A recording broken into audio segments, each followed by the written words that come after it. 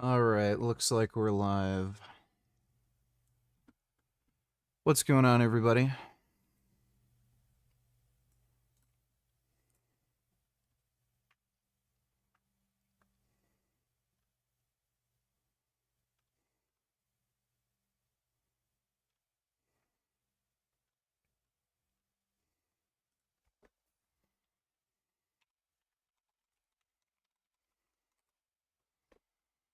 I wonder what this dumbass has been up to.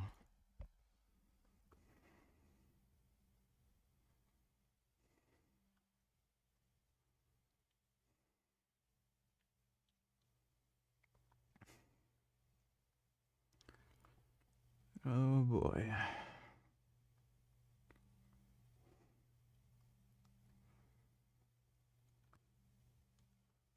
How does anybody watch his fucking garbage? Yeah, that's just not worth investing time into.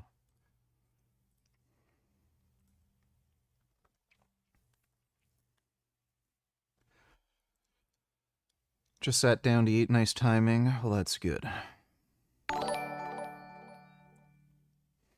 First donation of the day. Hi Rich, how are you doing? I am doing just fine. Better than Greg's hairline from that terrible hair transplant he had. Really noticing how bad that is. Isn't that embarrassing, being as rich as Greg and then getting a fucked up hair transplant like this? Thanks for the donation, CDG. Mike is innocent. This wasn't the correct paper. At this point, are you thinking, babe, maybe I screwed up. Maybe I got the wrong paper. Like, what were you actually thinking at that time? The mistake, Greg, was never mine at any point. Coach Greg, and I'm here with Solomon Nelson. Is that correct? Yes. Solomon recently exposed Dr. Mike Israetel for a thesis that was, let's just say, not very good. Did you expect that video to go viral like that? I mean, I knew it would get some Oh shit, it is 10:10. Yeah, maybe we should watch some old-time Big Lenny mints. attention, but I had no idea it would blow up like that much. I really wanted to know this. What made you interested in Dr. Mike in the first place? Because I only know of two people that have read that thesis. It was my friend's, his wife had read it and told me about how many mistakes there was in it and was explaining. Sir William Squire von Dutchmeyer donated. What happened? I just had a spider. I was going down the street and driving, and this pretty full-blown spider was creeping across the whatever this would be, my right, your left cheek and eye area, and and before I knew it, I was, Oh, jeez. yeah, it was like an instantaneous How thing. fast were you going? Oh, not fast at all on these streets, because I was just heading up to a little barbecue here. It was just like I'm leaving a funeral. Oh, jeez. Yeah. No, I haven't got Not a my very belt great spot yet. ideal situation. Oh, sorry to hear that. And since you're down there, you want to grab your insurance and registration? Yeah. And then I'll have you just jump out so that way you're not stuck down there. So how many drinks have you had? None. Zero? Yeah. No alcohol whatsoever? Zero. Taking any drugs or anything like that? No. Okay. Would you do some field sobriety tests to just let us know that you're good to drive? Pull this thing out. We feel comfortable putting you on the road Yeah, again. do I smell like alcohol? Because I drink no alcohol. But no, you just. What happened?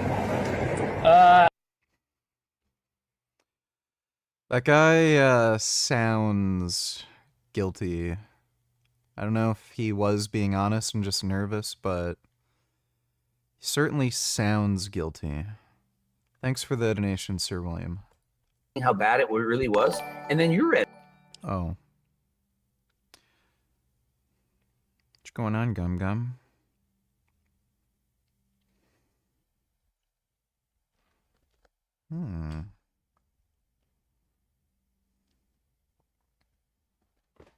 What you doing, little kitty?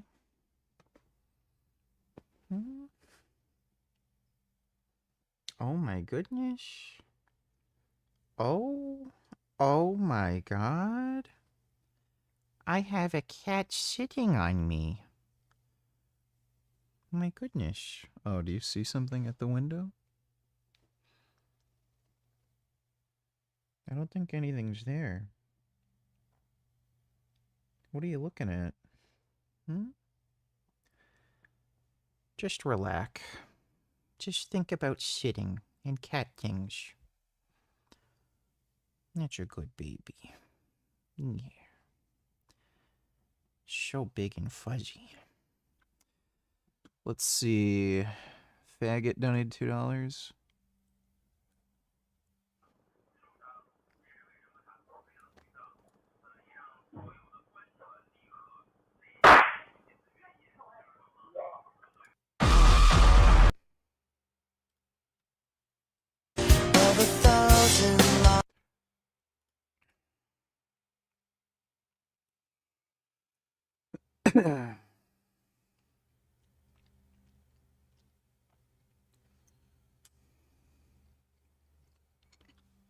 We've all had that happen.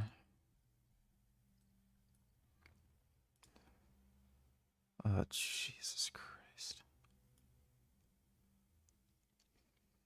I fucking hate this son of a bitch so much. Just absolutely hate him. Let's try Mr. Beast's brand new protein shake. 23 grams of protein, 16 grams of fat, 44 carbs, 410.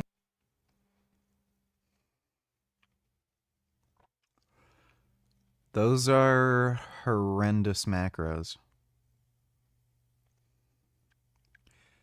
Oh, you know this is a cheap piece of shit. Whole milk. Sugar. Milk protein isolate. Not even whey protein isolate. So this is like the cheapest fucking garbage that will just give you like constipation or diarrhea, depending on whether or not you're lactose intolerant. Calories. That is a lot of calories for a protein shake. 41 grams of sugar? Jimmy, what are you thinking, bro? This better taste amazing. Normal smell. Yo, it's pretty solid. Let me give it a little shake. Always shake well. It's made from whole milk. It has vitamins A, D, and potassium. It has a good amount of protein for... Does not have a good amount of protein. Creamy, soft on the palate. It doesn't taste that sugary, even though it has 41 grams of sugar. Overall, I give the Feastables chocolate milk a 6 out of 10. There is just way too much sugar for...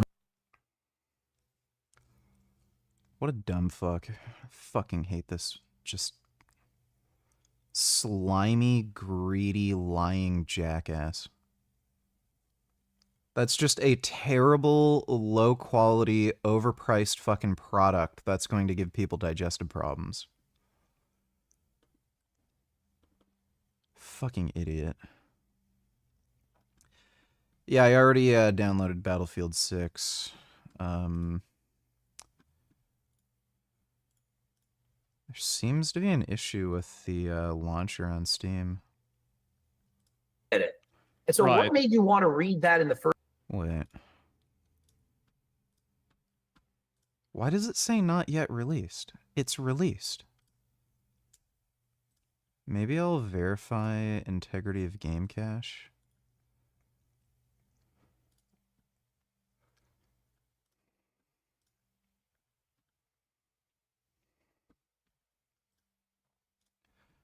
That is super fucking weird. First place, what got you interested in Mike? Were you a fan of Dr. Mike for a while, or just take us through that? I was originally, as a teenage lifter, I guess you could say, beguiled by him. I'll concede that there is a lot to be beguiled by. Otherwise, obviously, he wouldn't have as many followers as he does. And, you know, he has some interesting contributions, like the stimulus to fatigue ratio model, which sometimes I wish he had written his dissertation about, since that actually seems original, worthwhile, and practical. Sego donate till skip to 2537.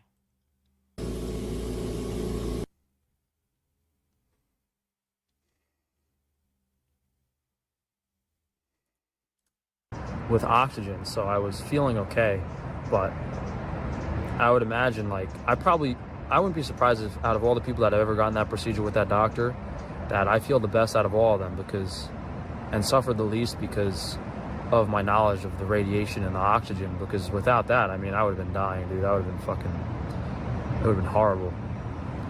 Anyway, the hotel was a little loud.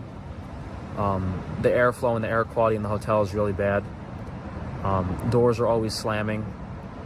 And the main thing is that, and I can't blame the doctor. Doctor wasn't 100% transparent about how blind I was going to be. He was like, oh, by day two, well, now it's only the morning after Thursday, the day of surgery. And I honestly, I have no clue what I look like right now because I can't see, but, like it might look like to you guys that my eyes are slightly open, and they are. I just see very blurry but the doctor was saying, oh, by Saturday, your eyes should start opening up again. My eyes never really swelled shut.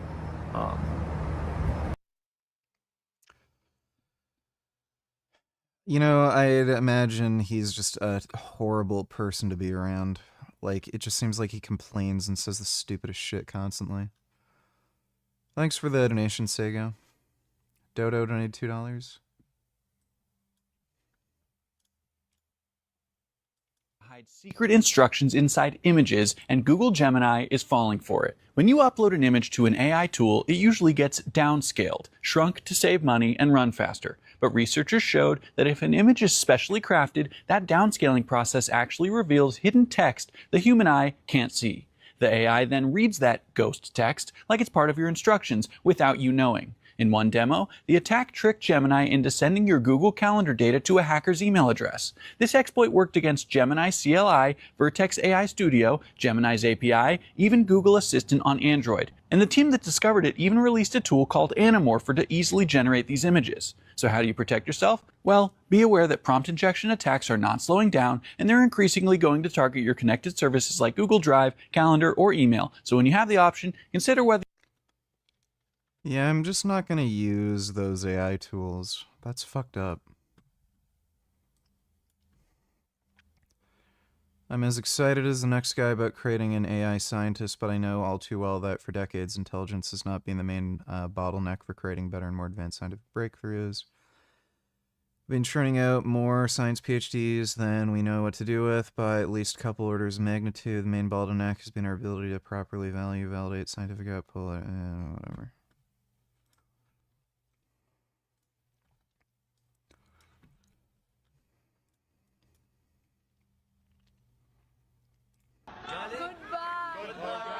Welcome. Guys, good luck, goodbye. Congratulations, guys. Good luck. They're clearly told to smile. Jesus Christ. VG, how does people think Trump is God for Israel, lo what he made them agree to? Quote, Hamas members who commit to peaceful coexistence and to decommission their weapons will be given amnesty. Members of Hamas who wish to leave Gaza will be provided safe passage to receiving countries, unquote. That... Yeah, this is obviously going to backfire. ...is obviously easier written than done. What will Israel do if Hamas does not lay down their arms or leave? Well, Jack, everyone in Israel is holding their breath for the release of the hostages in the next 72 hours, and we hope it will start even tomorrow.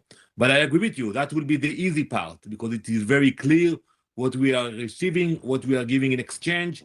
The complex part will be the implementation of the second phase, the demilitarization of Gaza. And, you know, we know that we are dealing with Hamas. That is why the withdrawal of the forces of the IDF is gradual. What we did last night, we pulled back, but not completely out of the Gaza Strip. So we will still... This is just going to be like the Taliban all over again. Thanks for the donation, Dodo.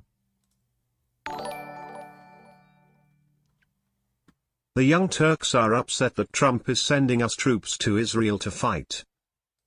China, and you should hate Muslims, and Muslims are evil, and they're going to destroy the planet. Anti-Semite. Oh, they're big. Muslims suck, right? Hey, what happened? I thought you cared about bigotry. They don't care about bigotry. And in fact, Israel right now is trying super hard to spread anti-Muslim fervor in this country while pretending they care about bigotry. This is like saying anti-Nazi bigotry. Like, what the fuck do you think Islam is? Like, aside from Nazism being like German supremacy, if you just remove that, Islam is perfectly compatible with Nazi ideology. Completely, perfectly compatible. Because they don't care at all. This current government of Israel is disastrous.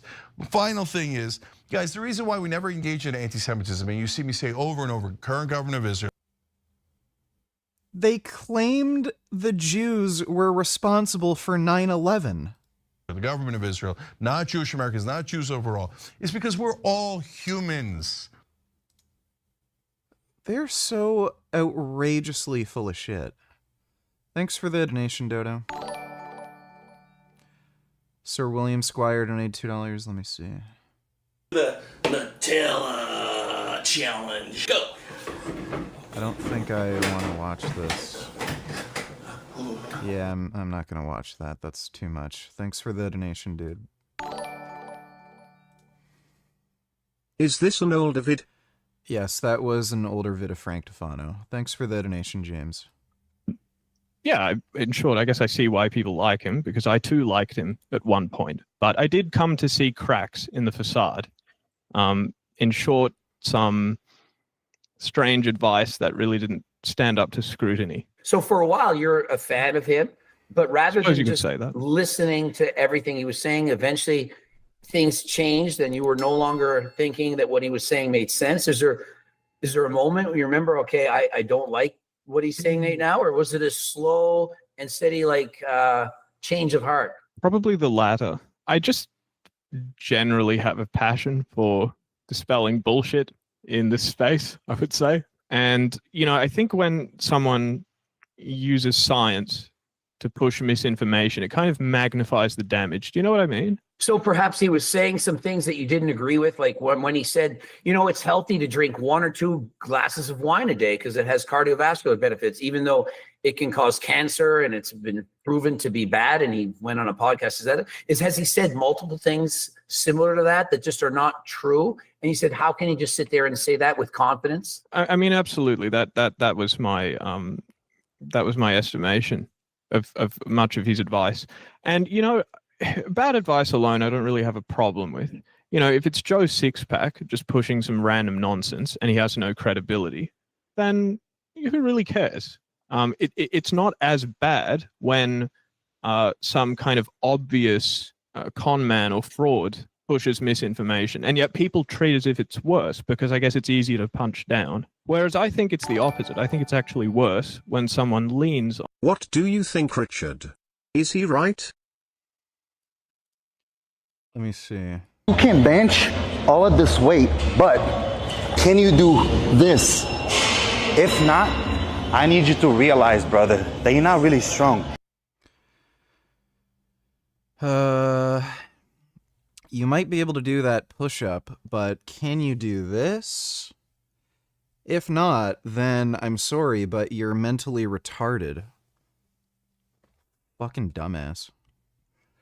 These sorts of stupid exercises that are really weird, that is just a matter of it's not a matter of strength, it's a matter of skill. So if you lack the skill to be able to do a dumb, weird push-up like that, that doesn't mean you're not strong. Strength is just calculated by the ability to produce force. When you're talking about being able to perform highly technical exercises that require a great degree of coordination, practice, balance, that's not strength, that's more skill. You just lift weights. Real strength is functional strength, calisthenic strength. All strength is functional. Strength is the most transferable skill. Like, do you think somebody who can bench, like, 300 pounds would have an easier time doing this? Or do you think anybody, regardless of their strength, so somebody who can only bench the bar, are they going to have as easy of a time doing this? Like, obviously not. Like, that's why strength is so transferable. Strength to move your body powerfully and functionally. The problem with doing bodybuilding only, you're a faggot, is that you build strength, but you build strength only in a straight line of motion, like the bench press. No, you just build strength. Bench press, for example, it helps you strengthen the muscle fibers that are involved in pressing this weight only in this straight line of motion. No. Right here. While functional training and calisthenics forces you to recruit muscle groups and small little muscle fibers that you're not really used to recruiting. And most often, these small little muscle fibers involves a lot of stability muscles, fast twitch muscle fibers, and reinforces. Strength and power are interrelated. The more strength you have, the more power you will produce. So what he is saying is complete and utter nonsense. If you can build up to benching, say, 300 pounds, you will have more power and explosiveness compared to somebody who can only bench, 150 pounds. Functional movement patterns. I am not saying that bodybuilding is not useful. I'm saying that bodybuilding alone is absolutely useless. I can guarantee you this guy is only 5.5 feet tall. It's only fucking retarded, tiny, short manlets who say the stupid shit. So he's the short little fucker, and he's kind of like depressed that there are people who are like bigger and taller than him that can lift bigger weights, and he's not able to get as big and strong as them. And he makes up the stupid fucking bullshit so that he can say, well, you can like lift twice as much as me, but you're not actually strong because I invented some stupid fucking exercise nobody does, and I can do it and you can't because you've never done it before. So like, I'm actually stronger even though you could literally pick me up and throw me. Fucking loser. Thanks for the donation, Killing Titan. Dodo donates Trump is good for Israel, right? Does Dr. Avi regret his vote? Yeah, this is worse than the worst predictions of Kamala Harris. I'm also proud that today we're signing a letter of acceptance to build a Qatari Emiri Air Force facility at the Mountain Home Air Base in Idaho. The location will be host a contingent of Qatari F-15s and pilots to enhance our combined training, increase lethality, interoperability. Why? Qatar funds terrorists. They fund Hamas. What the fuck? He's sitting next to a member of the Qatari royal family there, just to be clear. It's an announcement that caught everyone off guard. The administration greenlighting a plan for Qatar to This is outrageous. Build an Air Force facility in Idaho. And Trump's base is livid about it. Far-right activist Laura Loomer, who has Trump's ear, highly influential in MAGA world, lashing out. One of her posts, she says, what the hell is going on? Why are we trying to train more Muslims how to fly planes on U.S. soil? Didn't we already learn our lesson? Why Wow, who would have figured Laura Loomer would say something fucking based? are we encouraging more Islamic infiltration of our country by the founders of Hamas and the Muslim Brotherhood? This reeks of corruption. They must have given Trump money or something. Like, he must have literally taken a bribe. That's crazy. Thanks for the donation, Dodo. You think he is roided? In all likelihood, yeah. Yeah, really doubt that guy is totally natural. Thanks for the donation, James. Dodo donated $3. Let me see. Israel's government has approved the first phase of the Gaza ceasefire deal that includes a pause in Israeli attacks and the release of the remaining hostages held by Hamas in exchange for Palestinians detained in Israeli prisons. President Trump announced yesterday the Israeli hostages will be released from Gaza on Monday or Tuesday as he plans to travel to the Middle East. According to the deal, 250 Palestinian prisoners serving life sentences and another 1,700 people from Gaza detained in the last 2 years would be released. Hamas has demanded the release of prominent Palestinian political prisoner Marwan Barghouti, but his name was reportedly secretly removed from the prisoner exchange list by Israel. Meanwhile, the U.S. is sending about 200 troops to Israel to monitor the ceasefire deal. The Israeli military Friday confirmed the ceasefire had come into effect as soldiers retreated from parts of Gaza. Tens of thousands of Palestinians, including families that have been forced to the south. Like, again, Trump has a track record with this. It's probably not going to go well. Thanks for the donation, Dodo. When are you going to get your belt squat, and are you excited to use it? Well, they said it's shipping in 2 to 4 weeks, and I ordered it on the 29th. So, best case scenario, in the next few days, it'll get shipped. And then maybe it'll take a week or 2 to get here. But I don't know exactly when I'm going to get it. But yeah, I'm excited to use it. And I was thinking of doing a leg workout stream tomorrow. We'll see.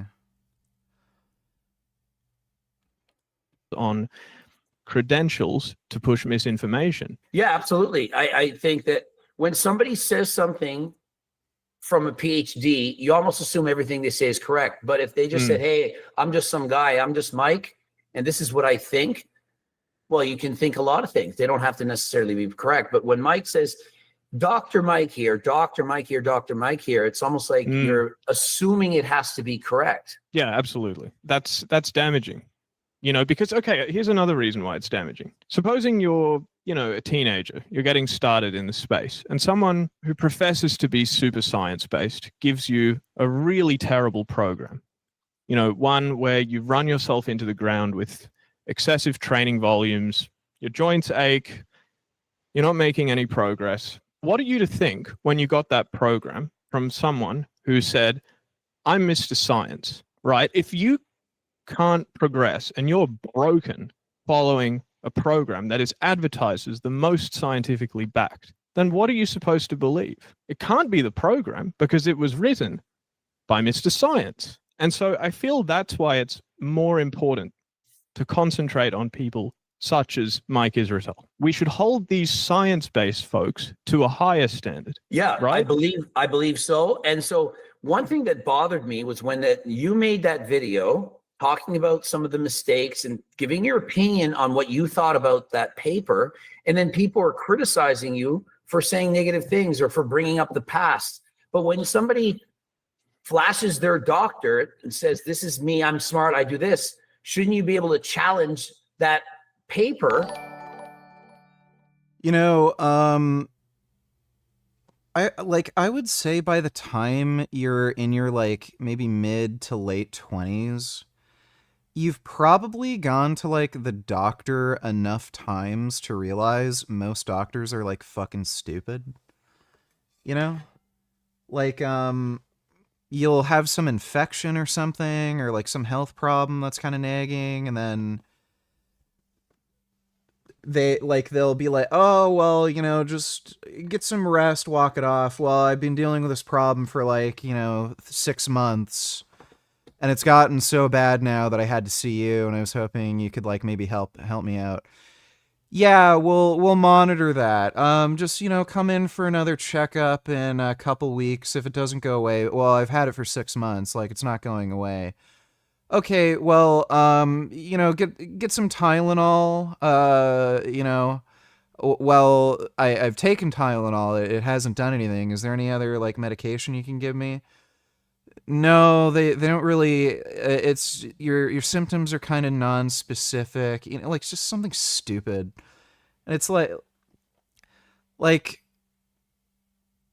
if half the fucking doctors you come across are like useless fucking idiots, and I mean, even when it's something obvious, dude, the amount of fucking times like I've just heard stupid shit from a doctor. I completely tore my adductor longus off the bone doing squats. That was the worst injury I've ever had training. So the muscle tore off the bone. I couldn't get up on my own. I had to call an ambulance to get taken to the hospital. And I was wheeled out on a stretcher. I go to the hospital. You know what the fucking doctor says? Oh, you probably just like, strained it or something. And I told him, no, it's torn off the bone. Something tore off the bone. Because I felt it. If you have a complete avulsion, you feel it. It feels like something rips off. And then he said, no, I see this all the time. You probably just pulled it. And then I said, no, it's not just a pull. Can I at least get imaging done, like an x-ray, to make sure there isn't like a bone fragment or something that ripped off? And then he said, no, just we can give you some crutches, it'll be fine in like a couple weeks. Outright refused to let me get any fucking imaging done. I was wheeled in a fucking stretcher, and I literally told him how much fucking pain I was in, and like what I felt. Just refused to believe me or listen. Like this is what fucking doctors do. So like, why does anybody give two fucking shits if somebody has a doctorate, like PhD? Doesn't mean shit. You can still be a fucking idiot.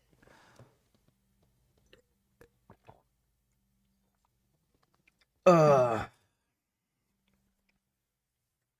I mean, look at Lane Norton. The guy is a nutrition science PhD. And he was telling people that there's nothing unhealthy about eating Big Macs. And Big Macs aren't any less healthy than apples. This is a fucking nutrition science PhD. So,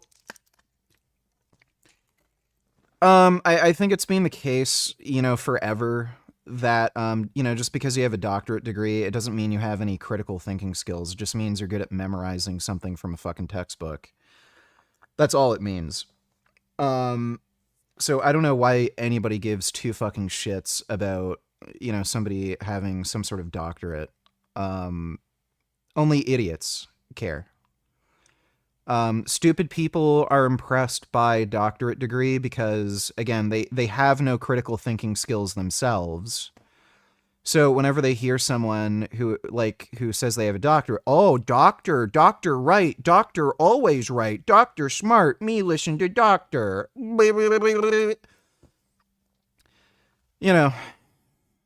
So, Dipshit donated $2. Let me see.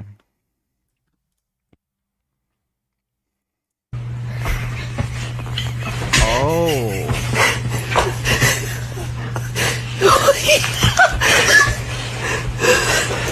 Wow, that's a smart dog. Oh my goodness, that's a smart dog. Yes. He says, okay, I'll sleep in my own bed. Dogs are so nice and silly. I love dogs. Ooh, look at this pretty dog. So handsome. Oh, that's a nice cat. Thanks for the donation, dipshit. Lol, the syllables match. Bitch ass nigger. He literally says it. Hey, bitch ass nigga. Say it. Say it. Say it. You can say it.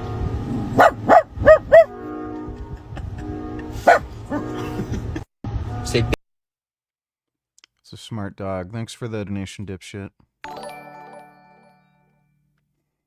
If you don't trust doctors VG, then why do you be live in vaccines VG? Well, luckily, doctors aren't the ones who are making the vaccines. Thanks for the donation, though, Dodo. To say, is it really that good? Should we really just automatically believe what you're saying? Yeah, and I get, okay. One way of looking at that, Greg, is I really do believe that arguments should be evaluated on their own merits. As in, regardless of someone's credentials, an argument can be true or false. You can spout complete nonsense with a PhD or truths without one. It's completely irrelevant to the actual substance of the arguments themselves. The days after you do the paper, Mike is not saying anything. He's just kind of staying quiet. I mean, if I were Mike, I would have just made a video and said, yeah, you know, this is what happened and let's move on. I should have put more effort. I'm not proud of that paper. I think people would have moved on very quickly, but instead of that, he ignored it. And his friend, Milo Wolf, does the video. Dude, you're actually retarded.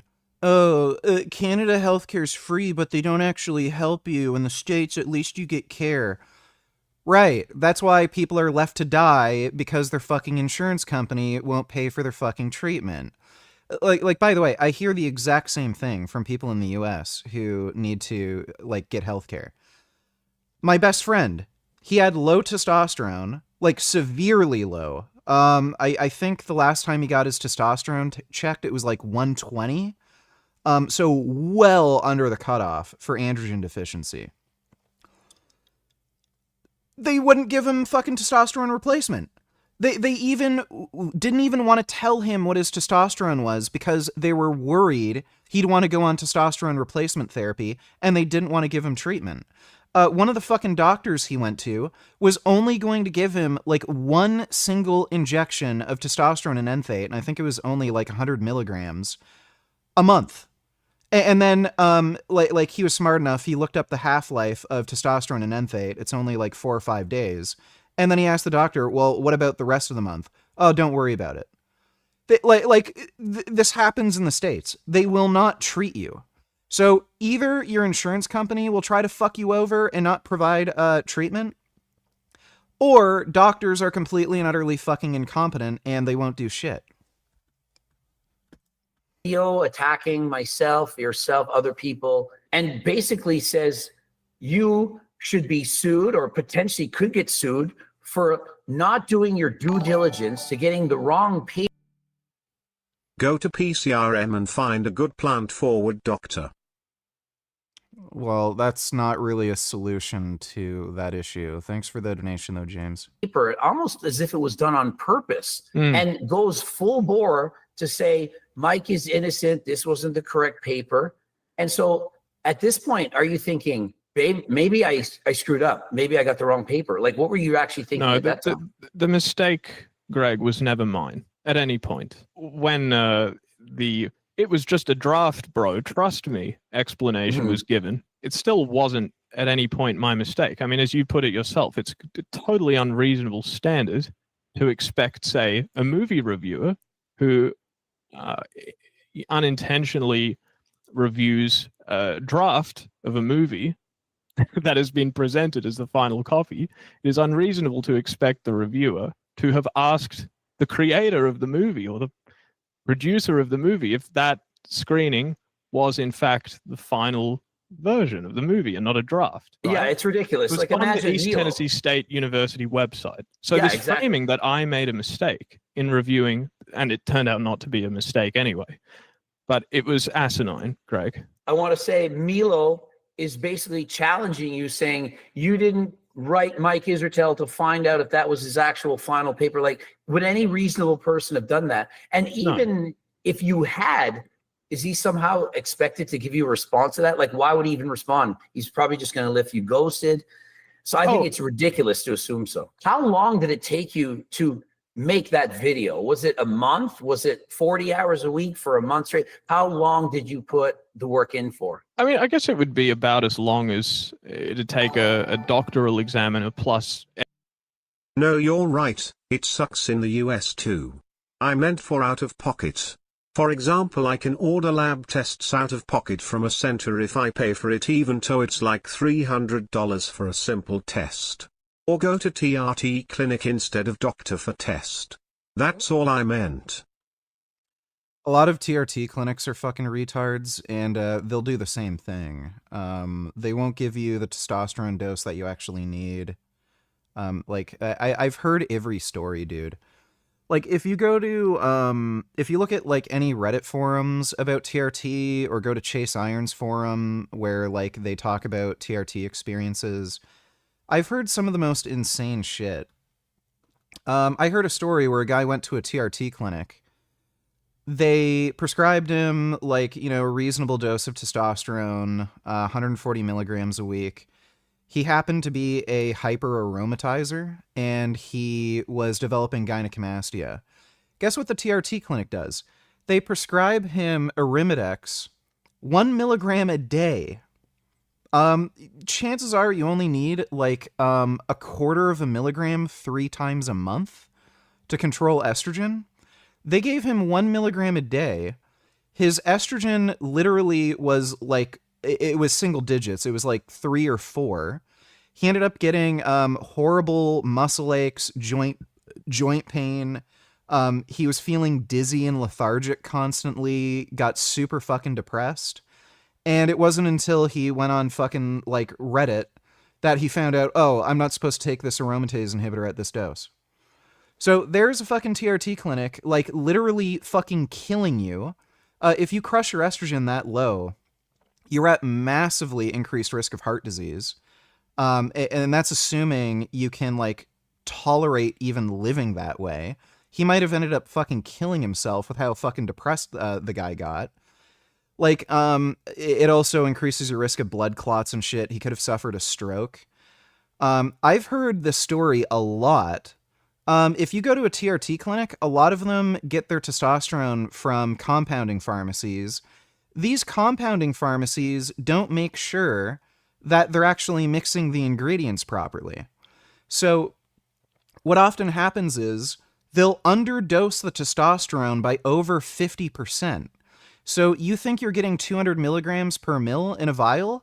You're only getting like 50 or 100 milligrams per mil in a vial. I've seen that happen a lot. And then dudes will, like, you know, do their testosterone injections. Nothing happens. Their testosterone's still rock bottom. And then they end up, like, getting really suspicious. They get third-party testing done. Oh, yeah, turns out the legal source of testosterone is just bullshit. They're not even making the medication properly. So, yeah, even if you go to a TRT clinic, they will just do silly, ridiculous shit. You just can't trust doctors anywhere. Some of them are also just, like, massively gay dipshits. So, like, let's say you feel best when your testosterone is at, like, 1,500 or 2,000 milligrams per deciliter.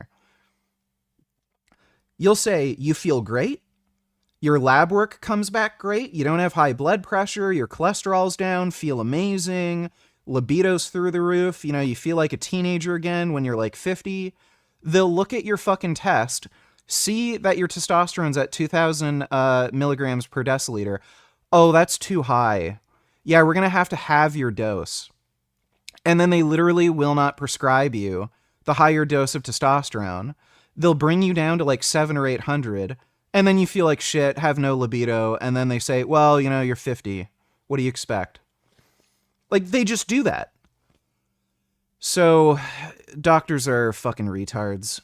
It is sort of convenient that you can order blood work, you know, just whenever you want, out of pocket, but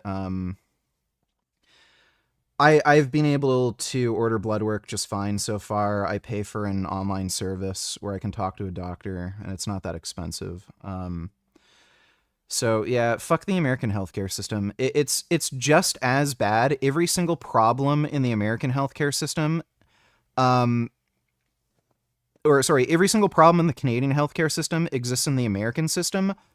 Only on top of that, insurance companies will flat out deny your care. Here, there's no insurance companies. So if the doctor says you need a certain treatment, you get the treatment. In the States, totally different story. Doctor will say, oh, you need this medication. The insurance company will say, no, you don't. And then you won't get the medication and you die. Like that's just how it works in the fucking States. So, yeah, dude. There's a reason why Americans are sicker and worse off than Canadians. That's one of the reasons. Thanks for the donation, though, CDG. What doctors don't make vaccines then? Who does then? Scientists. Thanks for the donation, Dodo.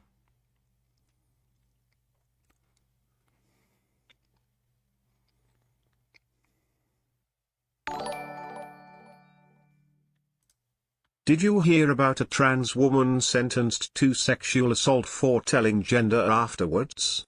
And the UK supposedly is so progressive, but only in the wrong ways with Muslim immigration and such.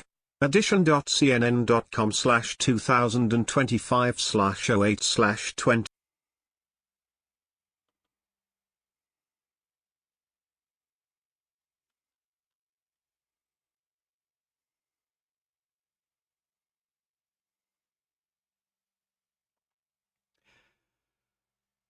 I don't know exactly how I feel about this because, like, if you define consensual sex as sex with knowledgeable, enthusiastic consent, then if your partner deceives you in some way where they're not who they say they are, that could violate one of the aspects of consent, which is having, wisdom or knowledge of, like, the act itself. It's kind of similar to, like, oh, wear a condom, then I'll have sex with you, and then you take the condom off. Like, that would be considered rape or sexual assault. So the flip side of this is, who cares? Like, what difference does it fucking make? Like, so,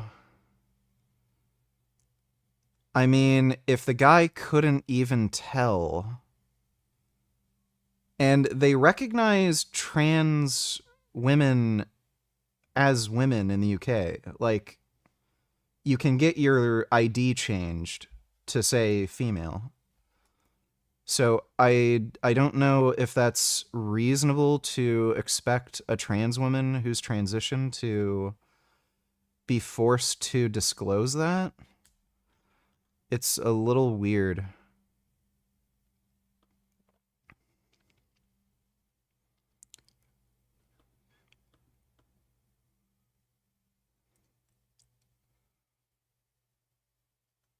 Wait. Performed sex acts on a man. So she sucked his dick. A few days later, the pair met again, after which Watkin blocked all contact with the man until she eventually got back in touch and told him during exchange of text messages that she was transgender and had male genitalia. So I'm assuming they must have only had oral sex. How would you not notice somebody's dick? Seriously? Really? I don't think this is worth giving somebody a sexual assault conviction over. Yeah, the UK is a silly place, dude. So, yeah, they'll lock up a trans woman for sucking a dude's dick, but they'll let Muslim rape gangs rape underage kids and not do anything about it? That makes sense. Thanks for the donation, too. Last time I had to get blood work done, I tried to get them to check my test, and he was like, "Nah, you're young." Yeah, that's what doctors do. By the way, they do that because they're worried you'll actually go on testosterone if you end up having androgen deficiency. Doctors want men to be weak and feminized, so they don't even want you to get your testosterone checked because they don't want you curing your androgen deficiency by taking testosterone.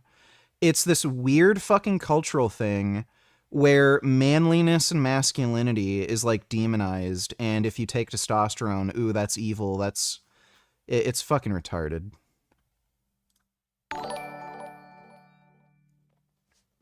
When I was a young boy, I went to doctor for a large cyst on my armpit. She didn't give me anything for the cyst, but she made me strip to my undies and lay down. She pulled my undies down and felt my pee-pee and said it was nice. Well, maybe you should sue. That sounds wrong. Thanks for the donation, though, molested by doctor. Wow, I didn't realize TRT clinics were so bad. Yeah, I guess all I can brag about is getting labs done without consulting a doctor, but it's really expensive regardless, lol. And oh yeah, insurance is extremely expensive and usually doesn't want to help you. Yeah, when I get lab work done, almost all of it is covered by OHIP, which is the Ontario healthcare provider thing. It's only certain tests, so if I wanted to get my IGF-1 tested, I have to pay for that out of pocket. I got my cystatin C tested, I had to pay for that out of pocket, but all the other basic stuff, like cholesterol, hematocrit, liver enzyme markers, stuff like that, that's all covered. Thanks for the donation, though, CDG. No, it is fine for her to be convicted. She lied about who she was. Also, trans women are not real biological women. I don't care if any SJW says otherwise.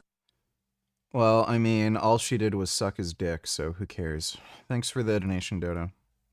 Editing, so yeah, it was definitely more than a month. And so you're working on another video now? Is it soon going to be out? Oh yeah, I've been working about 20 hours a day on this video. Whoa. Well, owing to recent developments, I'm taking it in a new direction. Yeah, another it's funny brutal truth nuke being dropped. Yeah, with making videos, it's so now. So, for example, we wake up this morning and see what Mike's posted. We weren't even planning on talking about this in this way, but because of the newer events, everything shifts a different way. It's hard with social media to keep up with what's happening on a daily basis. It's mental, isn't it? Yeah, that's why my videos are so quick, to the point. They're reactionary. A lot of people will criticize me saying, well, all you're doing is reacting. You're not doing anything. I'm like, I'm explaining and teaching while reacting to somebody who presented misinformation. That's what I'm doing. Yeah, absolutely. That's a silly. Greg misinforms and lies constantly. He did that with when he did that reaction video to me. Criticism. I mean, here's the thing. Like, the truth it's like a tree that takes 1,000 years to grow and only a day to chop down. And I admire that. My sister, she has something really funny. My sister Olympia, she goes, the devil works hard, but Greg Doucette works harder. I enjoy it. I think it's a good time. It's fun for me. It's like when you're obsessed about something and you can't sleep and you're working all day and it's enjoyable. Does it really feel like work when that's what you want to do? You said something to me that really struck me in our direct messages. Every day is like a dream.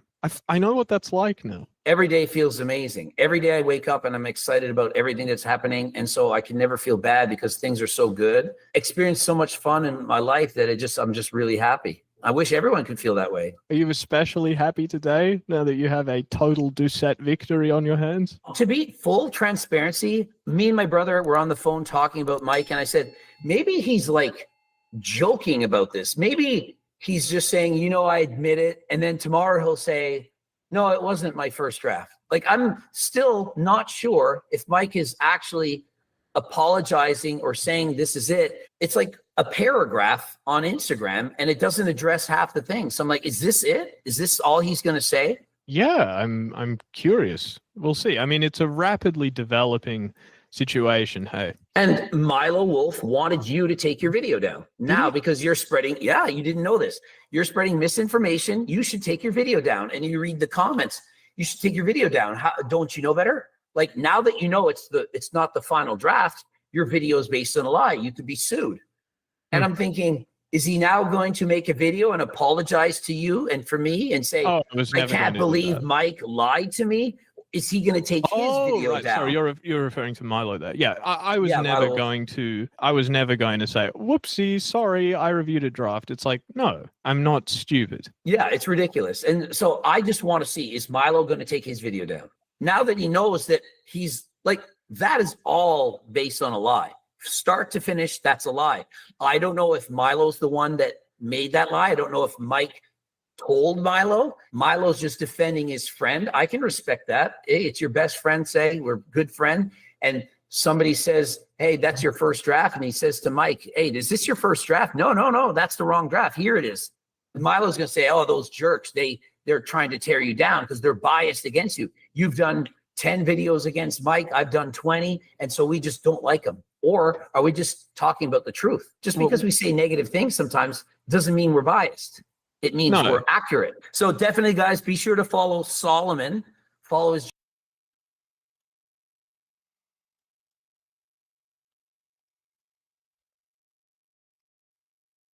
Look at this.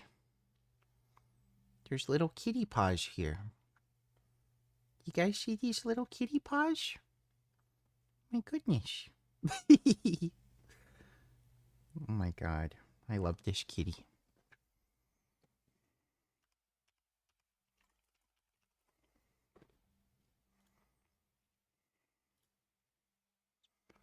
New fragments. Let's see. Dr. Taban could very well be the biggest butcher in Beverly Hills. Since he's the most popular eye surgeon, he's performed a ton of procedures, and it only makes sense that he has botched the most people. And the only reason he performs 4 procedures at once isn't because he's the most skilled. It's because he's the most greedy. And if he can do 4 procedures at once, he can make $35,000, $40,000, $45,000. He'd make more money if he did them separately, stupid. A pop off each patient. There is not one other doctor that has ever, in the history as far as I can find, performed all 4 of these procedures at once. I mean, and on me, he messed every single one of them up. He didn't do one of the procedures correctly. His sole purpose is greed. He's performing orbital decompression as a cosmetic procedure just so he can charge patients $15,000 to $20,000 more dollars each. And none of these procedures was my idea. He's lying. He literally made a video saying that he insisted on that procedure. Tricks patients with all of these fake reviews, this fake reputation he's paid for. Let me see if I can find... Somebody sent it to me.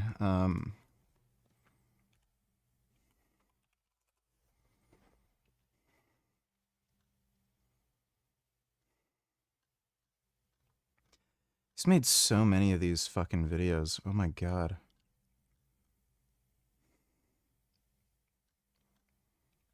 He was like outside talking about it. I remember that.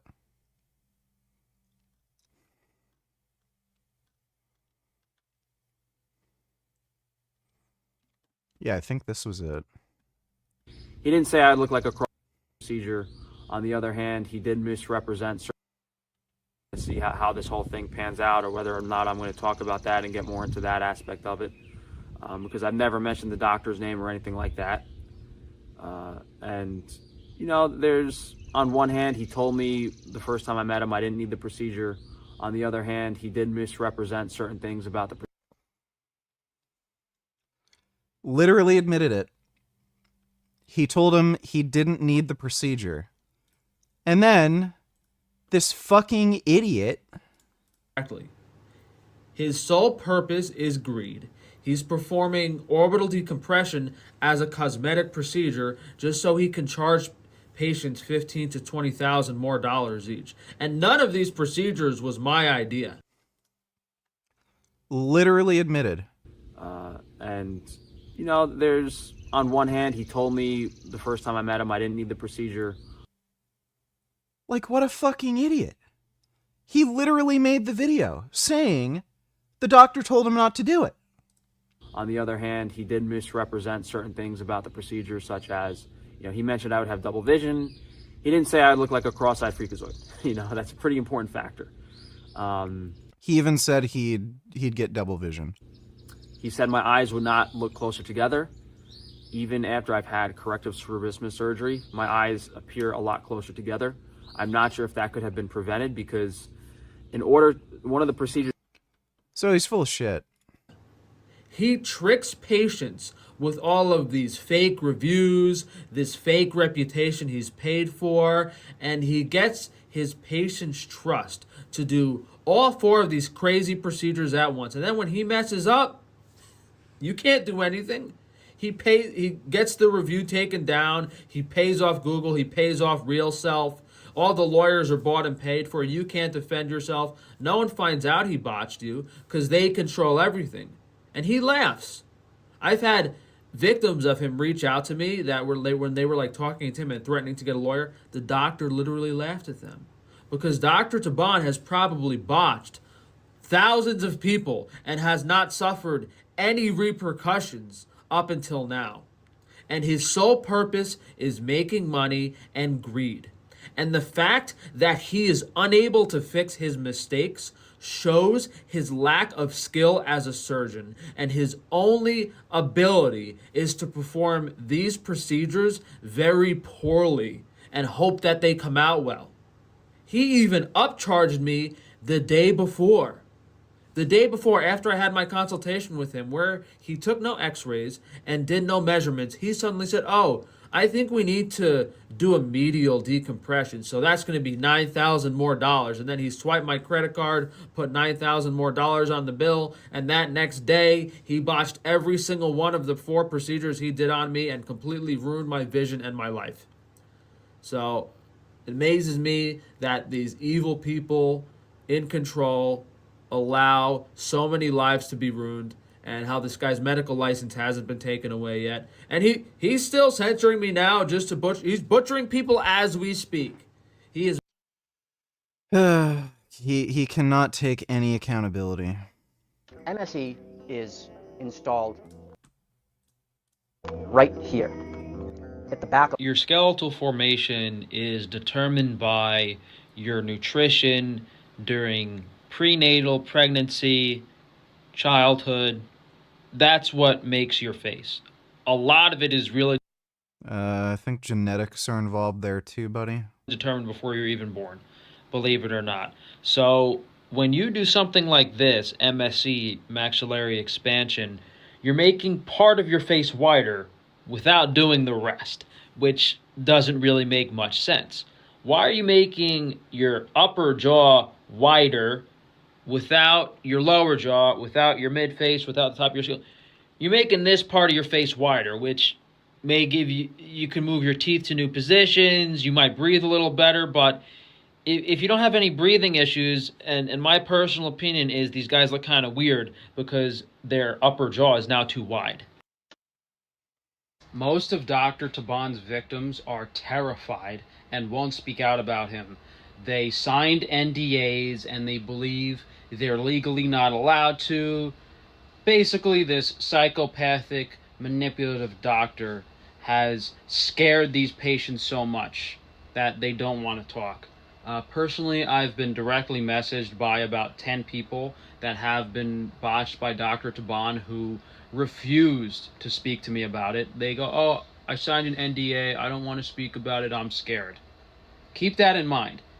There's probably hundreds, if not over 1,000 patients that Dr. Taban has botched and then forced to sign an NDA, and most people have, 99% of his victims have fallen to his tactics of keeping people silenced, and they will not speak out, which is why I have to speak up myself for all these people. Most of Dr. Taban's... The donations aren't working? Is doing that thing again? Alright, well, Frank's still a miserable lying idiot. There lies the problem. People think that Jeff is a science-based lifter. I mean, technically, perhaps he is, but what's more important is that they're scratching each other's backs. If one person in this corner or the kingdom of back scratchers says something, the others have to agree with it. And if somebody does something wrong, the rest, well, they have to quickly try and cover it up. Coach Greg, and World War III has broken out. The Israel files were first released, and next, the Nippard files. And so, in today's video, which is literally going to be a Netflix documentary, I hope you all invested in No, in all likelihood, Frank hasn't affected Taban's business. Nobody knows who the fuck Frank is. Glum glum. You know, all this talk makes me realize how strange it is that we are the only primates that have a chin. Pretty sure like chimpanzees have a chin. Thanks for the donation, Dodo. Netflix. I hope you all invested in Netflix, because if you did, it's going through the roof. I'm going to have content for years. And so in this video, things such as Jeff Nippard's cover-up, the lies, the circle jerk, of which I would recommend Cool Head blended flavor. Remember, this is great for your favorite throat goat. And so with all these boys circle jerking it along, I highly recommend it. We're gonna see how Solomon exposes Jeff Nippard for who he really is. He's gonna expose Jeff Nippard for being exactly what I always knew. And so wait till you see what he exposes. You are going to be shocked, many of you not going to believe it, and all of you in the science-based community, all in that little circle jerk. Essentially, it's like the movie Mean Girls. When you find out what these professionals, these experts, these so-called scientists are actually doing, you are going to be shocked. You will never think of them the same. And so the entirety of the fitness industry is talking about this. We're going to see how Jeff Nippard's programs were essentially, I guess you could call it first drafts. I mean, with the mistakes involved, impossible workouts that are literally physically impossible to perform. How Solomon discovered this and outed him out, and Jeff trying to cover it all up. We're gonna see how Jeff treated Solomon upon Solomon making the video on Mike Israetel, and how Solomon, along with a hero of Israetel as well as Nippard, was outcasted because they became friends with Coach Greg. You will see with proof how Jeff has main character syndrome and thinks literally, and I'm not making this shit up, that HTLT supplements, the name Harder Than Last Time, was based on me making fun of Jeff Nippard for what he says was not deadlifting hard enough because he had a back injury. He literally thinks I named my company HTLT Supplements to make fun of him. Oh, and that Jeff thinks that HTLT's been scamming people out of millions of dollars for years. And so if you want to find out the truth of that was retarded. The circle jerk, the lube that's required, what actually went down, well, stay tuned for several videos, and be sure to go watch Solomon and click the hype button. It's currently at number 20 on Hyped. And so please give Solomon a follow. I first was introduced to Solomon upon making a video on Dr. Mike, of which I reacted to, promoted his video, and since that time, he's amassed over 50,000 followers with only a few videos. Be sure to watch the Israetel files, over 1 million views, and be sure to check out what else is in store. He's only approximately 25 years of age, but his YouTube trajectory is outstanding. And so after watching this video, I'm certain you're going to be thinking, where is Jeff Nippard's apology? That essentially these scientific researchers, backed mainly by Mike Israetel and Jeff Nippard, among others, are simply a group of back scratchers, or I like to call them circle jerkers. Don't forget your lube. And that the entire fitness industry is essentially being run by a fitness mafia. And so just like it is in politics, get ready, because the house of cards is falling down. And so the first thing I recommend is you go out, press pause, get a bag of popcorn, and go into the comments section, as you're in for a treat. A plane has hit the second science-based lifting YouTuber.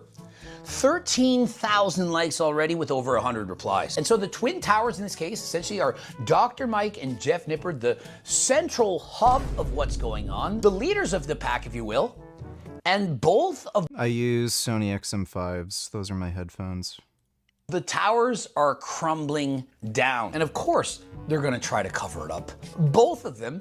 And we have proof, the evidence is clear. Turns out the bench press program Solomon acquired from Jeff was just a rough draft. Solomon single-handedly helping Greg Doucette reach billionaire status.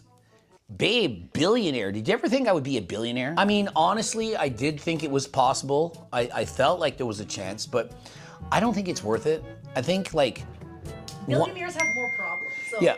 More money, more problems. I think $100 million is plenty. I don't need to add an extra zero. And so I do believe they're exaggerating. I don't need to have 9 digits. Perfectly happy with 8. So I suppose if this does in fact keep up, who knows, anything's possible. I mean, what are the odds I'll become a billionaire? It's less, it's more than 1 in a million. Feeding Greg Doucette's family for generations with this one. Honestly, I already had this happen with the last one. With this one, it's going to be feeding.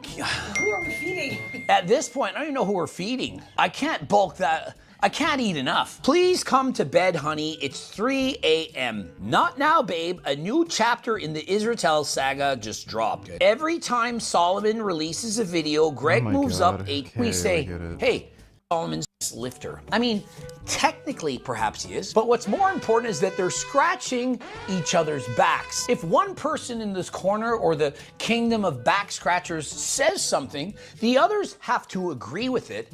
And if somebody does something wrong, the rest, well, they have to quickly try and cover it up. Hence, it's just like the mafia.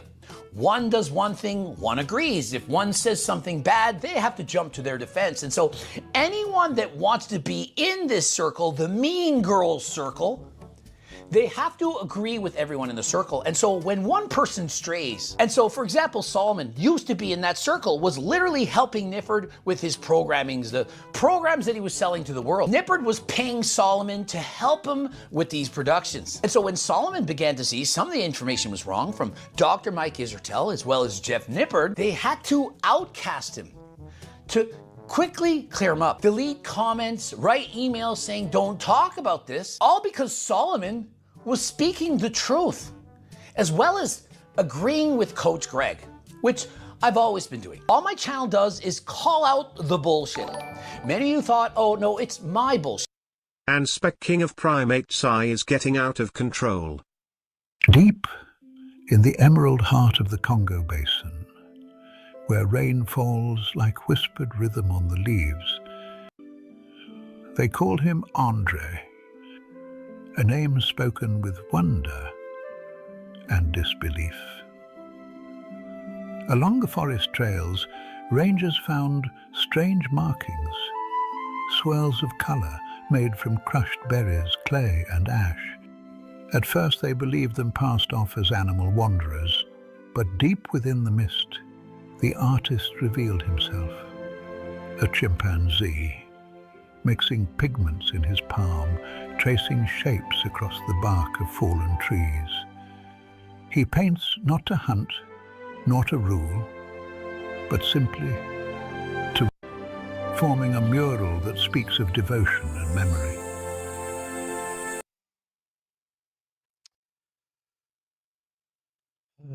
Yeah, thanks for the donation, Dodo.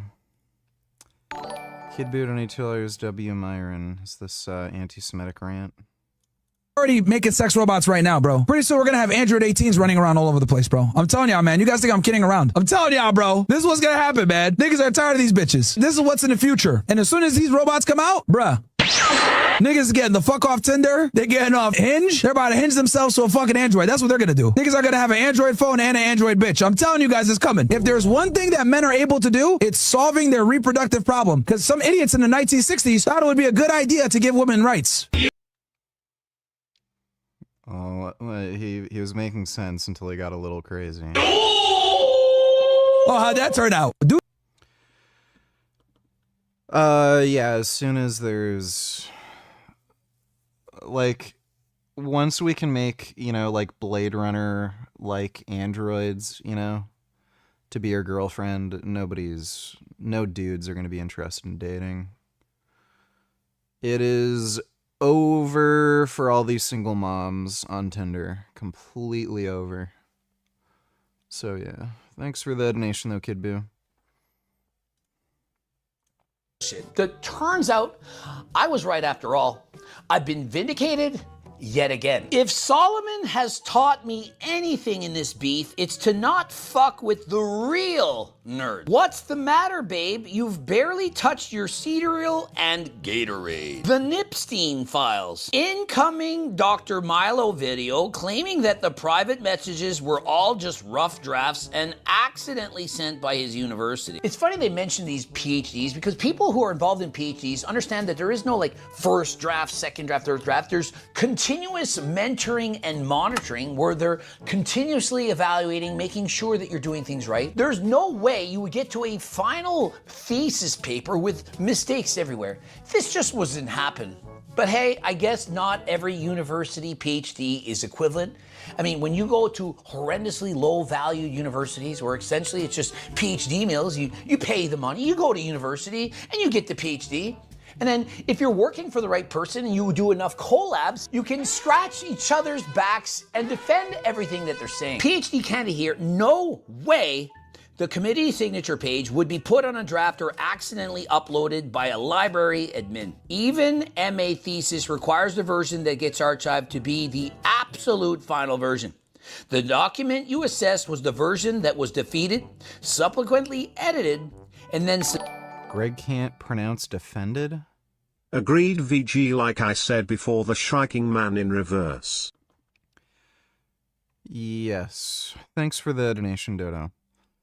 Are your headphones the Sony WH-1000 MX5? I literally just said that. They're the XM5s. Thanks for the... Well, you didn't donate, but yeah.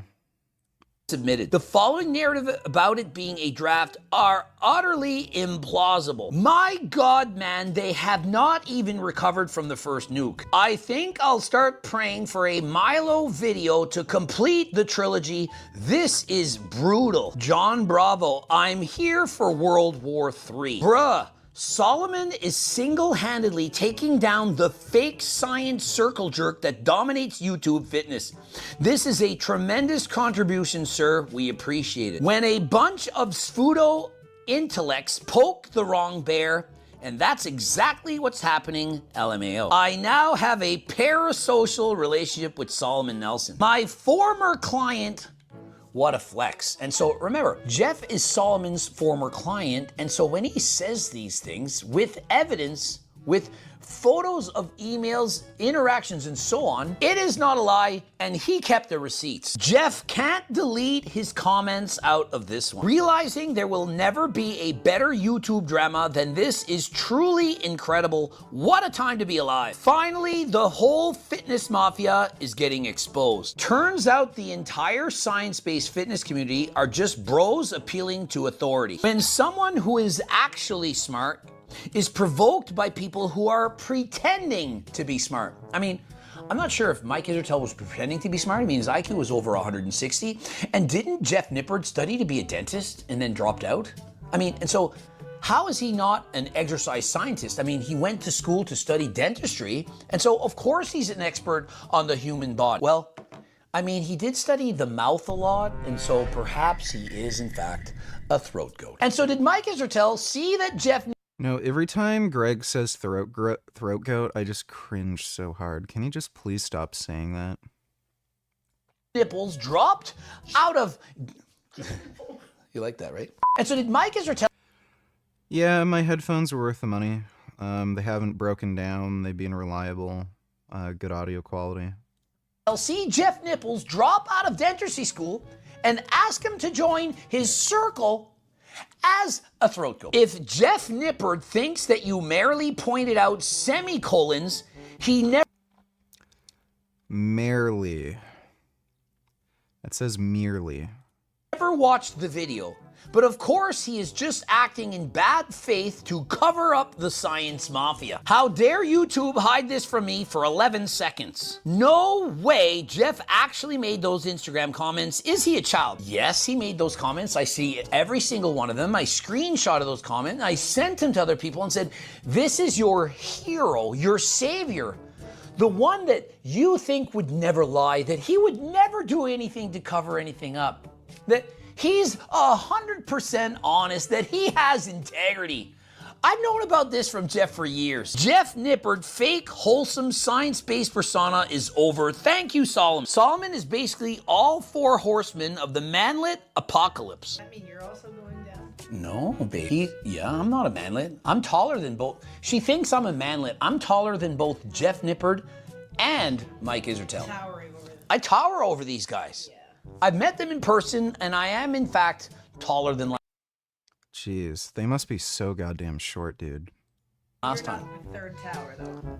No, there's only two twin towers. Yeah, That's right. No, I'm one of the guys that rescue. I'm essentially the firefighters that go in to save the day. I'm exposing all the cover-ups, guys. You don't think I know? You don't think I got... That's crazy. They're shorter than Greg. The story of Billy Mitchell, the so-called King of Kong, whose claim to fame is being the record holder at retro arcade games like Pac-Man and Donkey Kong. For peasants like you or I, that sounds like a completely pointless thing to care about. But to Billy, it's worth suing anyone who dares question it, to the tune of millions of dollars. Billy Mitchell, most likely cheated for his records, is most likely a fraud, allegedly. And he tries to scare people with massive lawsuits. It's just a big piece of shit. The worst part is that his most notorious lawsuit against speedrun YouTuber Carl Jobst ended up being successful. But how could that happen? Well, to better... It happened because he sued him in Australia. That's the only reason the lawsuit was successful. Australia doesn't have any freedom of speech laws, and you can basically launch a successful lawsuit just for offending somebody. So if you just say something that's offensive, even if it's true or mostly true, you can still sue them for it. It's fucking insane. Better understand the story, you need to understand the man. Born William James Mitchell Jr., Billy Mitchell describes his early childhood as extremely modest, as both of his parents worked, his mom as a clerk at Kmart and his dad as a truck delivery man. This meant that little Billy spent a lot of time completely on his own, and as lonely kids tend to do, he searched for fixations to cure his boredom. For many years, this search was mostly fruitless, as Billy couldn't really afford many toys. And although arcade games already existed in the mid-70s, they were relatively expensive for a kid. You see, back then, the gaming industry was yet to be blessed with genius business models like subscription services and in-game microtransactions, so they resorted to more primitive ways of moving kids' money into their pocket. Coin slot arcade games, where you had to physically put in a quarter to keep playing the game. For some time, this meant that Billy was paywalled out of this kind of entertainment, but things began to change in 1974, when his father, after briefly working for National Airlines, saved up enough money to buy a restaurant. Although this initially meant more financial hardship for the family, with Billy's dad having to start working as a part-time realtor to keep the money coming in, things eventually started to change for the family's economic standing. A few years later, specifically in the years of 1980 and 1981, we had the release of two groundbreaking games for the time, Pac-Man and Donkey Kong. This financial comfort they enjoyed opened Billy up to leisurely activities he didn't have access to before, such as arcade games. Initially, he resisted, because according to him, video games were something new and different, and I don't like new and different. But they started getting more popular. Everyone was standing around the Donkey Kong machine, and I wanted that attention. Even according to his own recollection, his entrance to the gaming world wasn't due to a LeBronian love of the game, but instead because he wanted people to know who he was, to know his name. His parents weren't around much, so he was probably as attention-starved as a kid can get. So naturally, he decided that dedicating his life to getting high scores in arcade games was the best way to earn other people's respect and admiration. His first focus was the pinball machine, which in about a month or so of he looked like a weird dork as a kid. Consistently playing, Billy had gotten extremely good at. This is how Mitchell's friend described him. Dude, look at this. Ugh. What the fuck is that? He has mind-body coordination, the ability... Is he, like, actually a human being, or is he, like...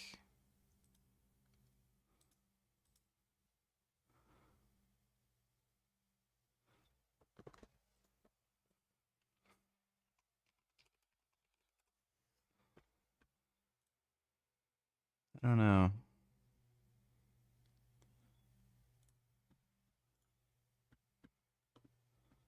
Mitchell's friend described him. He has mind-body coordination, the ability to have your body absolutely enslaved by your mind, to take all directions and commands with no resistance, obstacles, barriers, or filters. His mental experience is heightened. He has a more comprehensive and clear vision than the rest of us. I don't know how cracked a guy has to be at the pinball machine to have his friends talk about him like he's prime Rock Lee. You can sue people in Australia for saying something that you don't like. You don't know what the fuck you're talking about. I argue with Europeans and Australians and people from the UK on this all the fucking time. You people are such fucking idiots, you don't even know your own fucking legal system. Vegan Booty, Tash, she got sued by a fucking veterinarian because she said, you abuse animals, you know, by eating meat. While, you know, claiming to be a veterinarian where you're trying to help animals, like just called them a hypocrite.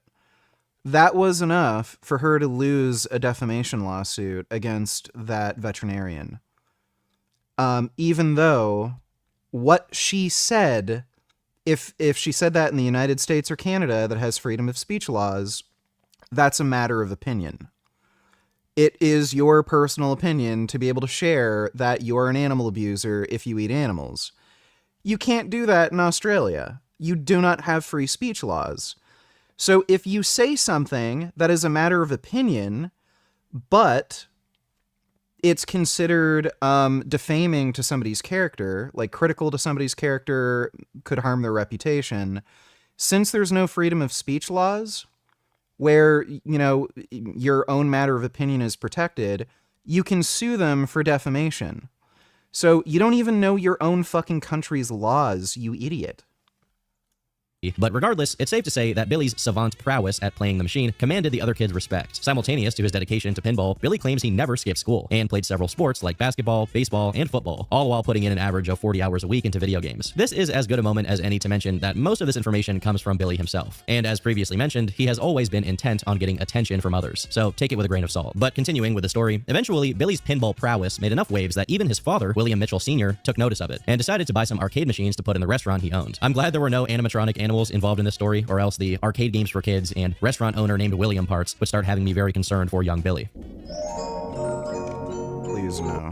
Bad for his health, but he just got better and better. We had several machines, and I couldn't stand him playing because he would take up a machine for hours and spend $1 and it was probably a quarter he stole off of my desk. Under normal circumstances, you'd expect a dad to be happy his son has a hobby that they're really good at, especially if this is a hobby he can engage in safely in the dad's own property. But clearly, Billy's attachment to arcade games was unusual, and it was about to get worse. In 1982, Time magazine ran a cover story about video games, specifically someone who had apparently racked up nearly 16 million points on the game Defender, playing for almost 24 hours straight on one single quarter. Almost overnight, a community of gamers organically cropped up around the notion of getting the highest possible scores on arcade games, which is pretty impressive given that at this point in time, the internet was a year away from even existing in its most rudimentary form. And due to this logistics vacuum, people had no reliable database for keeping high scores and ensuring their legitimacy. That is, until Walter Day came along. Walter Day owned an arcade, Twin Galaxies, so he was familiar with his customers enough to know what made them tick. Where others saw unhealthy obsessions, he saw opportunity. One day, a new high score was achieved on one of his arcade machines, so Day called up Williams, the company responsible for manufacturing the machines, and asked them if they had ever seen a higher score. Much to his surprise, the company rep said that he had no idea about the high scores and didn't track them at all, pretty much suggesting that the competitive gaming scene wasn't something they took interest in. He reacted by immediately taking up the mantle of world record arcade scorekeeper, and successfully so, since no one else seemed to care enough to question their authority. Despite it not being a very formal title, word travels fast in the gaming world, and almost instantly, every person that aspired to a high score knew that in order to truly verify their position in the rankings, they would need to get in contact with Twin Galaxies and hope that they accepted their score. One of these people happened to be Billy, who that same summer called Walter Day in a frenzy, demanding that they don't recognize someone's record of 1.4 million points in Donkey Kong. Billy's argument was simple. There was simply no way someone got that much because he had only gotten near 900,000 at that point, and no one could be better than him at Donkey Kong. Coincidentally, that 1.4 million score did turn out to be fake, leading Billy to quickly being recognized by Walter Day as someone who knew what he was talking about. Over time, Walter began working directly with Billy, along with a few other, you could say, highly competitive gamers, with Billy in specific being particularly talented at picking apart fake high scores and winning the Twin Galaxies Player of the Year award in 1984. With the Donkey Kong situation settled, Billy and his friend Chris Ara resumed their pursuit of the highest score in Pac-Man. As it turns out, Pac-Man was one of the many arcade games that had a set limit of how many points you can get before the game utterly breaks. 3,333,360 points. You've got to play perfectly through a total of 256 levels of the game to get that score. And after you're done, you get something called a kill screen, which is when the number of points gets so large that the string in the game's code that keeps track of it starts making the game's memory malfunction, a phenomenon known as integer overflow. Consequently, the sprites go haywire and half of the screen gets completely glitched out, rendering the game basically unplayable. Pac-Man was initially released in 1980, but it took a total of 19 years for this to be reached. For some period, Billy and Chris made no significant progress, even settling for their personal high scores and mostly abandoning the effort of reaching the kill screen. However, they changed their minds when a couple of Canadians called into Twin Galaxies and claimed they were themselves approaching the kill screen perfect score, something that Billy thought would never happen. With a revived motivation, Billy, now a husband and father of 3, as well as the inheritor of his father's restaurant and founder of a hot sauce brand named after said restaurant, recaptured not only the highest Pac-Man score, but also secured the highest possible Pac-Man score, kill screening the game. Billy was happy, not only because he got what he spent nearly 2 decades chasing, but also because he would never have to play the game ever again. He then offered a $100,000 bounty to whoever managed to outdo his score, knowing it was impossible to do so. After many years of being known in the community almost exclusively for questioning other people's scores, now Billy had one of his own, and it was unbeatable. Of course, due to the monumental nature of his feat, combined with how big video game culture was getting in the late 90s, and how relatively unexplored it was by conventional media, Billy's achievement made waves. Multiple media outlets effectively turned him into a niche celebrity, and the company behind Pac-Man, Namco, actually flew him to Japan and brought him on stage for him to meet Toru Iwatani, the company's founder, and Masai Nakamura, the company's CEO. As they talked, Billy asked questions about the inner workings and details of the game, and quickly they would come to realize that he knew a lot more about their game than they did. On top of that, they hadn't even projected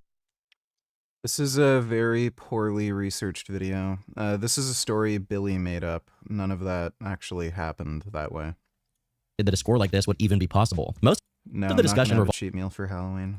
Around them being impressed that Billy would even care enough to devote himself so deeply to their game. The media would continue to follow up on him. Turkey Tom was living in Ontario, but he moved back to the States. After the Pac-Man record, which Billy capitalized on and enjoyed. After all, he was always after the attention, and he was finally getting it. Adding to how impressive his Pac-Man score was on his own, his appearance was also very striking and marketable. His signature mullet was always there, and since he began competing against the Canadians in Pac-Man, he adopted a bit of extravagant patriotism, taking to wearing a tie with the American flag on it. A little cult of personality began to form around him, painting him as a Sherlock Holmes-like genius savant, and he took great pleasure in playing into it. While describing his process, Billy said, "I see things that other people don't see, and hear things others don't hear. If a door hinge is going to need oil soon, if someone's wedding ring needs adjusting, if a letter on a sign way down the road is missing. It can be too much information. It's like those elite gamers who can't really function in society. On that level, the way you handle things in your mind, the way you compute and calculate, you're taking your mind and putting it in a place it's really not supposed to be. You can run a computer the wrong way and fry it." As he achieved all of his objectives, Billy decided to move away from gaming, opting instead to prioritize other things in his life, as he felt he no longer had anything to prove as far as gaming records went. Holding the Guinness World Record high scores for multiple video games, he had done enough, and now he could move past it and focus on the good things in life. To stop and smell the flowers, and the feet, I guess, because for whatever reason, when an interviewer asked him if he had any vices, he offered up the information that he likes feet.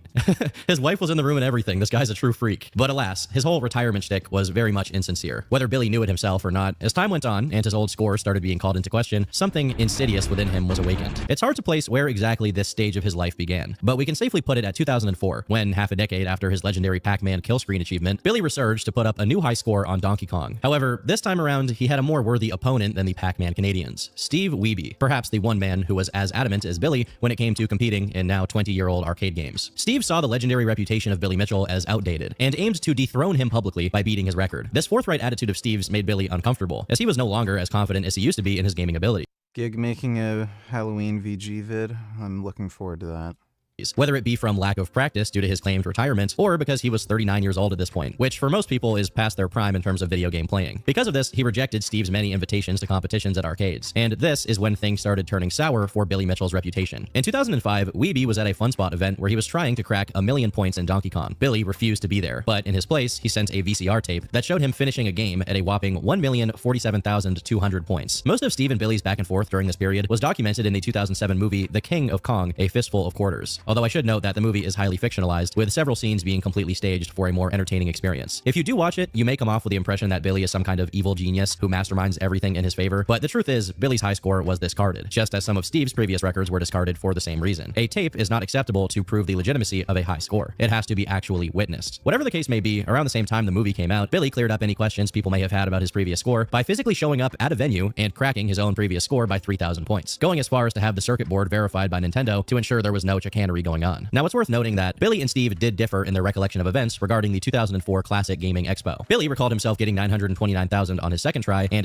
validated by Twin Galaxies, a scorekeeper whose opinion Billy himself relied on heavily for all of his career. But much worse than that is that any legal proceedings. As this dispute turned into lawfare, customary for Billy at this point, Billy and robbed by Billy, so he probably wasn't expecting it at all. Apollo promptly opened a GoFundMe page and advertised for it on his YouTube channel, with a goal of $10,000. Eventually, whether for financial or other reasons, the page was canceled, along with the prospect of a countersuit against Billy. Supposedly, Apollo and Billy settled out of court, and Apollo agreed to take down any and all videos containing criticisms to Billy and his scores. Apollo eventually posted to his channel's community page, saying, "Today, I made the decision to remove many videos from my channel. I did this to fulfill an agreement I've reached with Billy Mitchell, but also because I thought it was the right thing to do. For your own protection, I ask that you do not republish any of the videos I produced about Billy. As part of our agreement, I have given Billy ownership of these videos. This means he has the ability to remove these videos if they are republished to YouTube or any other public space. Billy and I agree it is in our best interest to make a deal and move on, so that's what we are doing. I will no longer discuss this topic either publicly or privately. If you ask, I will just send you this post. I'm sure many of you will be disappointed with this decision, but I believe as the months pass, you will understand why I did this. Not only were the videos taken down, but Billy was given ownership, so he could strike anyone who reposted the content. Now, I'm not going to get into too many specifics of it, as it's very controversial and dark for the subject matter of this video, but in December of the same year, Apollo took his own life over unrelated matters. Unbeknownst to anyone following the sequence of events that led up until this point, Apollo's passing ended up being a massive crossroads and points of contention for the discussion surrounding Billy and the legitimacy of his high scores. An article on TalkEsport.com, when covering the news of Apollo, implied that Billy was somehow tied to it, which instantly was met with Billy's extreme negative attention, and for good reason. Unsurprisingly, the article was quickly updated, removing the passage which implied some connection and adding a clarifying note. Clearly, this was a hot-button issue issue that sent Billy into action without a second thought. However, other people didn't make this connection and ended up playing a bit too fast and loose with this association. Case in point, Carl Jobst, who, in the very replies of Apollo's community post about taking down the videos about Billy, suggested Apollo had been intimidated by Billy's legal offensive, saying, "Don't worry guys, I will never back down." In July 2020, Carl Jobst uploaded a video covering the interactions between the Guinness World Records and gaming culture, using how it dealt with Billy's situation as an example of how corrupt it is. To put it briefly, Guinness flip-flopped on whether Billy had cheated or not, first standing with Twin Galaxies, and then changing their position on it with no technical backing when Billy threatened them with a lawsuit. This was actually what Apollo Legend said, almost verbatim, in his videos about Billy. Now, Carl's video wasn't particularly about Billy, but it was more than enough for him to send another legal threat. This one was a lot more humble, asking for a measly sum of $150,000, along with $1,500 of legal costs, a written apology to Billy, and the deletion of the video. Carl was aware of the way Billy used defamation lawsuits to silence anyone who criticized him, so he immediately fired back by providing his audience with all of the legal documents he had received, followed by a half-hour-long video going into the details of Billy's disputed scores, essentially doubling down on what Billy alleged to be defamatory statements. This was as bold of a move as you can imagine, considering that while this was happening, Carl had recently had a child. But ultimately, this was just the prelude, which led Carl to open a GoFundMe page to try and garner support from people who knew how unfair the circumstance was. Carl's videos about the developments that took place managed to get millions of views, attracting the attention of people like Minecraft creator Notch and Moist Critical, who further brought supporters to his case. Due to how much attention this thing got, it eventually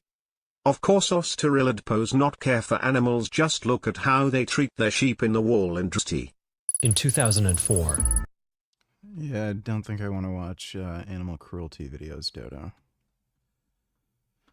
But thanks for the donation, dude. Really managed to raise all of its $200,000 Australian dollars goal. Last year, Billy Mitchell, star of The King of Kong and proven video game cheater, sued me for defamation, claiming damages of $450,000. In the past year alone, this lawsuit has cost me almost $200,000 to defend, and will cost at least another $100,000 before it's over. The situation is already crazy, but has since gotten much worse, as Billy Mitchell has sent me another defamation lawsuit for another $450,000. So that would mean I will need to defend 2 lawsuits at the same time, both being extremely expensive. But then it gets even worse, because Billy is threatening me with even more lawsuits. These lawsuits are unhinged, and it is highly likely Billy will ultimately lose. But until we go to trial, it requires a lot of money to deal with. I would appreciate any help that you're able to provide, as this affects not only me, but my family as well. Naturally, the more money I'm able to raise, the better my legal defense will be. That's just the way it works. If and when I defeat Mitchell in court, he will likely have to pay back a lot of the costs that I incurred. I will use that money to host a grand gaming tournament in his honor. As Carl didn't cooperate with Billy's demands, the amounts being asked for by the total sum of notices he'd received had gotten up to $900,000. Yet somehow, Carl was clearly confident that this wouldn't pan out in Billy's favor, going as far as to already have plans for the money he'd make from countersuing Billy. I will say that although Carl makes repeated mention of multiple lawsuits, there seems to be only one actual lawsuit, while the others are simply cease and desist and concern notices. At the time, things were definitely looking pretty good for him, as Billy lost the previous lawsuit to Cartoon Network, while the ones he levied against Guinness and Apollo, he didn't exactly win as much as they simply gave in. But you might have noticed that I didn't mention the Twin Galaxies lawsuit, and that's because after much deliberation, Twin Galaxies actually managed to win one of their legal battles with Billy, something which was fortunately caught on camera to the enjoyment of the audience that was following the case. I just being this is not what I expected, to be honest. I understand. Sorry, sir. Sorry, sir.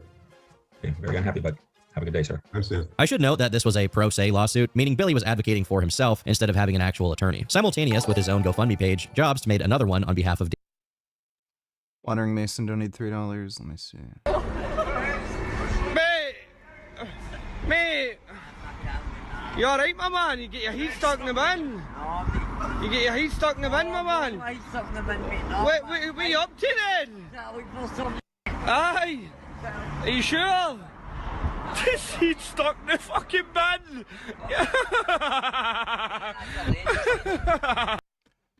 I don't know how you do that. His laugh is annoying.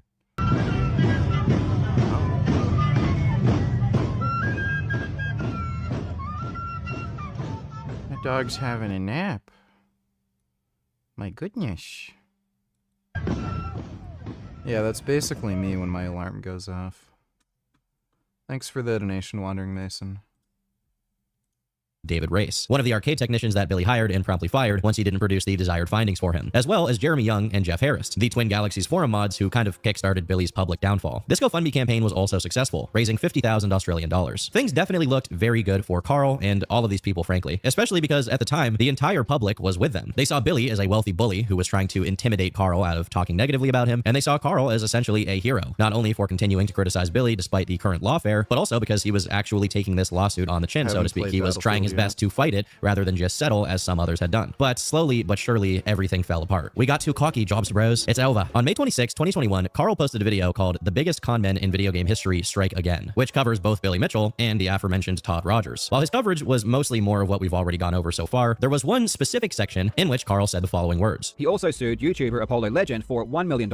I haven't spoken about this publicly, but this lawsuit ultimately ended with Apollo giving in and settling with Mitchell. He was forced to remove all of his videos about Mitchell's cheating and paid him a large sum of money. This left him deeply in debt, which required him to find extra work. But with his ongoing health issues, this was all too much of a burden, and he ultimately took his own life. Not that Billy Mitchell would ever care though. In fact, when Billy Mitchell thought Apollo died earlier, he expressed joy at the thought. The lawsuit against Apollo was just as frivolous as the rest, and Apollo definitely would have won in court, but again, he was extremely ill and couldn't handle the ongoing stress. And also attached to this claim about Billy's actions contributing to Apollo's death, he also had a set of screenshots of messages between Billy and someone else, where Billy says, "My wife found online, Apollo Legend is dead. No joke. If it is true, I will not shed a tear. I will try my very hardest not to smile or giggle." Oops, was I not supposed to say that? Like Carl said, these exchanges took place before Apollo had actually passed, even if Billy did think he had passed at the time. Regardless of this though, Carl had made his video just 6 months after Apollo's passing, and for whatever reason, he claimed that Billy had put Apollo in debt and contributed to him taking his own life. This was clearly beyond the pale and unprecedented, even at peak anti-Billy Mitchell sentiment. This was just too far. What's worse is that in the description of Carl's GoFundMe page, he makes no mention whatsoever that the lawsuit was primarily concerned with Apollo's passing, exclusively mentioning Billy's cheating accusations as if that was the motive for the lawsuit. And what's weird about this is that Billy was actually quick to respond on YouTube, which is a very unusual move for him, as he rarely posted to his channel. Jobs released a video, downright loaded with false, defamatory statements. The most heinous accusation related to Apollo's passing. In the video, Jobs outright states that I drove Apollo to suicide. In his words, he may as well have just said murder. These claims and that story are demonstrably false. They are a total lie. Regardless of anyone's opinion of me or my dispute with Apollo, let there be no confusion. Apollo never paid me any money. I never paid Apollo any money. There was no financial transaction between Apollo and myself, ever. Contrary to the Jobs lie, I did not want to ruin the life of a young man with medical problems. That was a major factor in my walking away with no financial compensation whatsoever. Even before we settled, Apollo told people that our dispute was not among the principal problems he faced in life. Some people who were not fans of Billy whatsoever even speculated that this sudden accusation that Billy is that a spherage?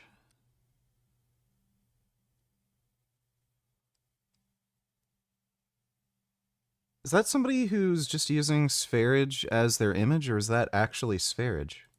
somehow pushed Apollo into doing what he did was a deflection from Jobs. You see, back in August 2020, 4 months prior to Apollo's untimely passing, Carl was on Discord saying that he was considering making a Downfall of Apollo Legend video, which 2 months later was posted by Easyscape Speedruns, who gave a special thanks to Carl Jobst, because Carl had helped him with research. In the wake of Billy's response and the community's noticeable shift in sentiment towards Carl didn't seem to think he made a mistake at all, taking to Discord to say, me saying there was a payment. The article said she claimed the vet was eating her patients. Yeah, dumbass. She's clearly referring to animals, not cats and dogs specifically. So, again, Australian law is fucking retarded. You're not allowed to share an opinion. Free speech doesn't exist in Australia.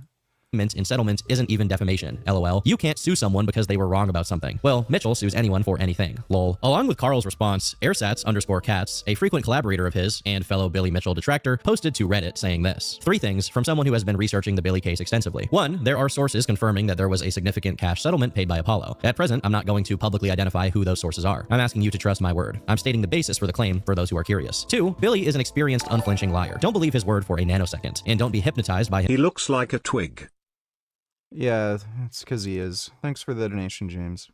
And waving a stack of papers around. Recall his massive flop of an evidence packet in September 2019, the one that would prove his innocence. And in the end, it was full of garbage. If that paper Billy is holding in his hand proved his innocence, he would show us. 3, the video clip Billy includes from Carl's video contains none of what Billy ascribes to it. The clip is fair, relying on the facts. Billy is the one spinning his own narrative, which he then claims is defamatory, while ironically defaming Carl. Now, I'm not sure what sources airsats_cats and Carl have, but it's at this point that we're getting to the core of the problem. Part of why Billy has been chronically mocked by his own community is that he has a deathly clutch to something irrelevant. His reputation as someone with high scores in Donkey Kong and Pac-Man a decade or even decades ago. It is the calling card of every supposed lol cow worth their salt to not be able to just let go and get over people picking on you. The only problem is, by doubling down on their seemingly baseless claims about one highly specific and controversial situation, Carl and company are engaging in the same pointless and ultimately self-destructive behavior. If all they did was explain that he cheated on his scores, that could have been successful in court, but to claim he played a pivotal role in the death of one of his critics is by all means a step too far, and one they should be willing to take back if they were interested in ultimately taking Billy down. Sometimes it's worth it to lose a battle in order to win a war. At the same time, I will say that there were some potential signs of financial hardship surrounding Apollo Legend. A day prior to his passing, he made a GoFundMe page whose description simply read, "Please help my family in their time of need. This money will go directly to my mother to help lift the financial burden created by my passing." Additionally, in early June of 2021, within just a couple of weeks of Carl's video containing the claim that Billy had pushed Apollo to do what he did, Apollo's mother, Carrie, made an update to the GoFundMe page saying this: "Hello all, this is Carrie, Ben's mom. I want to thank you all for your kind words and thoughts of love and support for Ben and his family. We are all grieving the loss of him deeply, and we love hearing from folks who didn't even know about how he impacted so many people. He was brilliant. He loved playing chess and could solve a Rubik's Cube in under 40 seconds behind his back. He loved animals of all kinds. He made us laugh and think more. He is missed by myself, his brothers and sister, his cousins, aunts, uncles, grandparents, and many friends. Thank you for keeping him in your hearts. Be well and love lots." Although it is pretty heartbreaking to read that, nowhere in there is the mention of a debt incurred by Apollo of any kind, let alone related to legal settlements. There is only the mention by Apollo himself of a financial burden created by his passing, meaning the burden wouldn't be there if he hadn't passed. Regardless of how you interpret this, there isn't any suggestion of what Carl and this other Reddit guy had been referring to. Despite this, Carl felt bold enough to go on Twitter to reiterate that he didn't think what he said in the video was wrong. Later on, Airsats took to his website, Perfect Pac-Man, to further contextualize the developments following Billy's response video, in which he wrote, "Clearly, there were some behind-the-scenes discussions going on at that time, which I can't speak to the specifics of. Soon afterward, the original video with the lengthier passage was restored. However, this restoration was only temporary. During this time, Carl reached out to a relative of Apollo's to seek confirmation of the existence of a financial payment as part of Apollo's settlement with Billy. Apollo's relative was able to locate a copy of the settlement paperwork among Apollo's possessions. While a copy of that paperwork was not provided to Carl at that time, Apollo's relatives indicated their impression that the settlement, as written, did not include any obligation of financial restitution. In other words, while hard public proof is still not available, it is now believed that the earlier claim that Apollo had to pay Billy a bunch of money to end the lawsuit was untrue. Although this is a decent rendition of the ultimate conclusion, Airsats still linked to one of his posts on the TG forums, where he lists out some reasons why anyone could come to the conclusion that Billy and Apollo's settlement had a financial component. First was a Billy Mitchell orbiter who alluded to it, and an anonymous Redditor who deleted his own post, both of which could be completely talking out of their ass and shouldn't really be used as a reliable source, regardless of circumstance. Lastly, there was a supposedly confidential source whose fantasy name was Sam, who suggested that there was a significant payment made from Apollo to Billy as a means of appeasement. But even in Airsats' own explanation, this Sam person was just in Billy's gaming circle, which could mean absolutely nothing insofar as insider knowledge on the exact nature of the settlement. No matter how you cut it, there was simply not enough to go out and publicly say that Apollo paid Billy. 2 months after the video that sparked this issue was posted, Carl commented on the situation in a video that currently sits at nearly 3 million views, where he said this: "Now, before I finish the video, I would like to take this opportunity to correct something that I said in a previous video. Back in May, I talked about the new lawsuits filed by Todd Rogers and Billy Mitchell.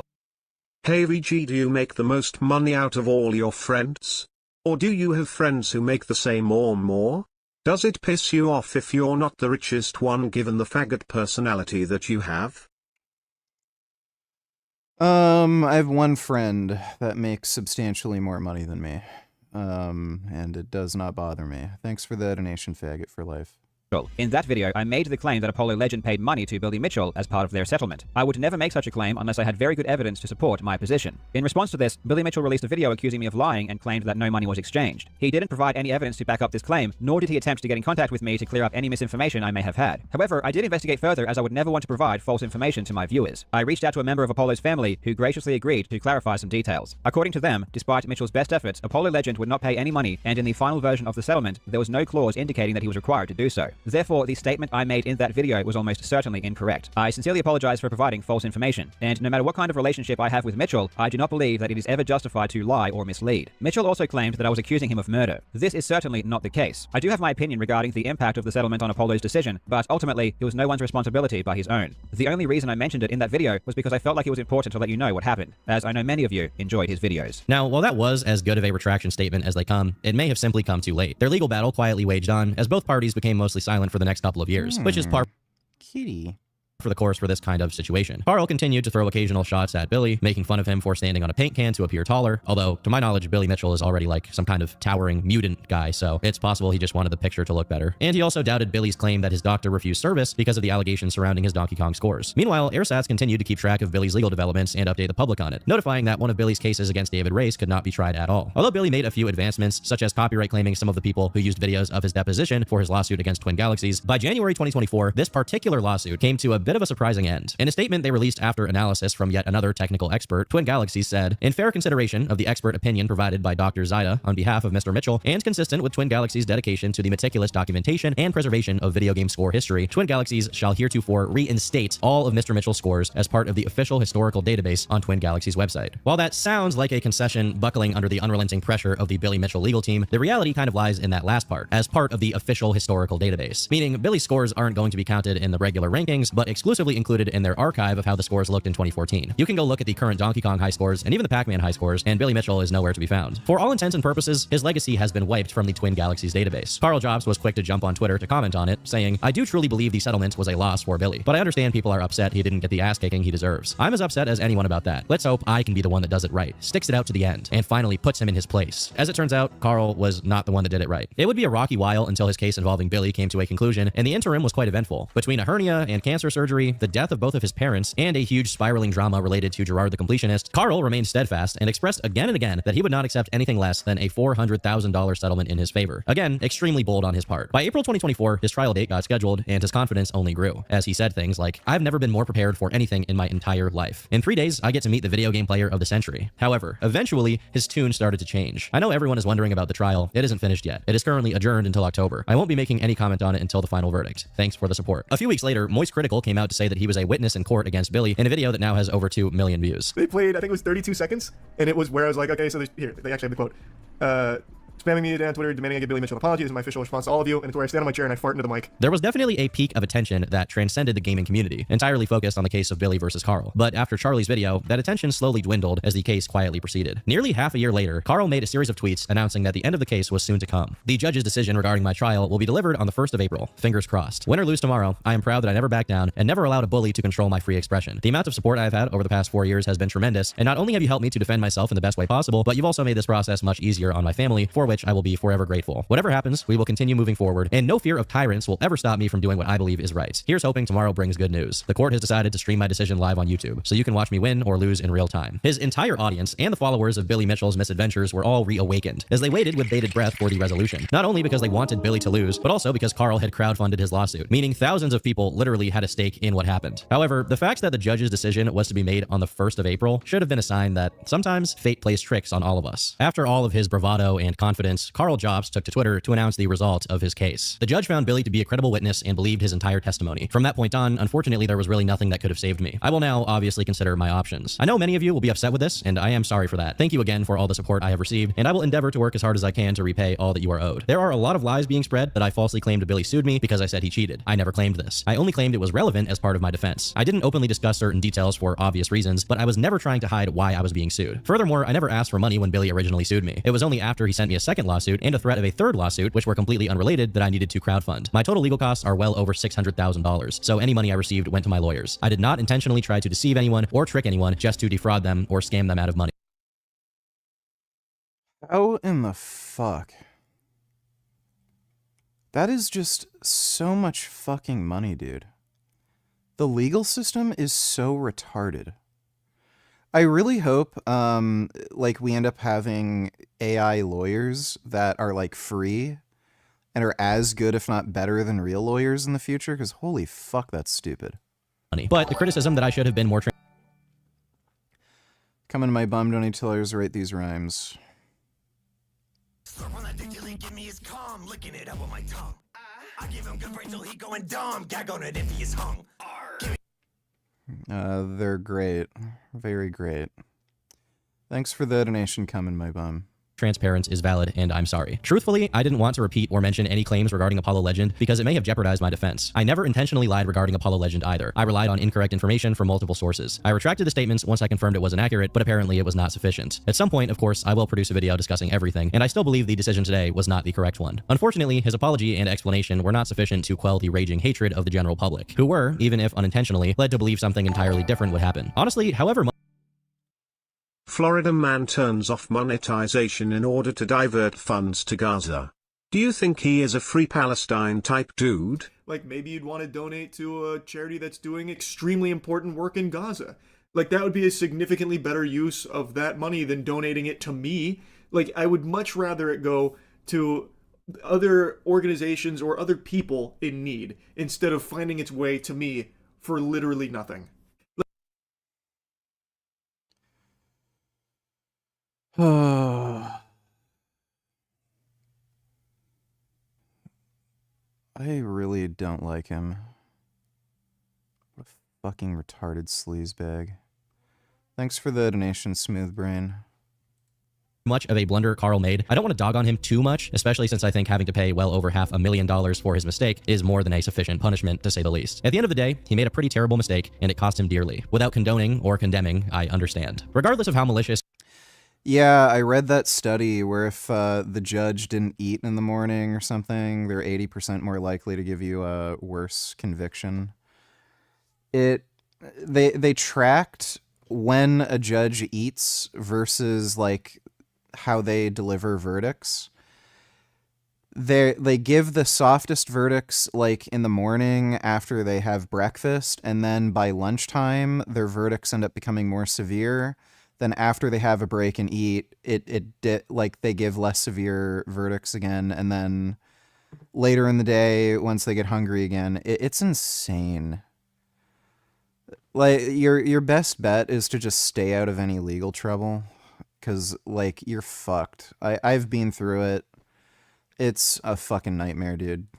Conniving or dishonest you may think Billy is, there's simply no other way to cut this. Soon after, like he announced in his tweet, Carl made a half-hour-long video about the resolution of his case, where he expresses interest in filing an appeal and trying to change the resolution, even if mildly, such as reducing the fines he'll have to pay for Billy. But the thing is, at this point, Carl had gotten himself in the same issue as Billy. Despite Billy winning, and his victory being reasonable given the circumstances of this particular case, the court of public opinion had already made their minds up about him. Nowadays, unless you're completely unaware...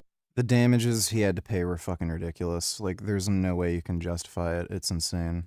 Of him, even if you think he's right about Jobst, or hell, even if you think he didn't use MAME for his high scores, you may still have a negative connotation of Billy Mitchell due to the various videos about him on YouTube talking about the way he litigates against his detractors. Likewise, even if Carl overturns this resolution somehow and doesn't have to pay any fines, the overall tone of his story as it relates to Billy will always be one of a blunder on. Even if Billy can't be said to have completely redeemed himself, if that resolution doesn't get overturned, he did end up significantly richer than he was before, and Carl's misconduct served as very effective fuel for the recovery of his... No. So this is how this works. If you end up having to pay somebody $300,000 and then they ask you if you have $300,000 and you say, no, I only make 40 grand a year, what they do is they just make you pay $20 a week for the rest of your life. So you basically get no money from winning a lawsuit like that. Public image. If you check the comments on some of Billy's most recent videos, most of them are positive. Whether people think his scores are fraudulent or not, he was now standing on top of Jobs to look better, much like he stood on that paint can, allegedly. The last public comment Carl made on this legal case dates to August 2025, when he made a 2-hour video covering a few more interesting details regarding the ultimate consequences of the lawsuit and clarifying some confusion as to what had been going on since then. After agreeing that the judge's decision was correct, in that he had said defamatory things about Billy, he reinforced not only that the financial aspect of it was excessive, but also that Billy himself didn't exactly win either. You see, Carl declared bankruptcy, which was widely discussed by many video essayists, to the point where some even suggested he was doing something illegal as far as his finances, which is absolutely not true, as Carl goes in depth to explain. What did come from Carl's bankruptcy and financial arrangements is that he only paid a little under $250,000 in total, which still left Billy in the hole for $500,000 of legal fees. He had offered to pay Billy $300,000 before as a settlement, but Billy wouldn't take it. Carl also adds that him taking part in a lawsuit with Billy gave him a window into certain previously unknown details, and I will extra emphasize here that this is alleged by Carl in his video and not me saying it. According to Carl, Billy was a chronic philanderer who cheated on his first wife for years until they divorced, at which point Billy promptly married his mistress, who filed for bankruptcy in 2001. According to Carl, this mistress turned second wife of his is who actually owned the house that Billy lived in, and the house was mortgaged in 2021, just before Billy initiated his lawsuit against Carl. Meaning, if the two events are related, Billy could be in an even greater...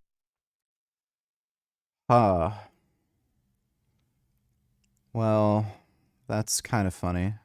Heap of debt than initially thought. Ironically enough, as Carl pointed out, this put him and Billy in the same category. Men who, for financial reasons, have their house owned by their wives. The also highly controversial topic of Billy purportedly standing on things to look taller than he is was also gone over by Carl, but I'm not really going to get into it, as that's the kind of highly defamatory statements that could get a man bankrupt. Ultimately, these two are interlocked in the embrace of Pyrrhic victory, an unfortunate gulch from which no one truly benefits. It could have been different, but Billy and Carl, at least to some extent, are men who don't compromise, not even in the face of Armageddon. Or bankruptcy, whichever comes first. I've been Turkey Tom. Thanks for watching, and until next. That's funny. Wandering Mason donated $3. Let me see. Would you see the like on my maritime Mike? What's the quickest way to killing the scully, boss? Are you coming with us? Come on for the spin, bud. Hop in. You're not going in between me and you, Pete. We have 2 flash points and no one will know any different. Look at all the fucking women he has to conch. Why would he come with us? Stay where you are. Yeah, come on in. That's a really nice cow. Oh my goodness, look how handsome he is.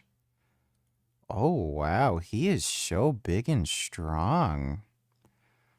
Oh, that's a nice cow. I love cows. Cows are friends. Thanks for the donation, Wandering Mason. I gotta take a piss, but we'll play some Battlefield.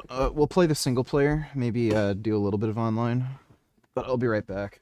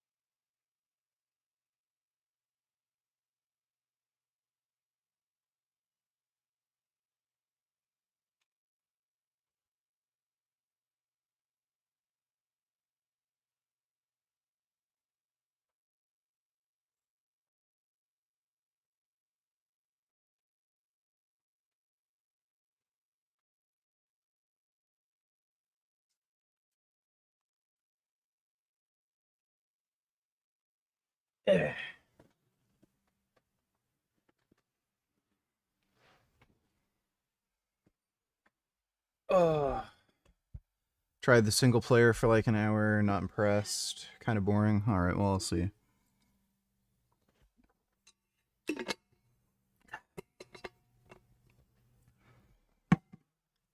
the single player is boring, we'll just try some of the multiplayer.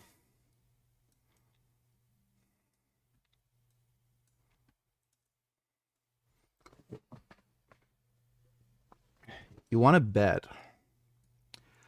You want to fucking bet. If I launch this, it's going to start off in 1440p. Every fucking game. All the fucking time. They start in 1440p. It's crazy. I don't know why it's still fucking doing that.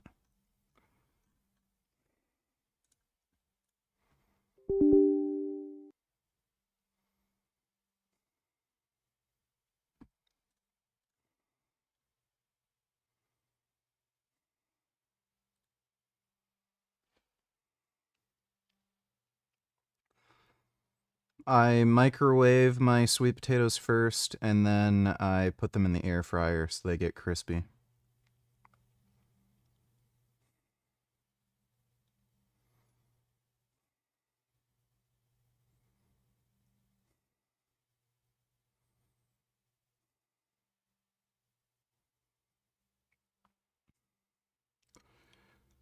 Fully agree with your take on doctors. Fucked up my back somehow last year. They just gave me painkillers, refused imaging. Because, like, why would you want to know why you have back pain? And then maybe you could find out if you can just fix it with rehab, or if it just needs rest, or if you need surgery. No, just give painkillers. Fucking retarded.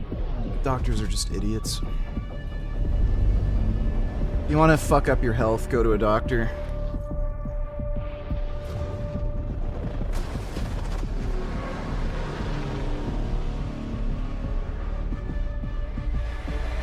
Oh my god. I love unskippable intros. They're fucking terrific. This case is hard.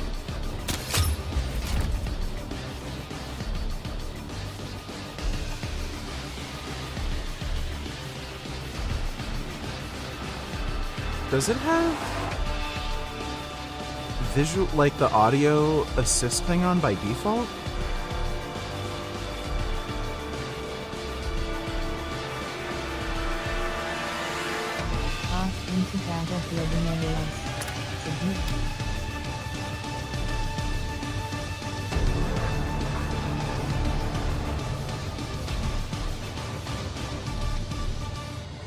Menu narration on.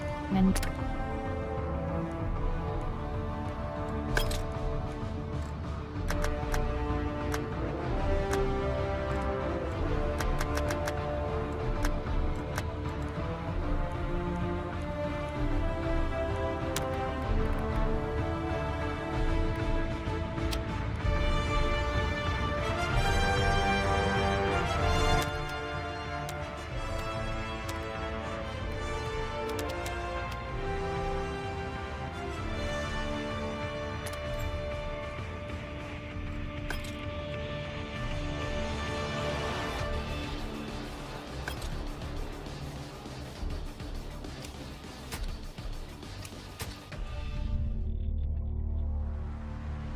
Called it under control.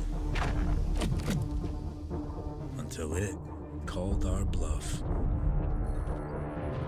Reports coming in of a tragedy. NATO had the Secretary General Has just been assassinated. NATO's response? Silence. NATO flinched. No response, no respect. And 12 nations walked. We have lost faith in NATO. Allow causing countries to abandon the alliance. Everyone knew who did it. Pax Armada. Built just like the military, but doesn't play by their rules. Shadow armies without oversight. Providing protection For a price. Then things got real interesting. Pax surged, testing every line. From foreign soil to your front door. mercenary companies Threatening the lives of world leaders. invading sovereign territory. Hijacking history mid-flight. This unprecedented situation can only be described Increasingly explosive. Pax stands fast. and NATO is ready. If you give up control, you have to fight to get it back. And that's exactly what we're going to do.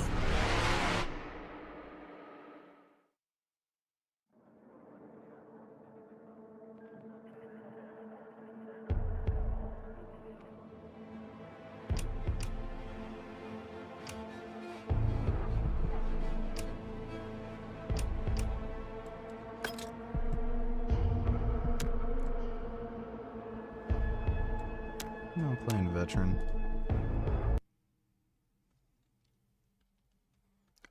Oh. Why?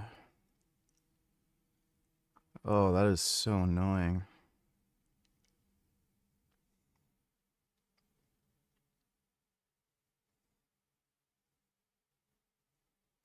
It gives you a fucking story intro, and then it makes you load the game again in a separate executable to play the campaign. Dodo donate $2. Seriously, VG, not Silent Hill F, even though it's October. We'll play it, okay? Thanks for the donation, Dodo.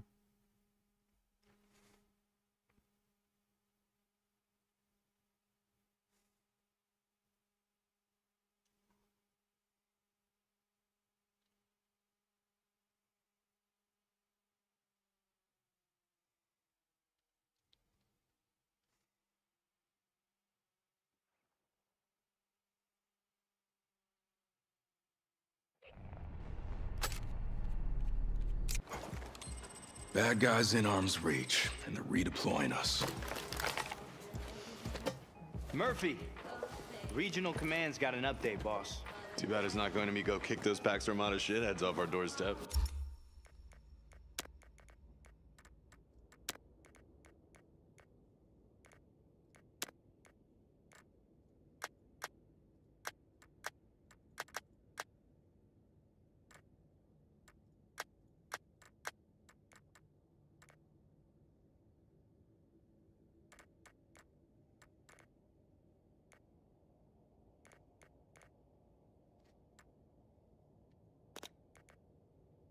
Pax isn't the enemy. Read your briefings. Well, then Command should find us an enemy.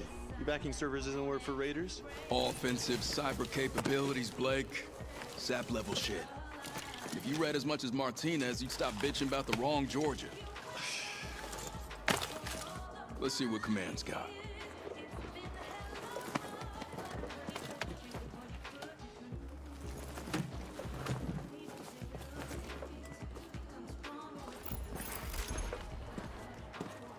Yo, this is BS. We build up all these cyber defenses. Then Georgia says, ship out. We're giving the base to Pax Armada. And NATO just rolls over? That's politics. NATO's not up to a fight with the worst PMC in Europe. We are. Tag us in. Look, I'd love to teach Pax a lesson. But if staying here might kick off World War III, I don't want it that bad. Well, maybe Command's got a plan. Take cover!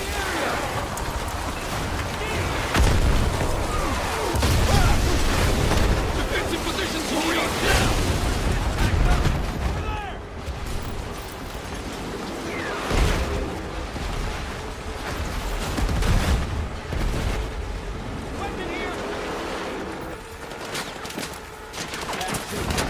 More dropping in. Bastards take why? Wait a few hours and the base would have been theirs anyway. Why? We'll have to wait. Come on!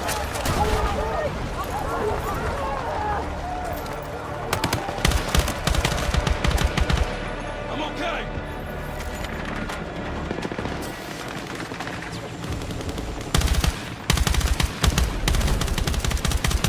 Reloading!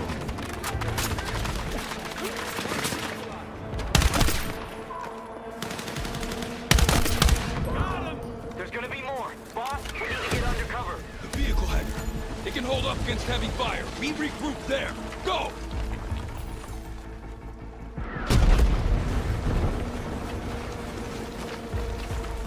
Bought ourselves some time. Let's get inside.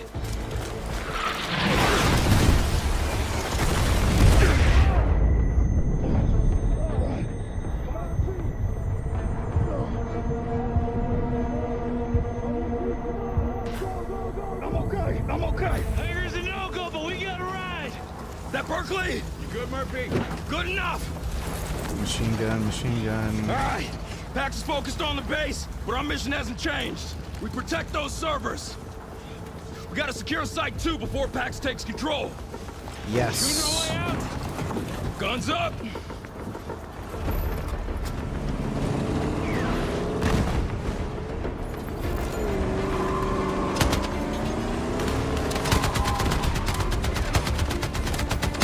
Targets on both sides.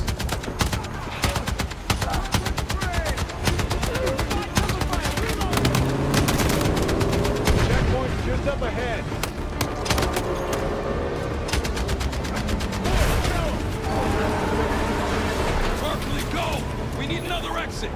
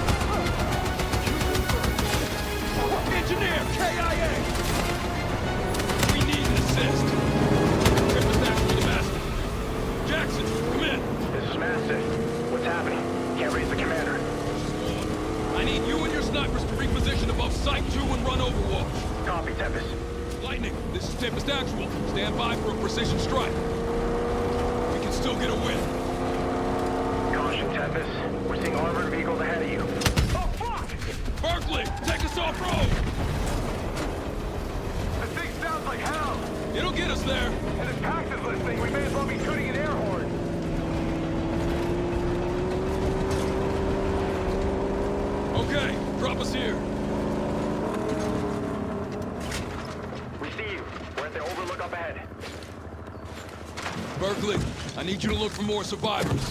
Copy that. As long as this thing holds together. Adios. Good luck. What's a girl doing there? Okay, the sensitivity on this is just fucking bizarre.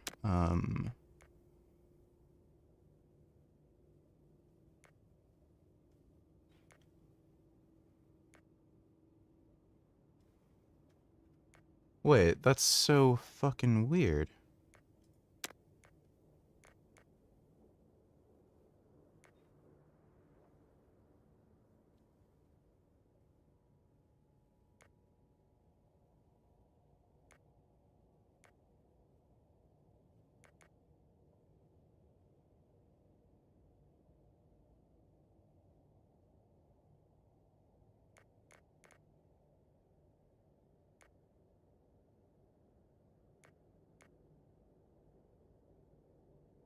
What?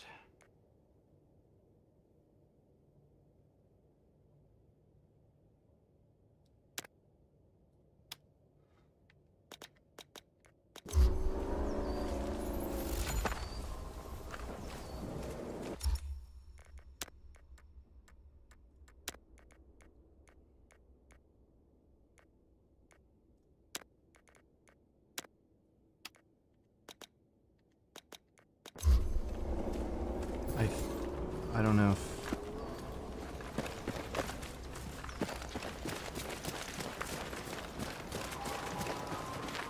Ammo over there!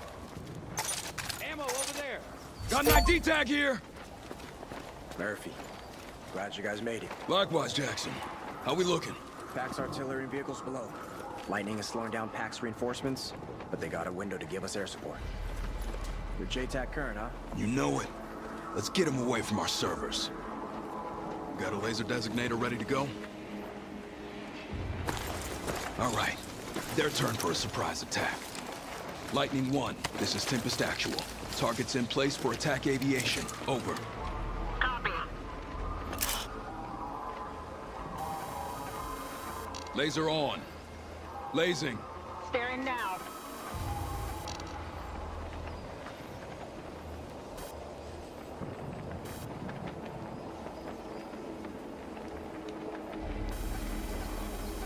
Staring captured. Confirm no friendlies in target area. Confirmed. Fire mission when ready. Over. Launching now.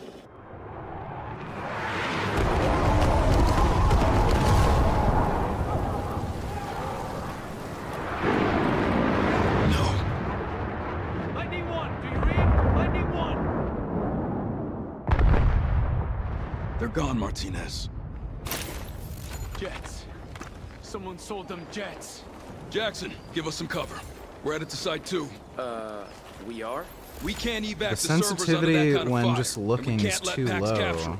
So we destroy those servers before they And compromise. I don't know how to fucking change it. Why is this so fucking retarded?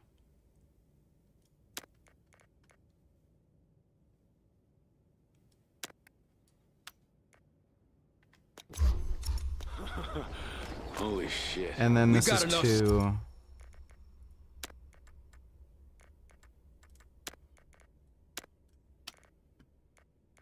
This is so weird. Four to take out Site 2 and lead PAX That is swinging in the wind. that is such a bizarre way to do that. Like why? What in the fuck?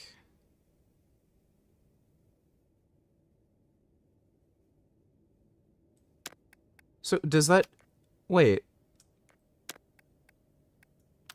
What the fuck does that do? Any input? It's a plan. It's the perfect plan. Because win or lose, Murph's in the shit for coming up with it. That's fine, I guess.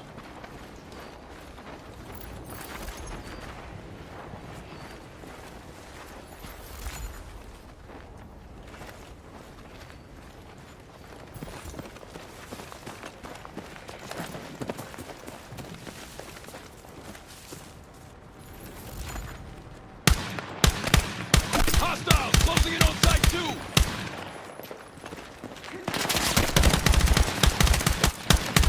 Need a reload! Cover me! What? Roger that.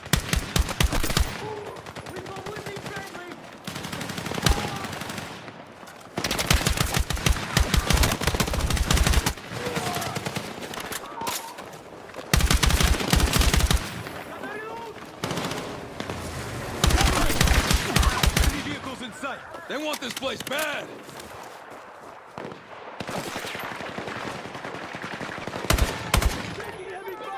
I don't know if I prefer this. Or not.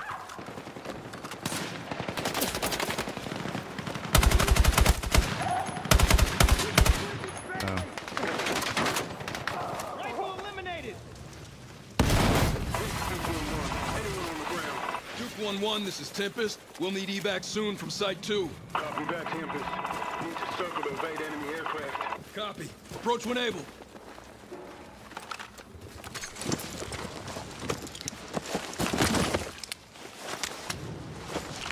Oh yeah, give me that. Anything we can use, right?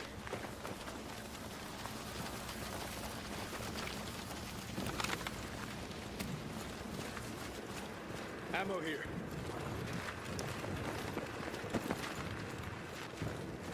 We got tangos down below.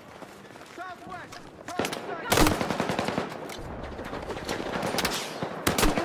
Need a reload!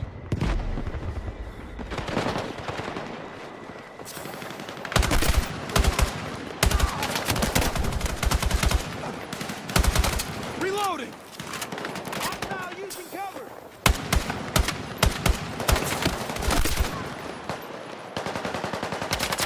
Oh, that's nice. The grenade is G. Yeah, but grenade G. Like, have they ever fucking made a PC game before? Holy fuck, dude. You gotta be fucking kidding me.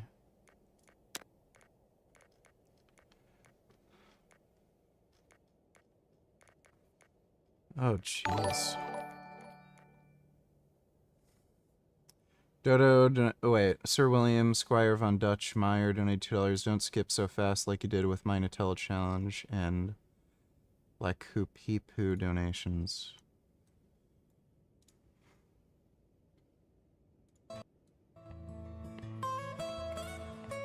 Almost heaven, West Virginia, Blue Ridge Mountain, Shenandoah River. Life is all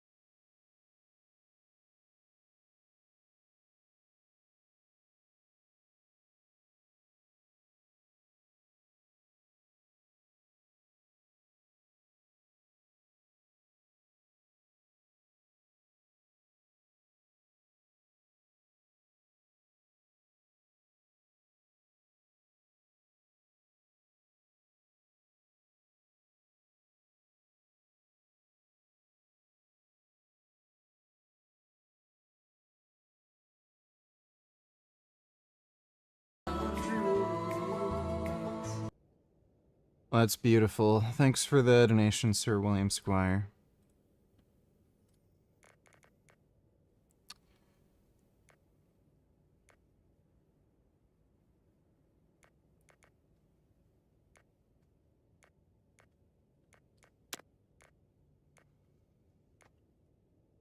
Oh boy.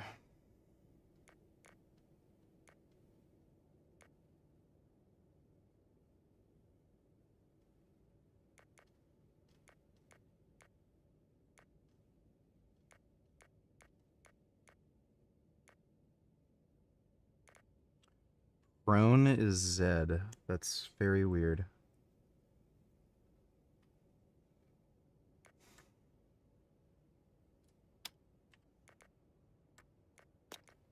Whatever, I guess I can get used to that.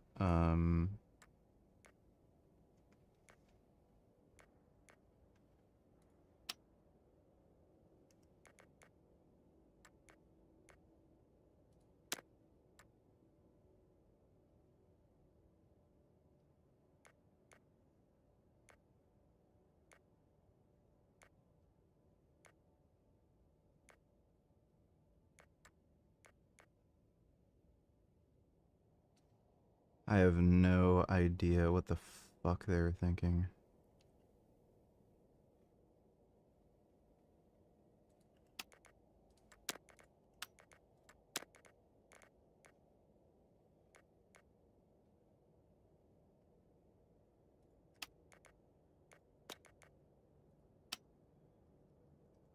Oh. Was this what? I can't bind mouse like 4 and 5. How is that bound? What?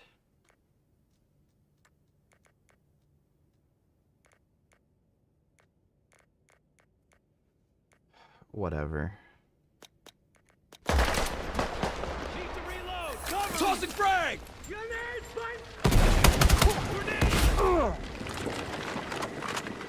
That is absolutely baffling. Engage. Roger that. Pax tried to block the entrance. Not much of a try. Sending frag! This is baffling. Why? They never had this binding for any fucking Battlefield games.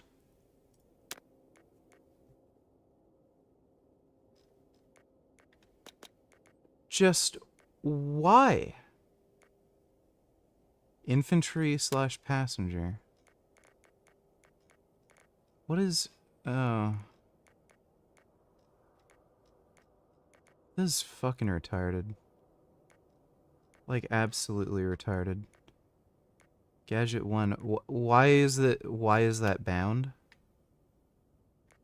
If it already has the binding on the keyboard, why? Oh, fuck. It's not bound! I fucking removed it! Fucking stupid. Laser...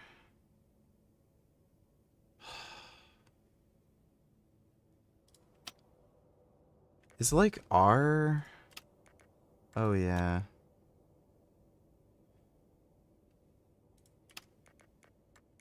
Push to talk? Yeah, as if I want to talk to anybody.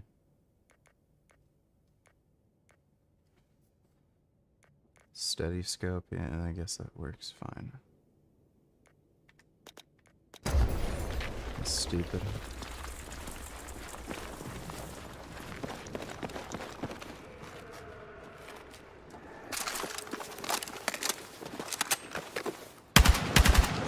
A weird faggot bullpup rifle.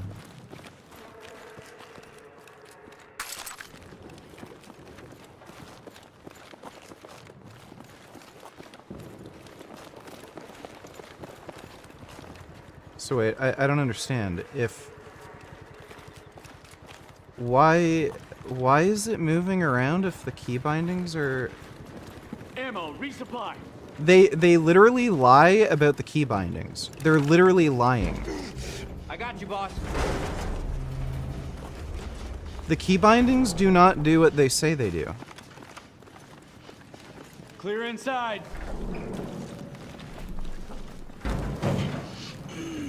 Can't believe they were still building this place. Heard the CIA nagged him for an extension. Okay. No telling what's in here. No movement. Lights on. Stay alert. Oh! What? The commander said Pax was preparing to They take literally control. lie about the key Rolling bindings. in an armored division. Hey, not here.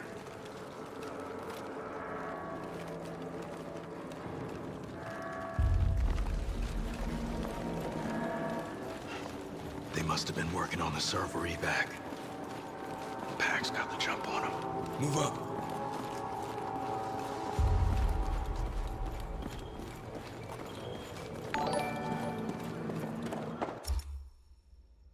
Nice try, dipshit.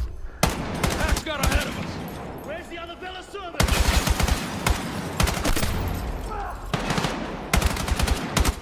Reloading! Keep him off me!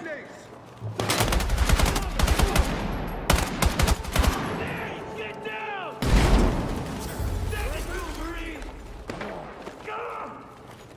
Bastards were settling in. Gotta hurry. C4 on those support pillars should bring the whole place down.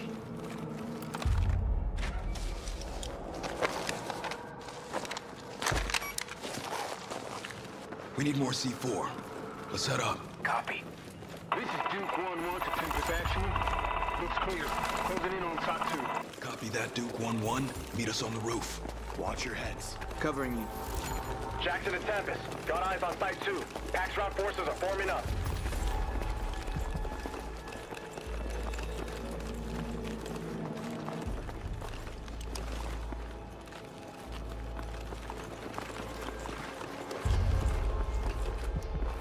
Clear. Clear this side. More support pillars. Wire them up. Copy that.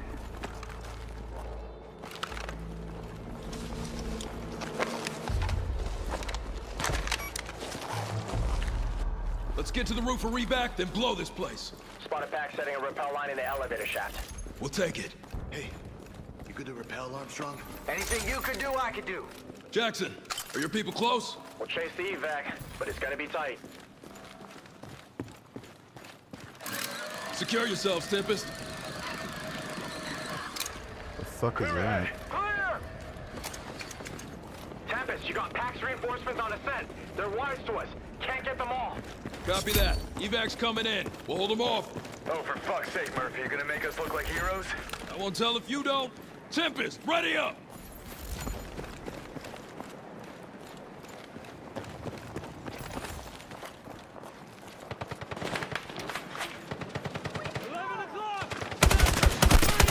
Sniper eliminated! Weapons free. Fuck.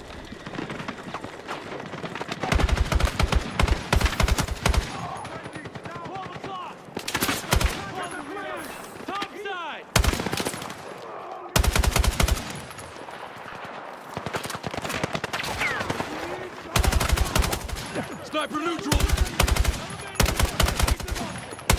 Reloading! Keep him off me!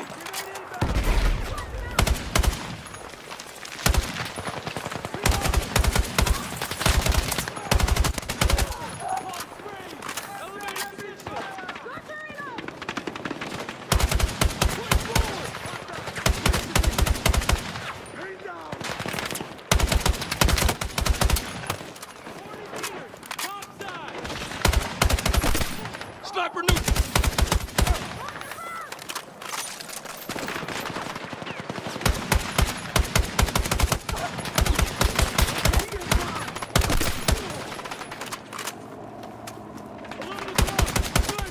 Sniper neutralized! Got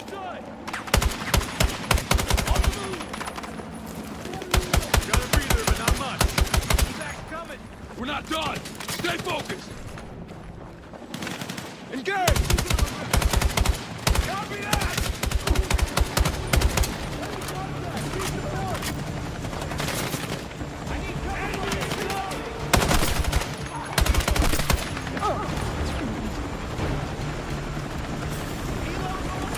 Let's go, Marines! That C4's still hot!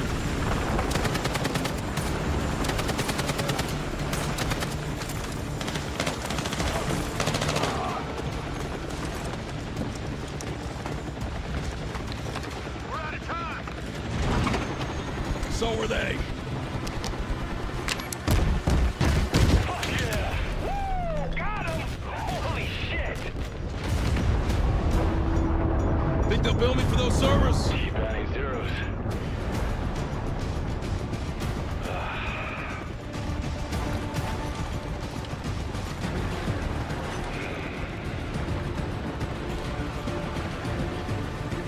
Good God. Oh, this is some Article 5 shit.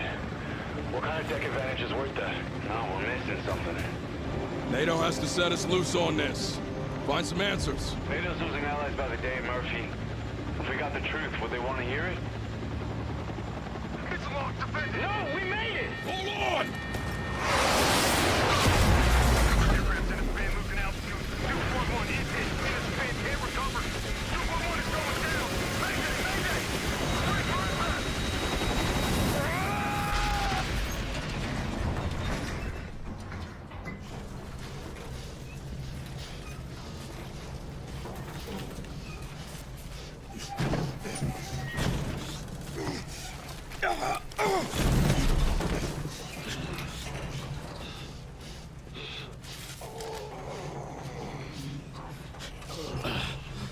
Blake, you okay?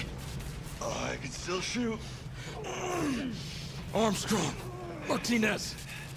Think my leg's broke, but I'm still here. Armstrong, come on, buddy. Did we get clear?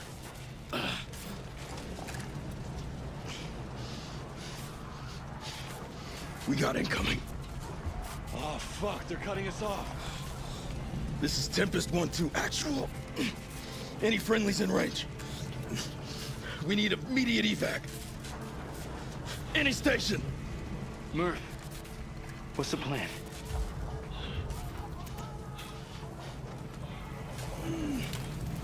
Unconquerable spirit. They gave us that motto for a reason. This is it. I'm going down fighting. Watch each other's backs. No matter how it ends. It's been an honor.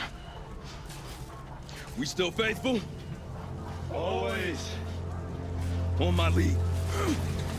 Get ready to fend. The story's a little gay Let's get 'em already. out.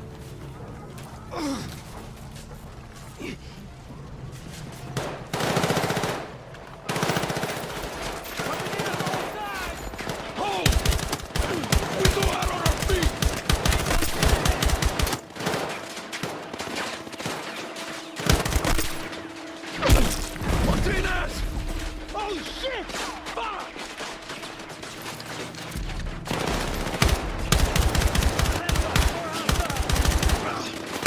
Make them work for it!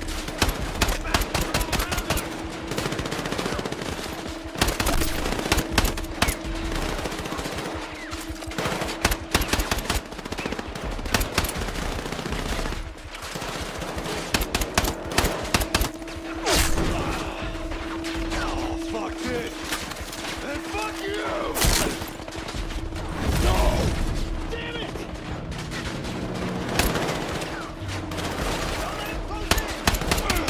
No retreat! Hold fast!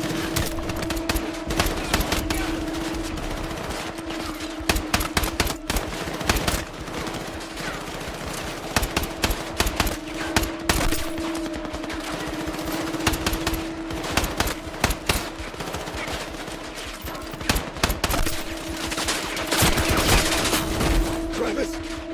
No! Pick up their guns, you idiot.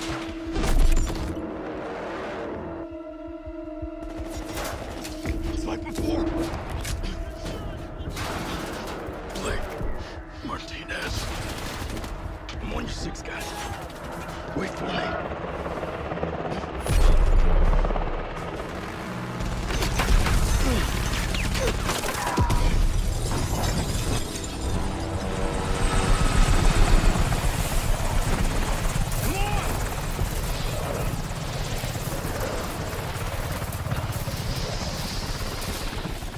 Hey.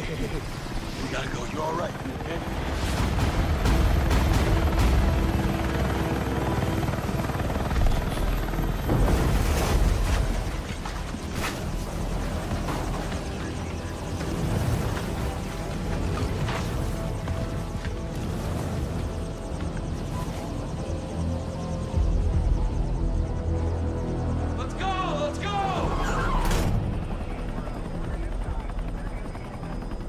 Safe now. No one else made it out? It was just me. Oh my god, you were a black guy the whole time.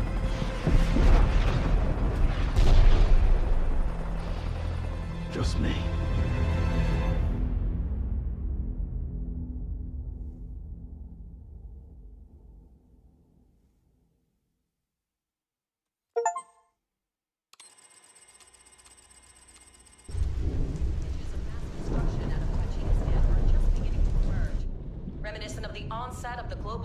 Just over a year ago, Yeah, we'll play the multiplayer. I want to fuck around with the single player a little bit. On the Mukravani NATO base in Georgia. Just days later, while NATO was preparing its response, Secretary General Hawthorne was assassinated in Brussels, with Pax Armada claiming credit. That created fractures in the West's oldest and strongest alliance. Several former NATO members have joined the coalition of states backing the PMO, which has ignited age-old conflicts in hotspots around Europe and now the world. The question now is, has the violence crescendoed, or is the next fire about to erupt?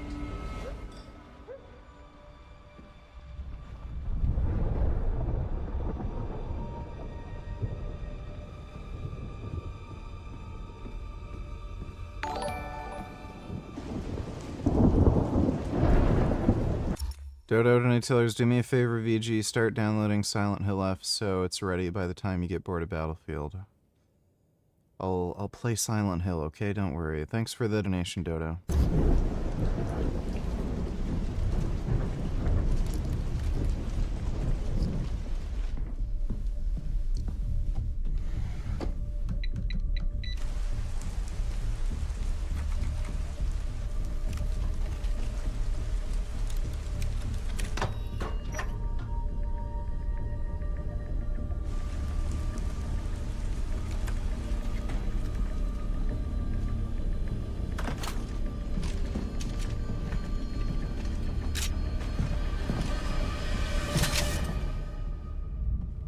Always knew you were a survivor. Got the scars to prove it. And the guilt? Never goes away. I've been trying to restore contact with you for days. Can't even raise hemlock through contingency. Like trying to raise the dead? You're gonna put that down.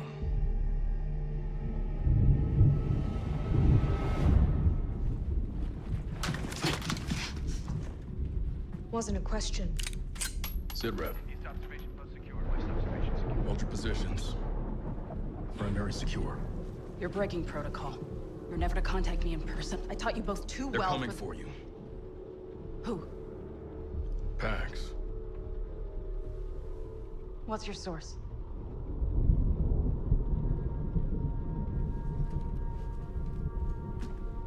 You believe a group of madmen hell-bent for leather on taking the world apart piece by piece would prioritize an operator halfway around the world? Why? Now that is the question. Gecko, I didn't put you on this team because you're a thinker. No, you put me on the team because I'm a hunter. Mills, they're coming. It's why we're here. And since you like putting pieces What the together, fuck does this have to do with anything? What's going on? You chose Dagger 1-3. Take us back to Gibraltar.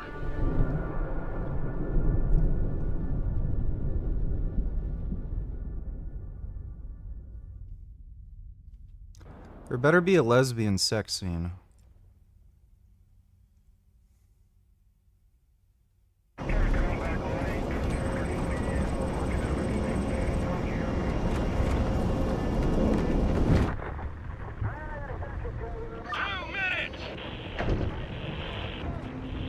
Here we are, Dagger 1-3. In 3 mics, you'll enter Gibraltar airspace. This place has been fought over for centuries. Now Pax Armada have opened that wound after NATO's kept it safe for decades. And there's no way we're letting them have it without a fight. Dagger, this is Pax's ballsiest play yet. If they succeed, they will have secured the most strategic rock in the history of warfare. The British Squad Lancer are already on deck and in position. Hey, Devil Dogs! Want to help our friends take back this rock? Hoorah! 1 minute!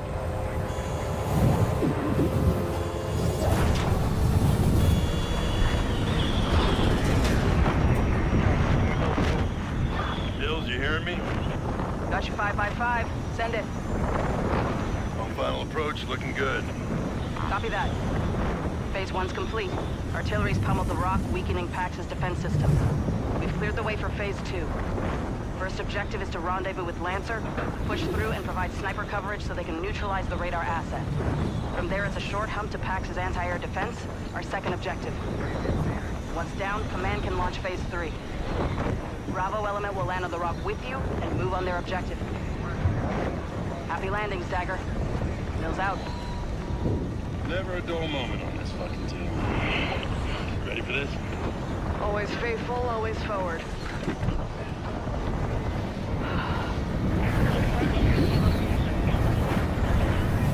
All right, Gecko. Let's introduce Dagger to the rock.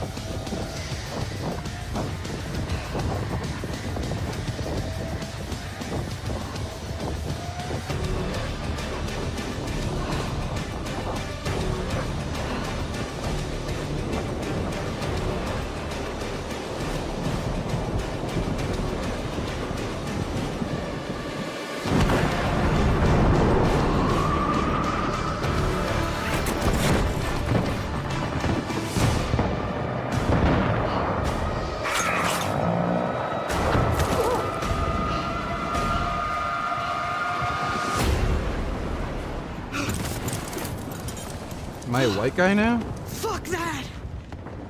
Oh, you're a girl?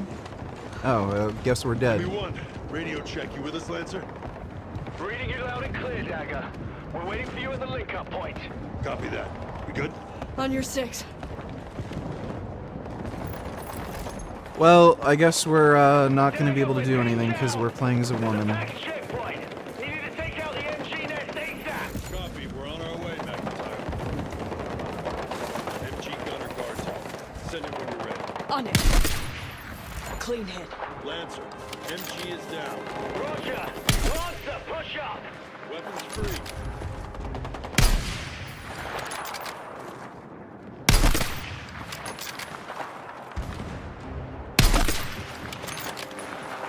Area clear. On me. Let's move.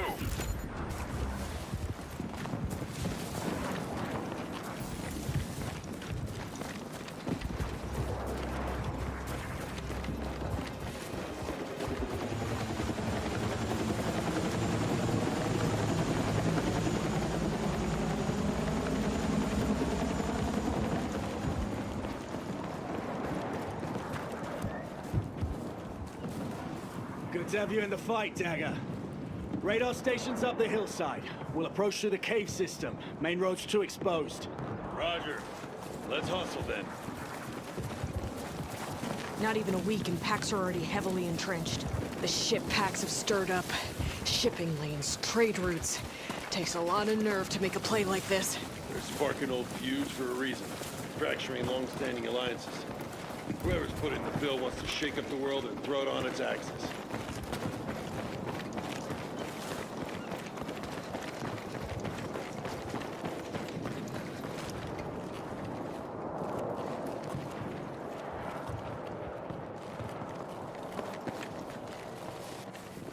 Radar station ahead. Alternating bounding at the gate. Get into position.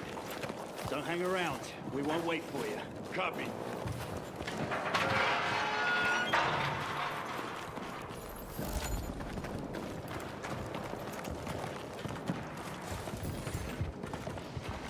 Overwatch position ahead. Copy. Is that a monkey?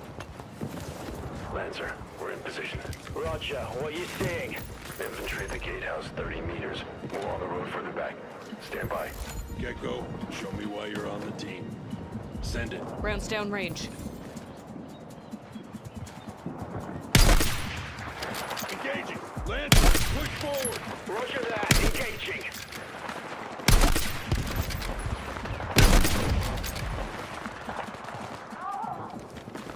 Area secured. Advancing on the radar station now. Dagger, take position in the tower. Tracking. We got your back. Second position. On me. Copy that. Mills, you copy? Loud and clear, Dagger 1-3. Sit rep. We're on the axe. Moving to an overwatch position. You'll know when we start slinging rounds downrange. Good work, Dagger 1-3. Report back once the station's down. Mills out. Onward and upward. Contact! Dagger, we need you! Get up that tower now! Hustle, Gecko, up the tower. Multiple Daggers ahead, over! Focus on the high-prio targets and the direct threats to Lancer. Copy. Weapon secured. Copy that! We're pushing up now! Give us some cover! Weapons free. Infantry, cover by the forklift. Smoke them. Send it Forklift? to 'em, What? Marines.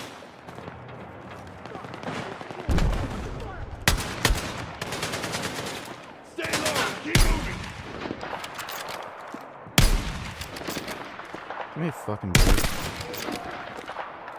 Gecko, shoot her at the main structure. Don't let him get a bead on us. I need cover fire! Reloading! Ah, fuck. Take him out. Clean. Shoot her down. Gecko, you got it. Close that threat. Fuck.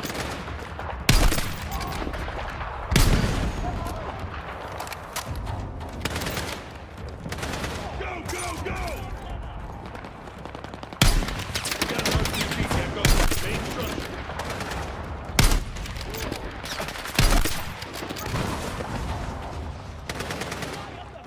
RPG's still firing, Gecko. Provide cover fire! Reloading! Suppressive fire. How the fuck was I supposed to be able to see that? Launcher down!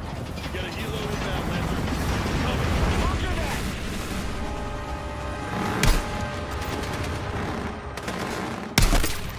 Clean shot. Keep pushing.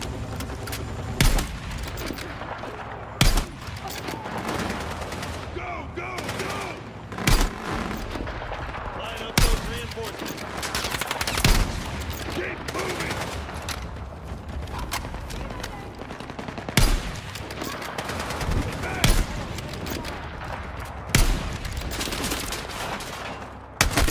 Reloading! Keep pushing.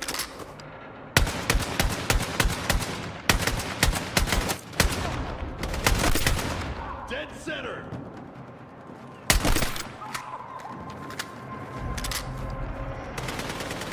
Get into position.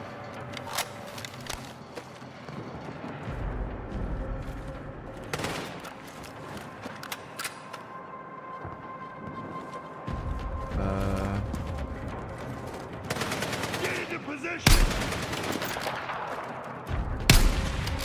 Is there supposed to be somebody there? Oh.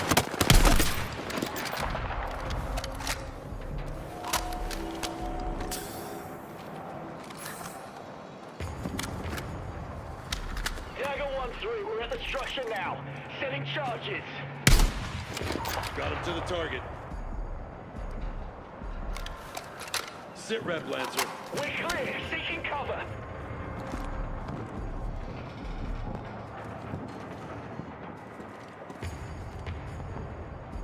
Stand by. 5, 4, 3, 2, 1. No, I don't have aim assist on. I'm using a mouse.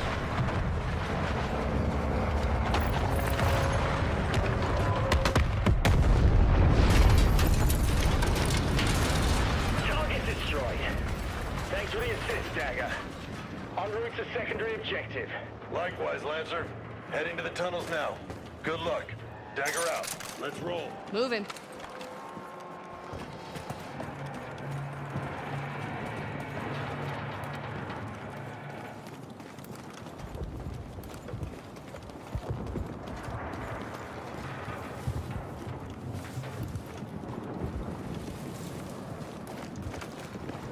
Incoming artillery! Stick clear!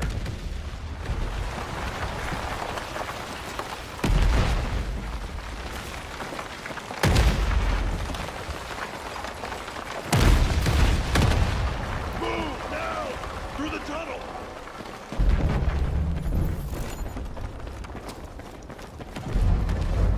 Dagger, you copy? Repeat, Dagger 1-3, you copy? Lancer, this is Dagger 1-3. Reading you. Wait for the... Lancer, you're coming in broken. Down! Down.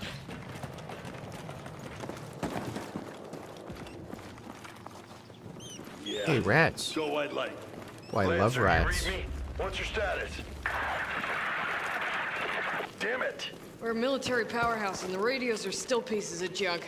Well, at least these tunnels will give us cover to move on the AAAs. Come on. Let's get to the exit. I'm playing on hard. Right ahead. Caution. Clear. Looks like we're on the right track. Remember this from the briefing. Underground World War II museum. Pretty cool, huh? Oh man, these guys were tough. No PMCs back in their day. You know any mercs? Been on joint ops with them, and a few I served with signed up, but Pax. Nah, nobody I know would stoop that low. Got some equipment here. Pax must be using the tunnels. Take it. Could be useful. Hey, shotgun. Why not? I like shotguns.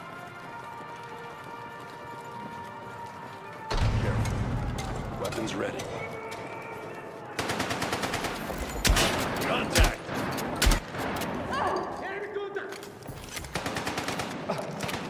Push up! We gotta keep moving!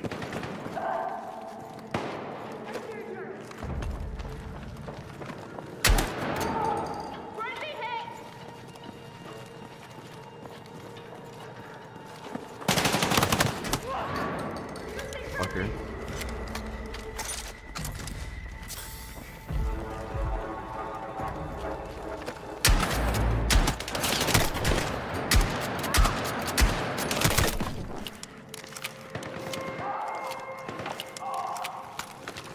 The story is military thing so far.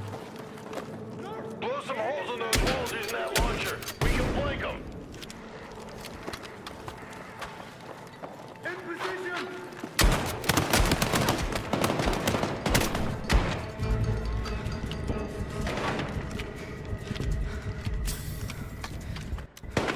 What was the... oh yeah. Launching What made you decide to go into the campaign and not the multi? What are you, insane? Faggot-brained for sure. I just want to get a feel for how the game feels before I get into multiplayer. Thanks for the donation, Pika. Fire. Enemy down.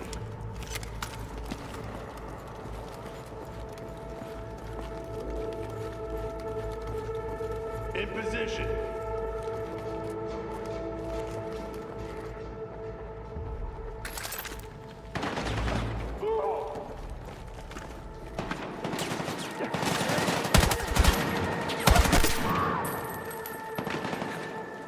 Engaging! That was weird. Area clear. That looks strange.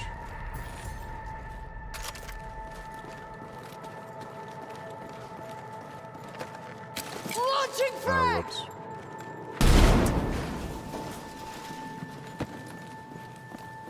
Which way? Exit's down. Help me with the elevator.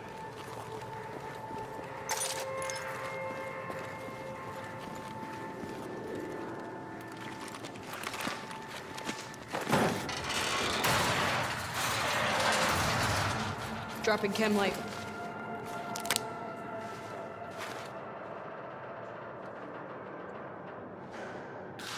Yeah, looks good. Hook up. Descending.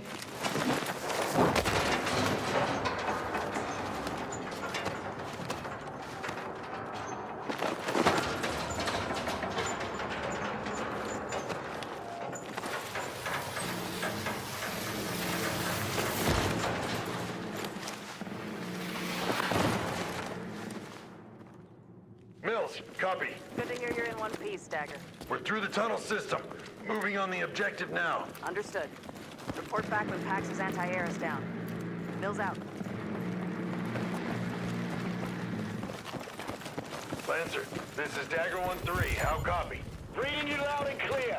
You've been sightseeing. Encountered some tourists, but we're still on track. Glad to hear it. We've reached our target area. Holding position. Yeah, that's what I was thinking too. Why doesn't she have Signal gloves? shortly. I'll put the kettle on. Ouch. This is it. He's got the area. Engage the enemy at will. C-Ram's key to Pax's strategy. Neutralize the target. Understood. Lancer, we're in position. Copy. Let's do this. Moving in now. Roger that.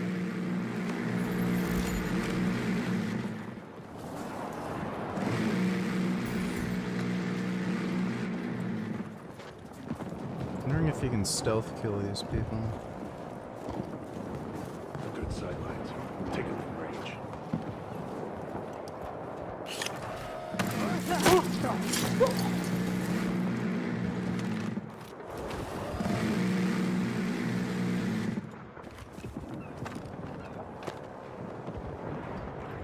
Engage. Copy. Engaging. Shotgunner down! Hold the line! Reloading! Engage! Engineer, KIA!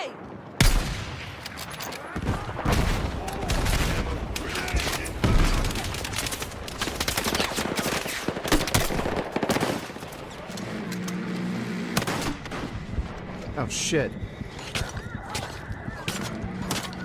Shotgun is down!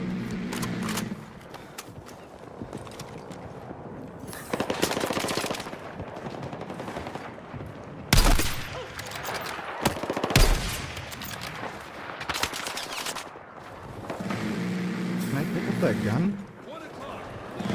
Okay, I guess not. We gotta push forward.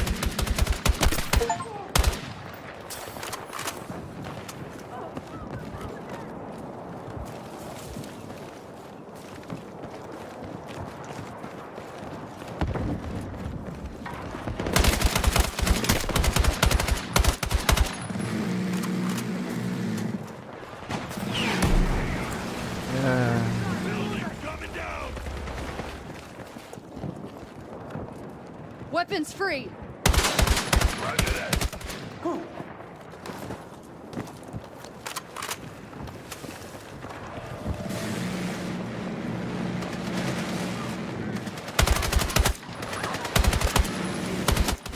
RPG down!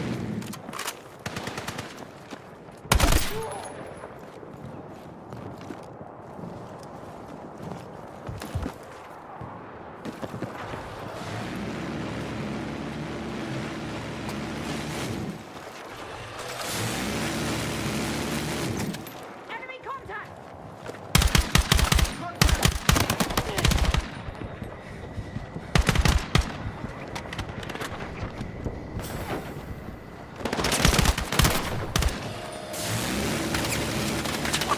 Where am I getting shot from? Oh. The fuck? Now neutralize that AAA.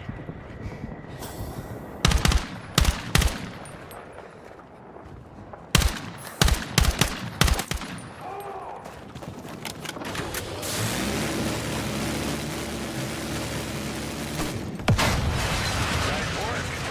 Proud of yourself? Sometimes. Dagger, be advised. We're spotting Pax reinforcements moving on your position. Copy. Gecko, more company is on its way. We dig in here. Get on that MG. Move. MG? Where? What MG? Better take this! What MG?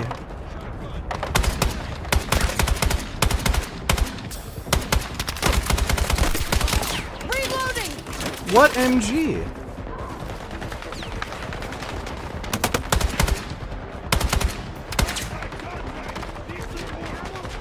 Open fire! Roger that.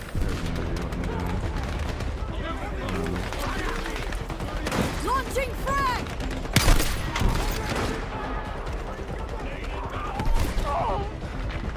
What machine gun am I supposed to be on?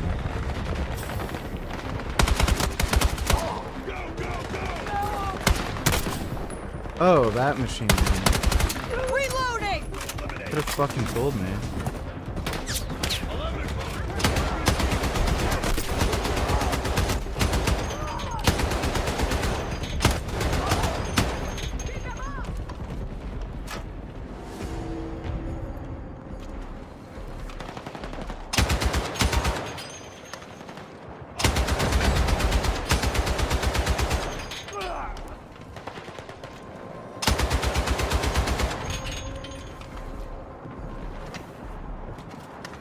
Are they dead?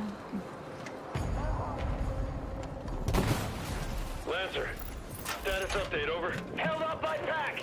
One click from the target area. We ain't done yet. No, sir. Let's move. On me.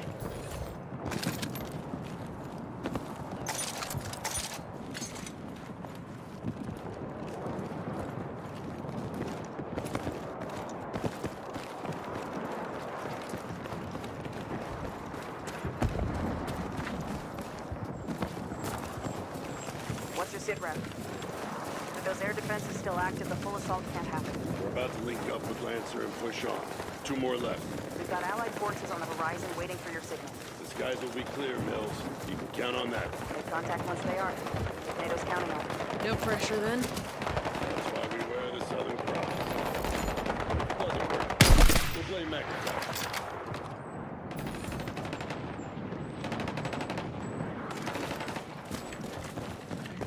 Dagger 1-3, we're taking heavy fire. What's your status? Lancer, we're coming from the slope to your south. Check your fire. Copy that. Good to see you, cowboy. Target that building. Clear him out. Got an RPG here. Hit that building. Open it up.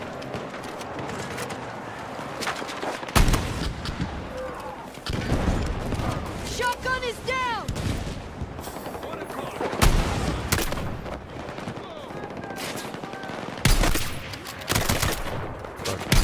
Reloading! Keep them off me!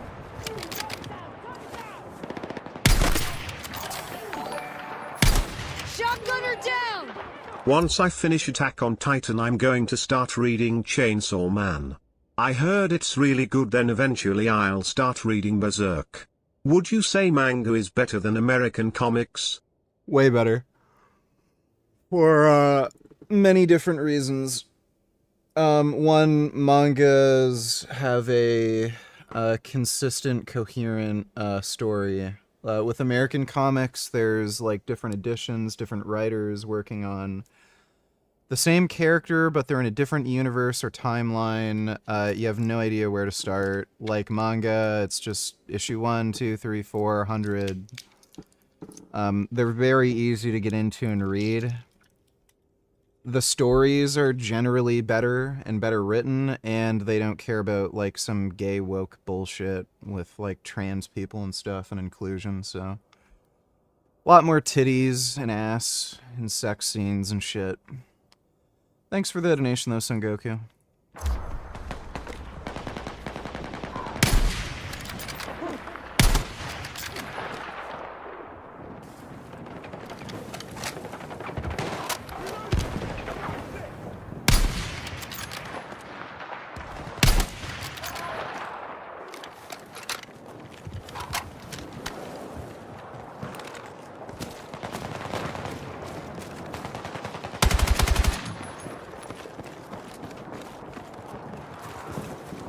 Area clear. Thanks again. No problem. We got 2 more emplacements still firing, though. You ready? We are. Once more onto the breach. Lancer, advance.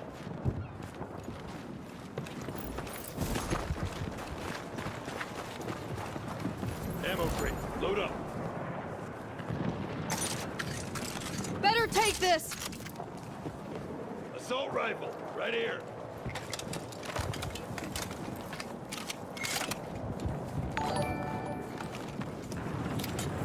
VGWTF Little Nightmares 3 is out. I wasn't expecting IT this month. WTF. Yeah, I saw that. It's not getting great reviews.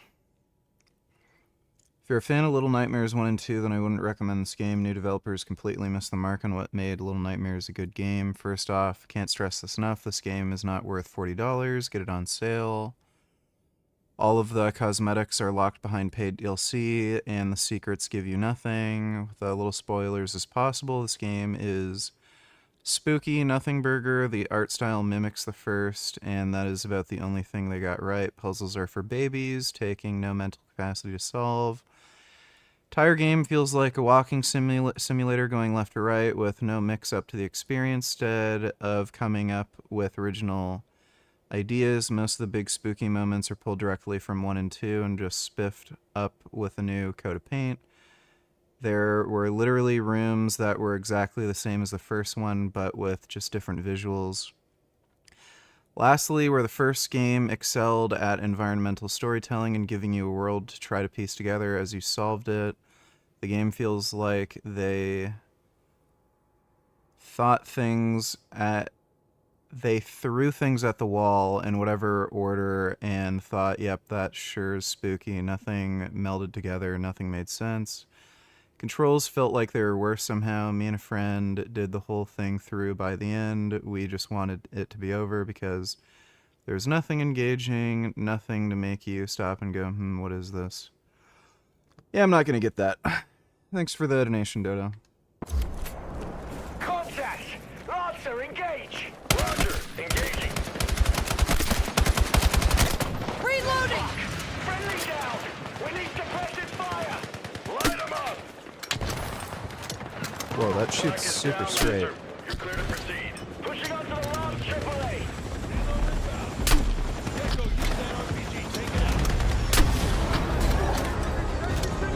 Solid hit! Helo down!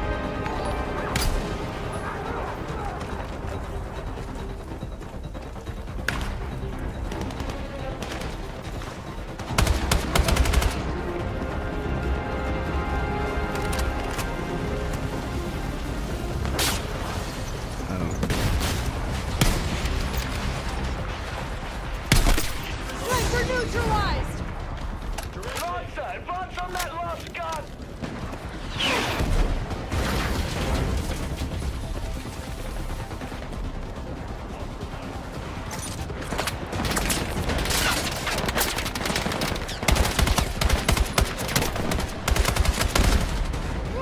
Jeez.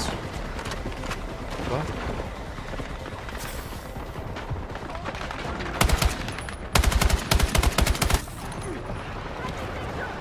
We gotta push through that last AAA. I'm reloading!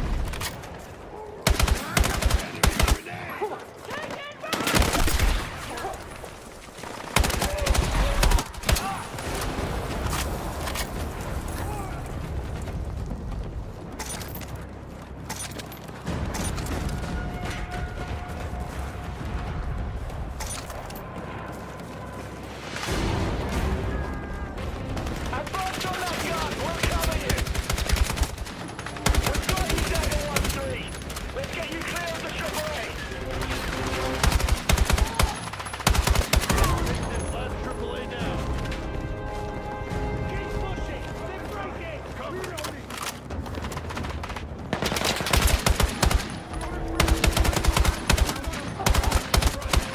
Shooter down!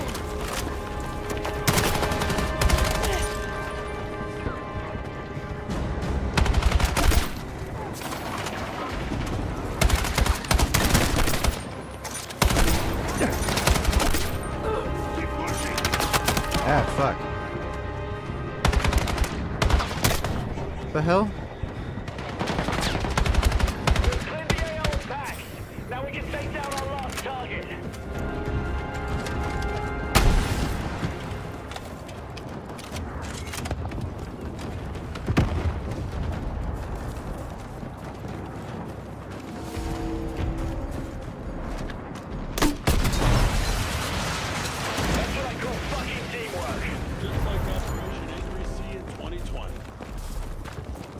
clear. Let's give him the signal. Gonna go, pop smoke!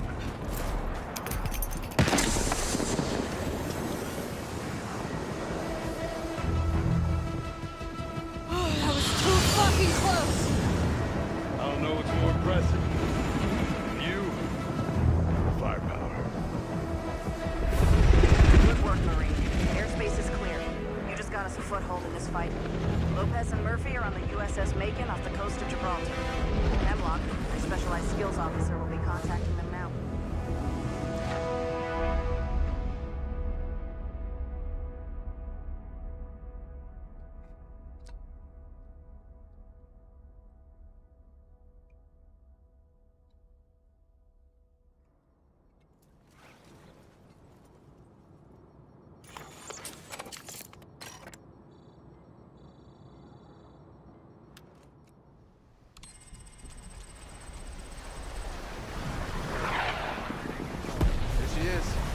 Peñón de Gibraltar. You all set, Murph? Stagger 1-3, this is Hemlock. I'm your three-letter specialized skills officer. Be advised, Carter and Espina are heading down towards Old Town. Once you've joined them, all ask for PAX TOC. Intelligence reports a PAX commander at the target. Roger that. And you'll be part of the beach landing. The Macon's under attack! Disembark now! Marines, get in! We need to get clear of the ship now!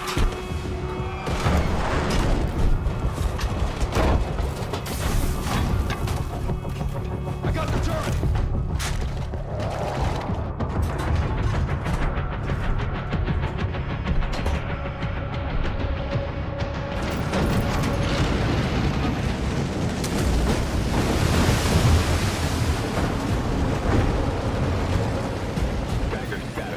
Just made it out. Copy. Okay. Defensive positions. We'll move on to your objective in Old Town. Roger. Oh, fuck! The Macon is going down! Make it right! Straighten it up! We got mines in the water! Take him out!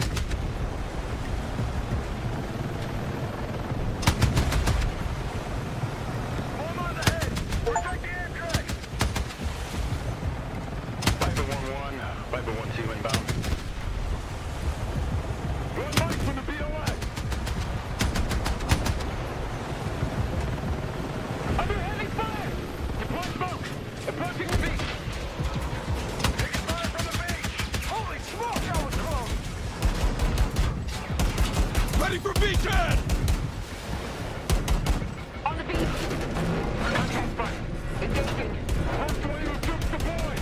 Advancing! Push through their defenses! Bravo 4 is hit! Repeat, Bravo 4 is hit! They're using tows! Incoming! We're hit! Shit! Stowe! Lopez! I'm front!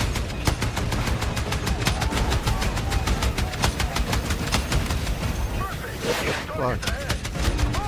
They've got ET in those bunkers! Clear them out! Working on it! Enemy 12 o'clock! Engaging! We got multiple hostiles incoming! Way down suppressive fire! Take out those launchers! These fuckers ain't giving up easy!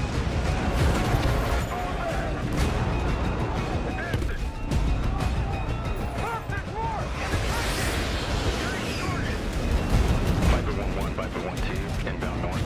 I'm on target 1 mic. Payload release in 30 seconds. Over.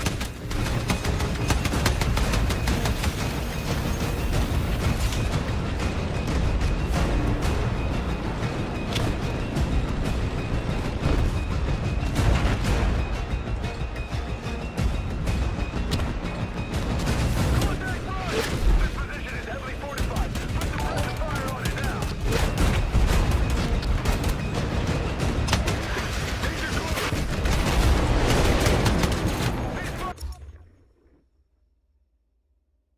Dodo, Donny Tiller as well. Let's not forget how people left bad reviews for Life is Strange Double Penetration. That game was good, so don't judge a book by its cover. Also, you're going to play it regardless. I don't care. Yeah, with reviews like that, I don't think so. Dodo Donny Tillers, read my last dono now. You really owe me to play Little Nightmares 3 and Silent Hill F, because you make me waste money to remind you to read my dono. I'll play Silent Hill F. I don't think I'm gonna get Little Nightmares 3. That just looks like a ripoff. Thanks for the donation though, Dodo. Jesus! Cat cutting it close! We got friendlies pushing through! Covering fire! Contact 12 o'clock! Taking fire!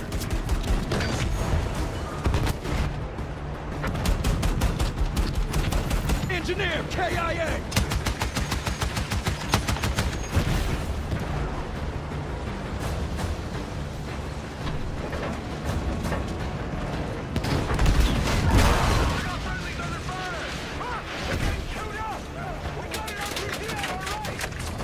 Fuck! They're pinned down! Snow! Hold us here! Coming in from our flank!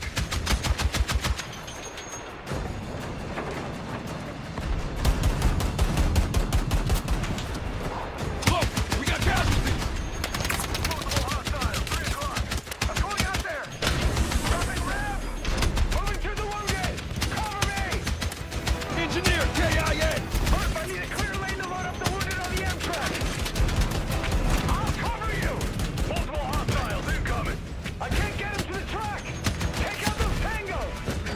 Shotgunner down! We got friendly armor pushing in low. Now's your chance! Stone, I can't move him forward! Head towards me!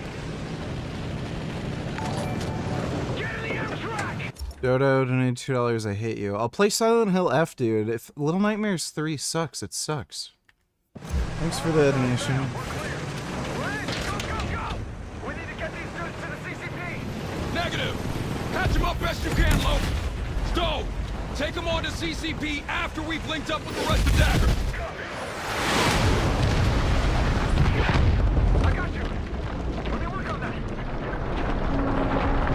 We need to stop the bleeding!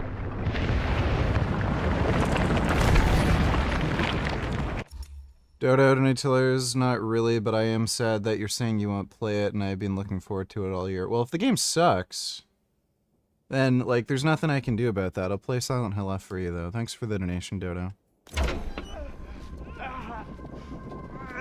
Murphy! We need some help down here!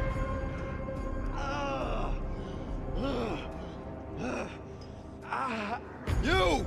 Turret! I need to patch him up. Keep pressure on this wound. I got you. What unit you with? They just lit us up. We were the first wave. They just tore right through us. It was a shooting gallery. Rest of your unit get off? I'm the only one who made it. It's just me. Just breathe. You'll need your strength when it hits you. Trust me. Coming up to the link-up point! Gear up! Looks hot! Stone! What do you got? Dismount! Dismount! Hey, keep pressure on this wound. Go! I'll get him to the CCP! Clear ramp! Clear ramp!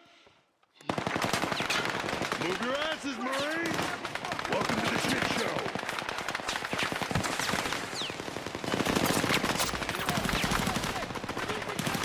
So, I don't understand this. We have this crazy armored vehicle with a, like, machine gun grenade launcher. Why the fuck are we getting out of it? I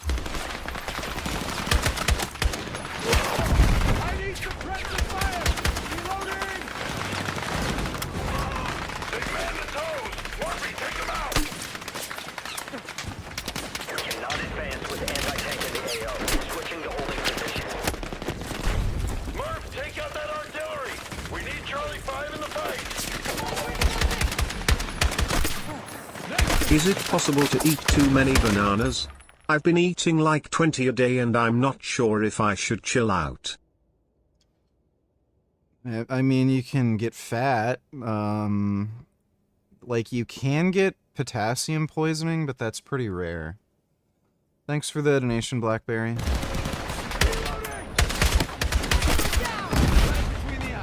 Use explosives! Take the cones off the board!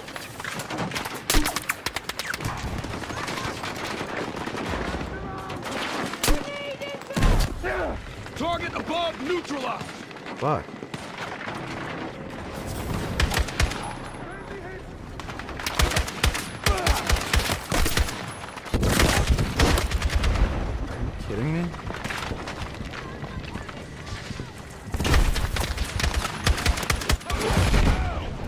What am I supposed to fucking do here?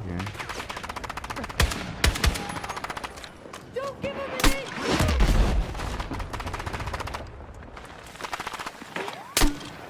Get into position! Grenade inbound! Close down! Charlie 5, toes are down. You're clear to move in. Good copy, Dagger 1-3. Advancing.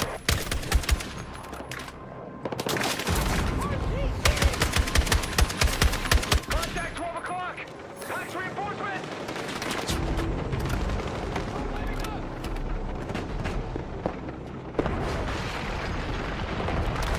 Charlie 5 engaging.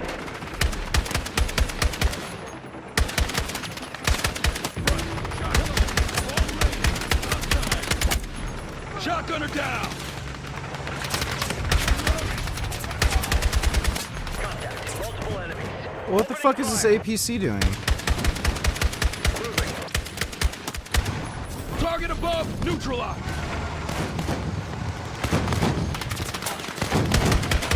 Hostile spotted. Engaging.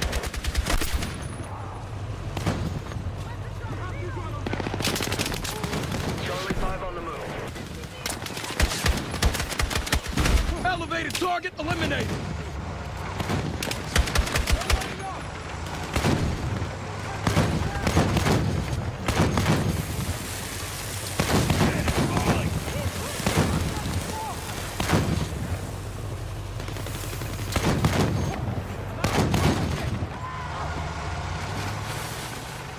We're clear. Hemlock, we've linked up with Murphy and Lopez. Oh, hey. Provide an escort for Charlie 5. Approach the TOC with extreme vigilance. Intel suggests it's heavily defended. You heard the man. RZ on Charlie 5. Keep it active while we advance on the TOC. Move! Make contact once you secure the objective. Hemlock out. Objective is to escort Charlie 5 to the TOC. Once we've found our Overwatch, we move on to compound and secure that PAX commander. Good to have your support, Dagger. Packs are dug in around here, using the buildings for cover. Perfect for an ambush. Roger that. Raiders, scan high and low. How did that Cover not your destroy sectors. it? Contact.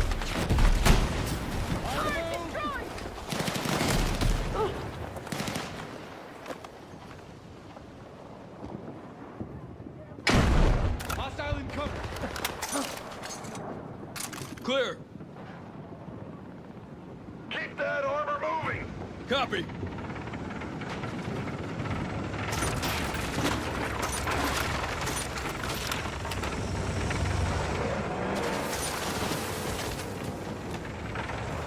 Here, take these rockets. Contact front! RPGs! Take cover. Taking damage. Murphy, prepare Charlie 5.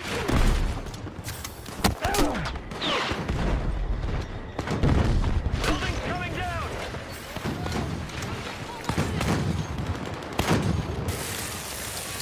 We're clear. You're good to go, Charlie 5. Moving. We picked up radio chatter. Packs are dug in ahead.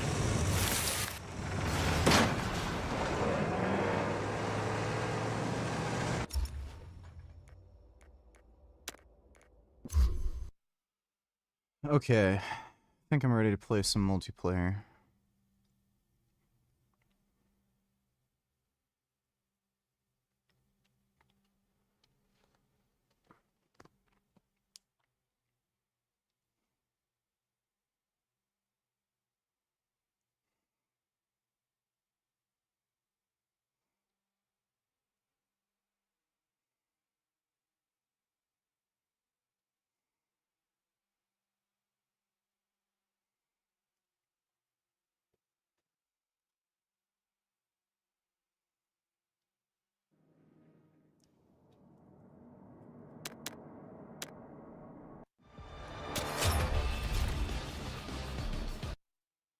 What?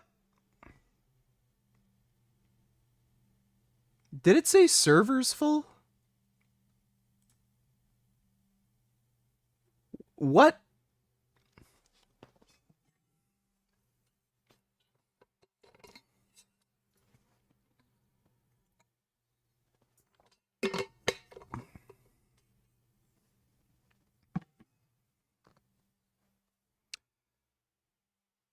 You've got to be fucking... Like, there's no way.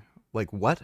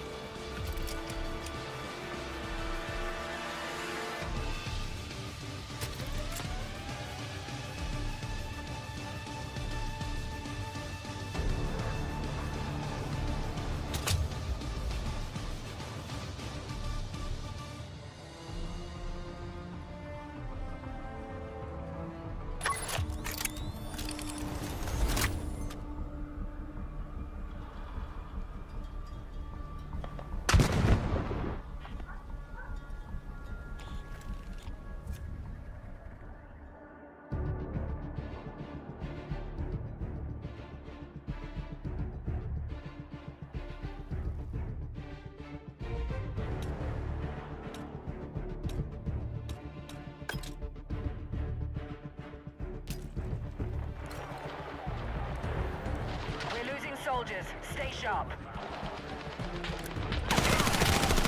need to advance my sector and secure the AO.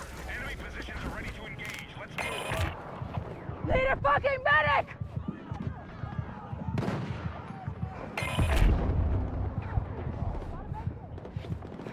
Attacks coordinated on a marked objective. Yeah. Sit reps of losses coming in. Watch your back.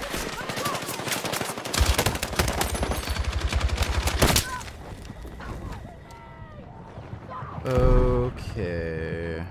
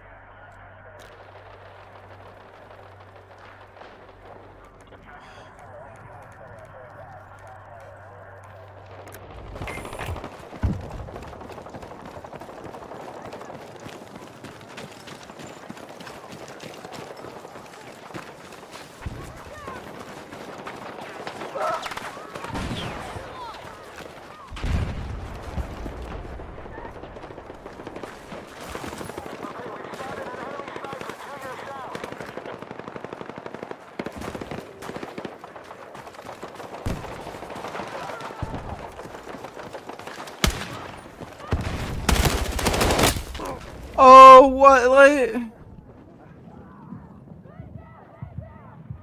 Are you kidding me? Yeah, enemies seem super spongy. Wait, let me see. Our forces suffered 50% losses. I can't even use a DMR.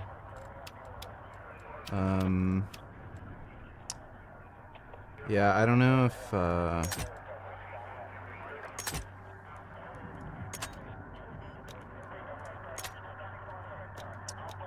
there's a lot to unlock here.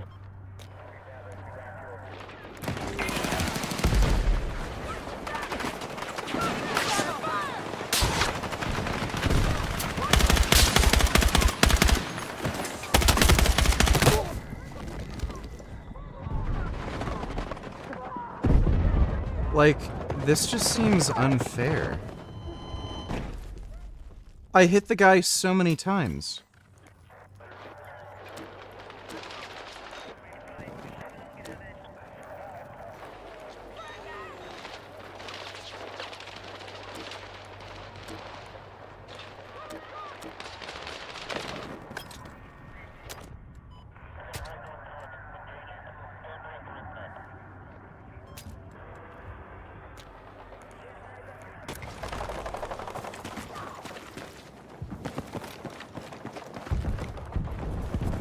Am I literally gonna have to just do this horse shit?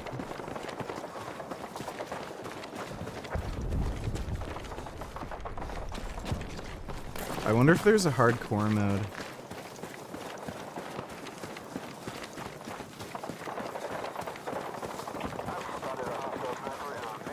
Dude, this is rough.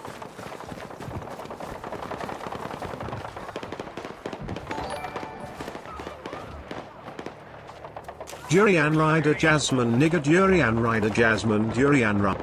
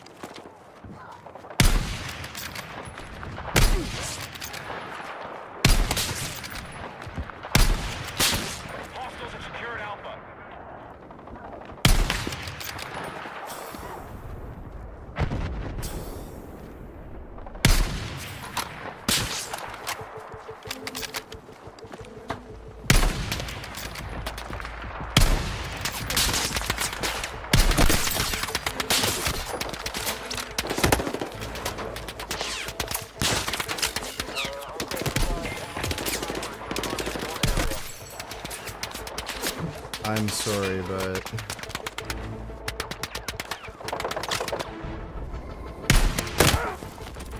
This game is goofy. Like, this is just goofy.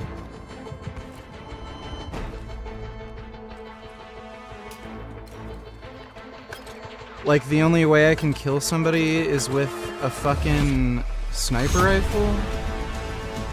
Really?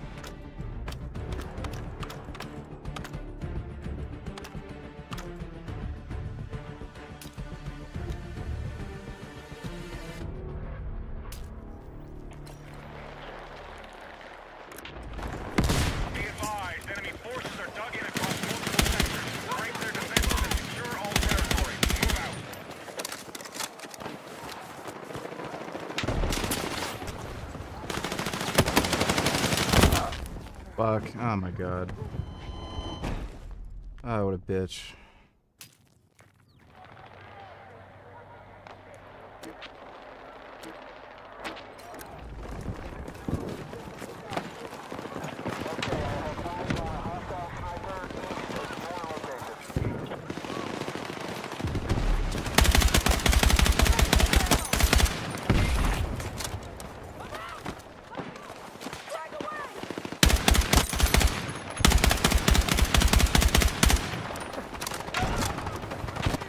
Dude, I'm like already out of fucking ammo. Holy shit. Got eyes on extra ammo.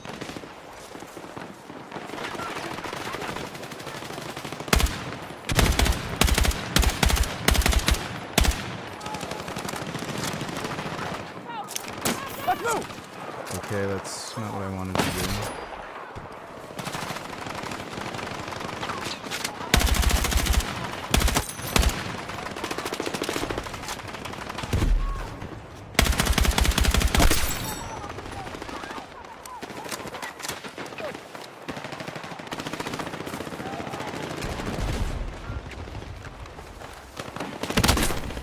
Shit.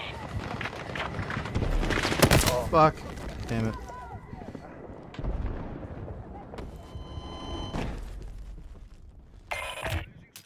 Stay sharp.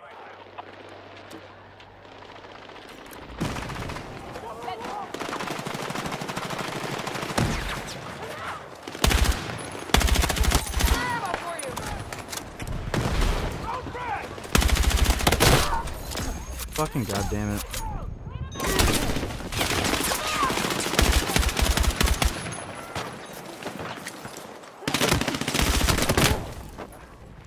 Fuck. Did that grenade not kill anybody?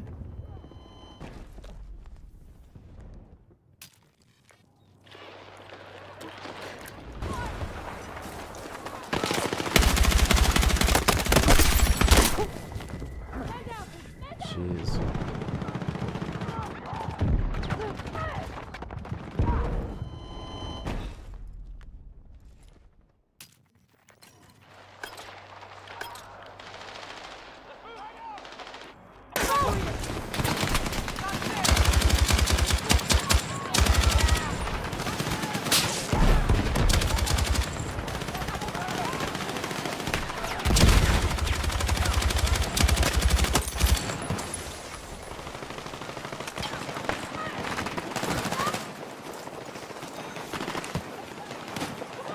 Oh shit.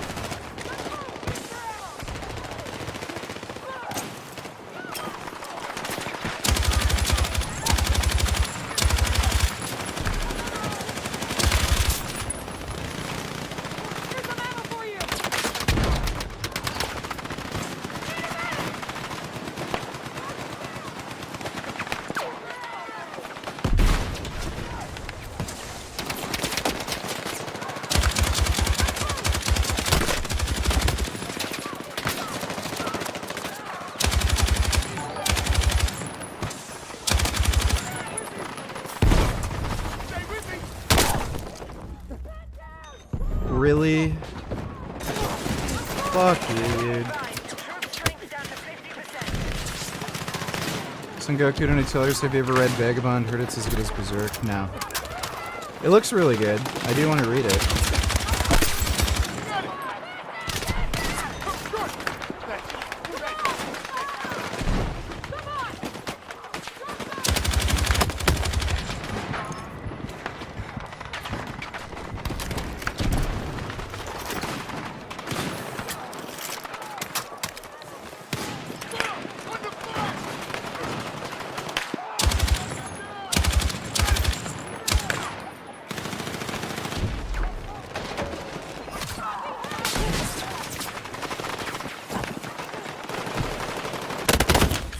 Ah!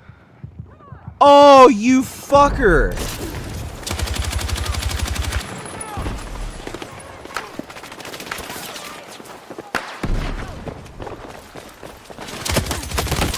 Fuck, god damn it.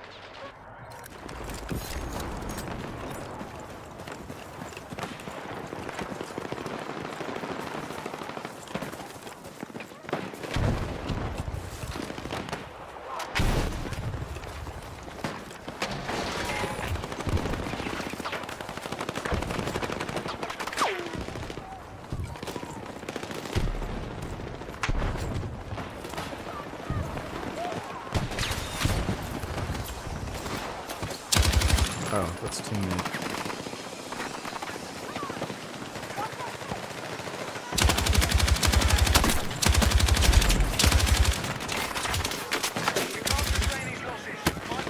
Shit, oh my god, damn it, fuck.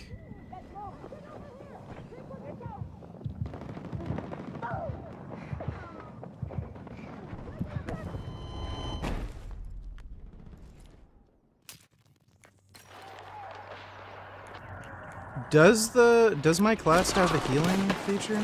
Oh yeah, maybe I do. How do I... Oh, 3, okay.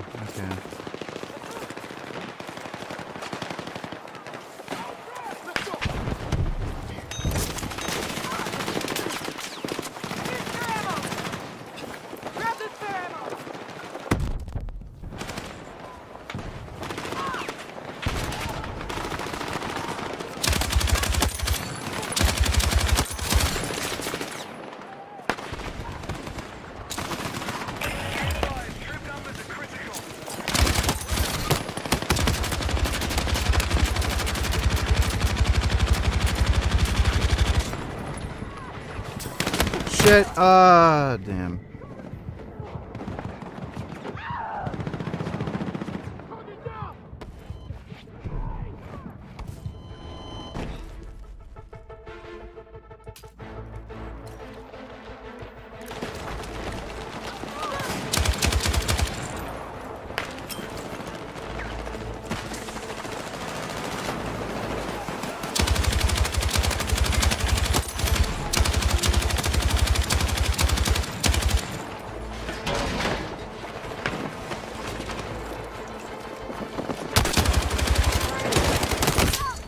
Fuck. God damn it. Dude, this seems like fucking impossible. It like feels impossible to win.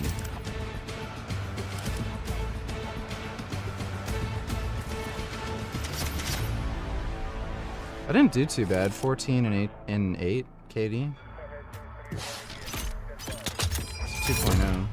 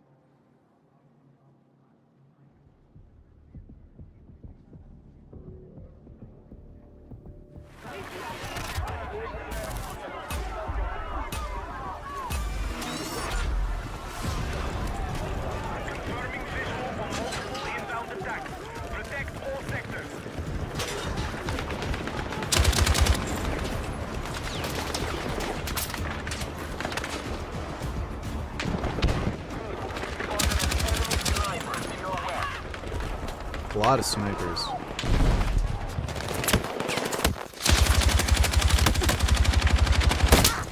Okay, like, I mean, come on.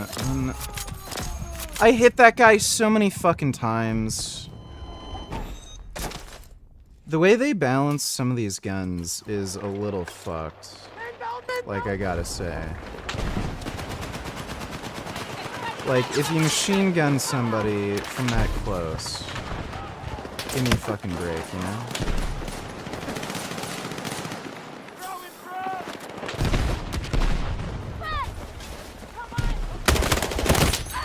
Ah, son of a bitch. Fuck you.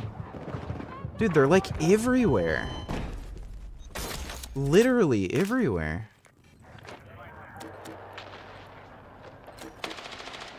Great.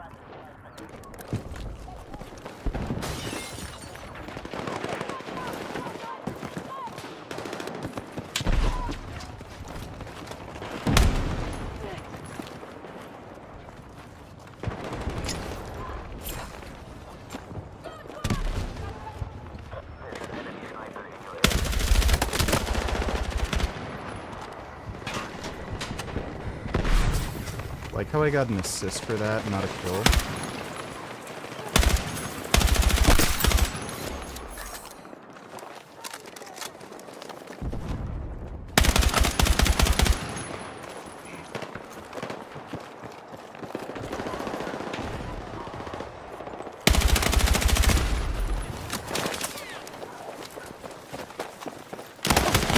shit.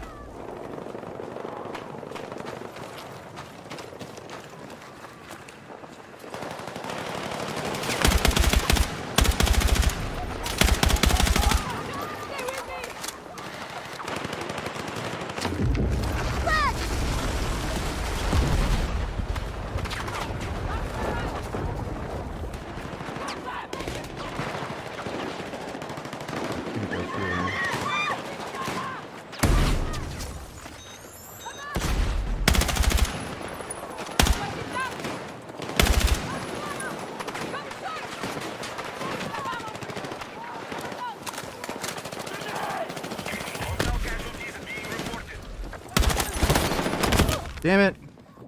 Ah, fuck, he was on the roof. What a bitch. Gotcha, bitch.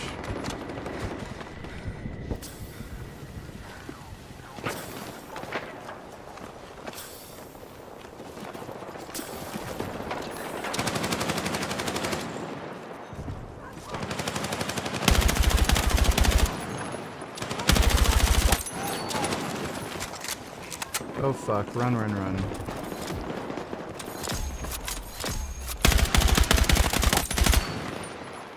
I'm out of ammo.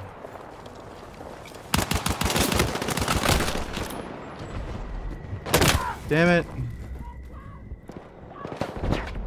Yeah, they give you no ammo. Like practically zero.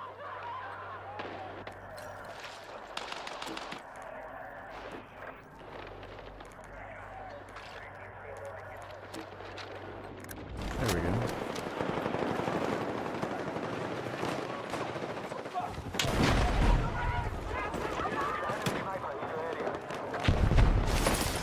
Oh shit.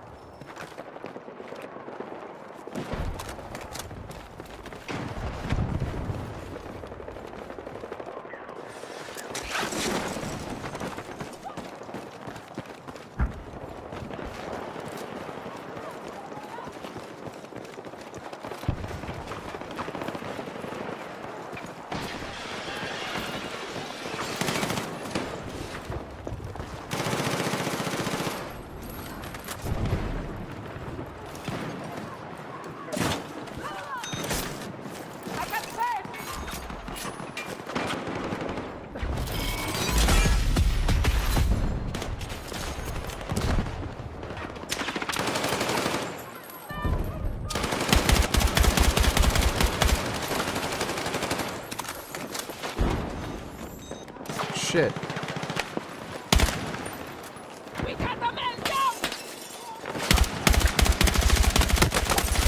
Damn it.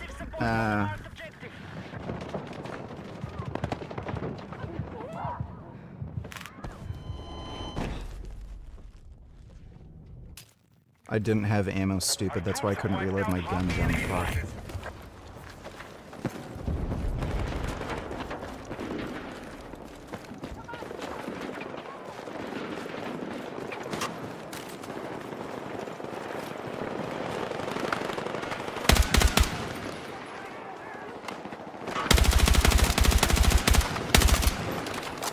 Give me a break.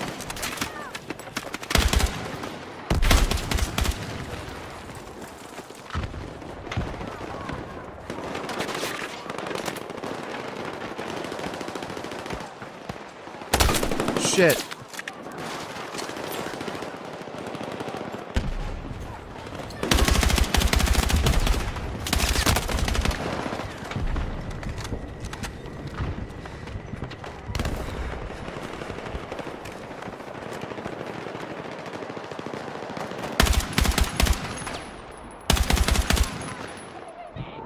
dude. I'm out of ammo. I only have 4 rounds. Like, what the fuck? That's just insane. You only have 3 magazines, and it takes like a whole mag to kill 1 person? Like, did that seem reasonable to someone?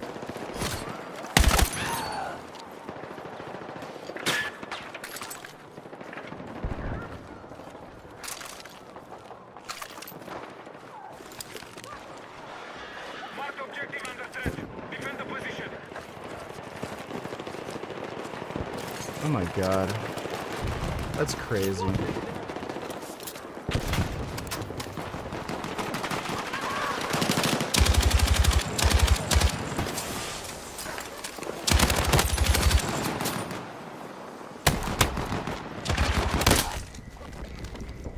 Fuck you.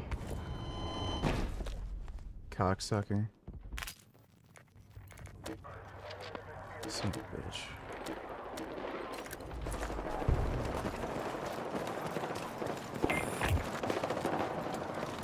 You know, it feels like if you're on the defending team, you just win.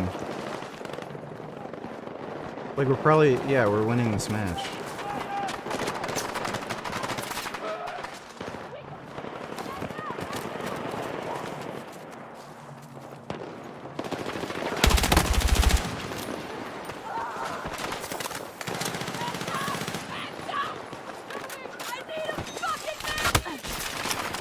Fuck.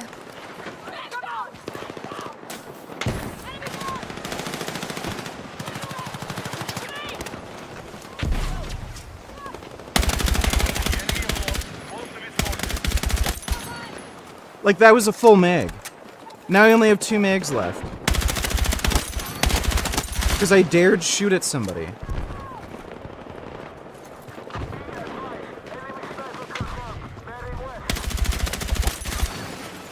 Oh, shit.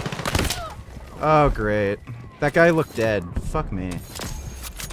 What a lot of bullshit. Oh, yeah, just revive all your buddies. Fuck you. That revive mechanic's stupid.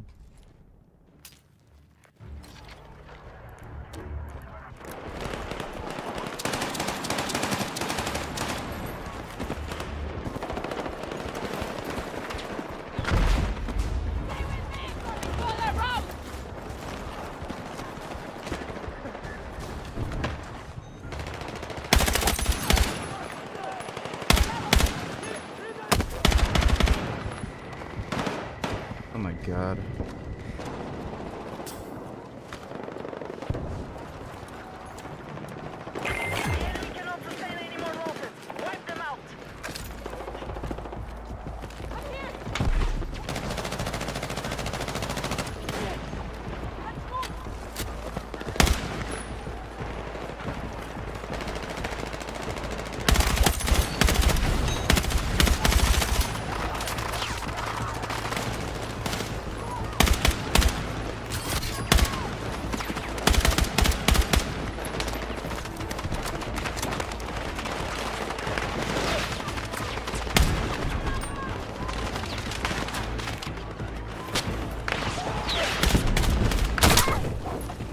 Yeah, sure.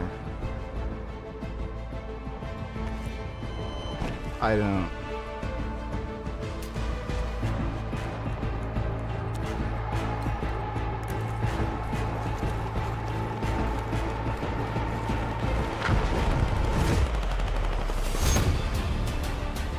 like... So... if you're on the defending team, you just win. Basically. Like, it feels so skewed. Like, it's impossible to fucking win if you're attacking. Like, there's just way too many players, and it's way too hard to kill enough people to, like, advance. I don't know, I think this game mode's fucking stupid. I might try a different mode.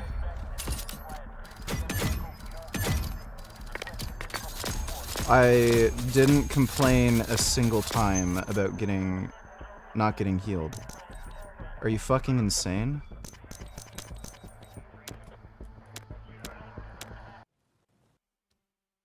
I complained about the enemy team healing their fucking teammates.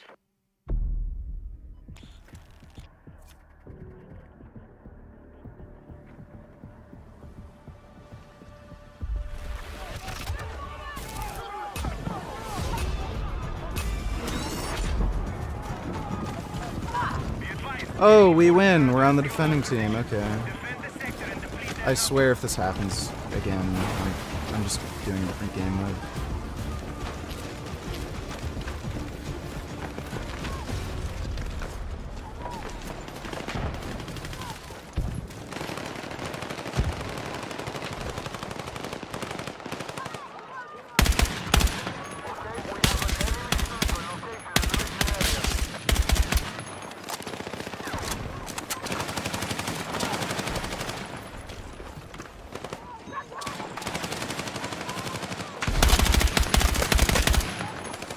That was so many headshots. That was so many headshots. Give me a fucking break. Fuck right off. Yeah, I don't know. Like, it's... some of the shit is just way too spongy. Like, silly.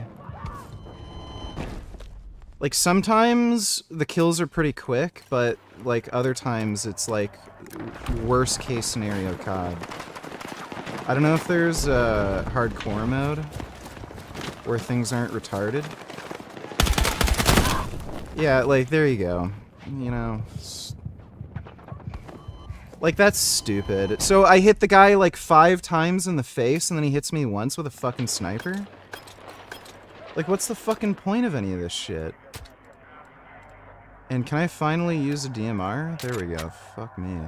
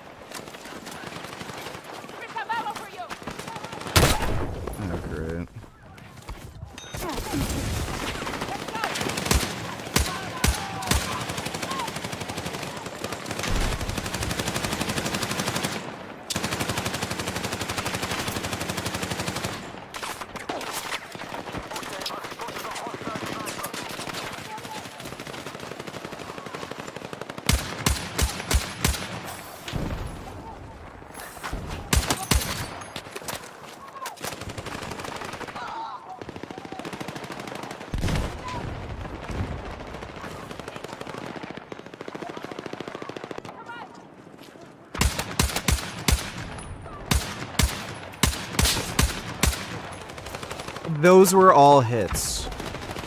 Literally all of them.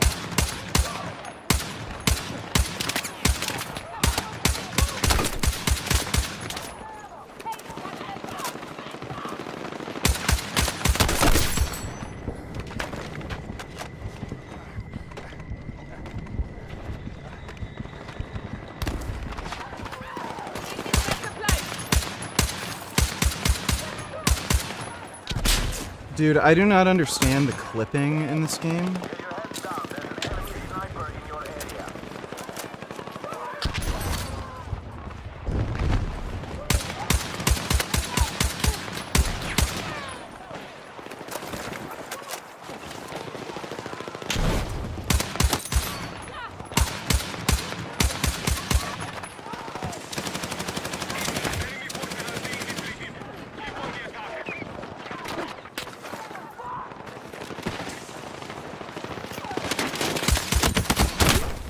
Fuck, dude.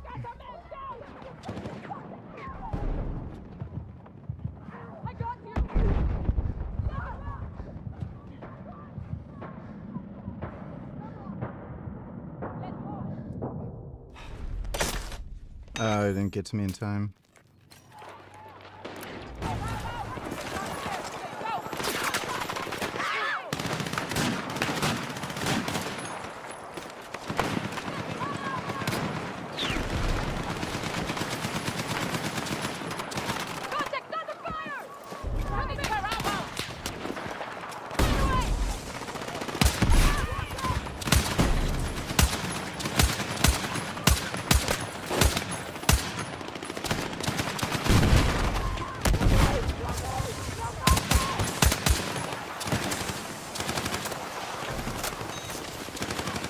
not good.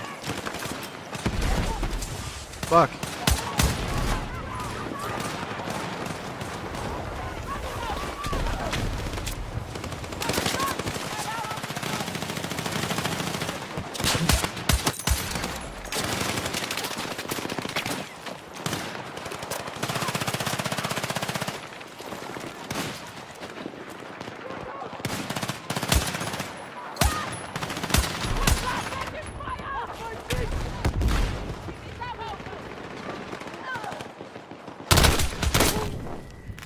Fuck. Dickhead.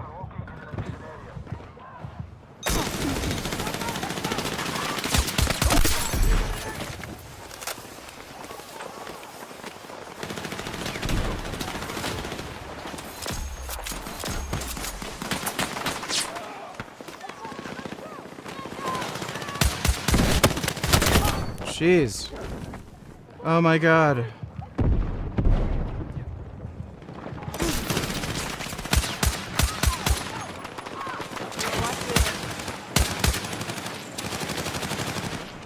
Oh, crap.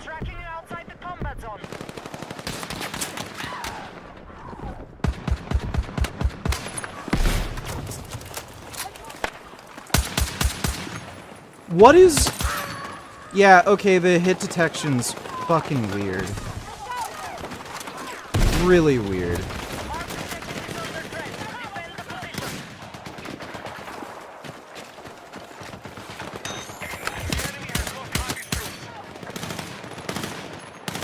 Dude, you may as well just play with the DMR. You have way more ammo.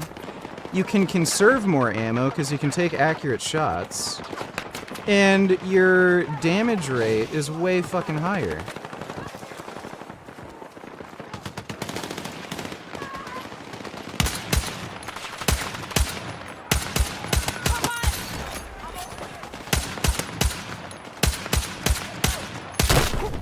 Fuck.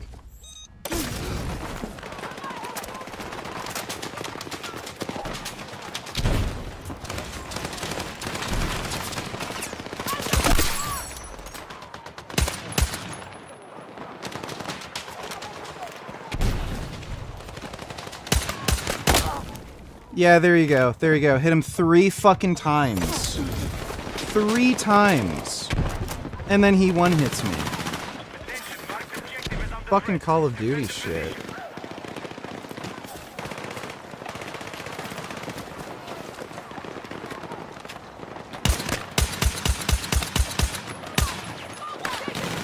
Fuck right off.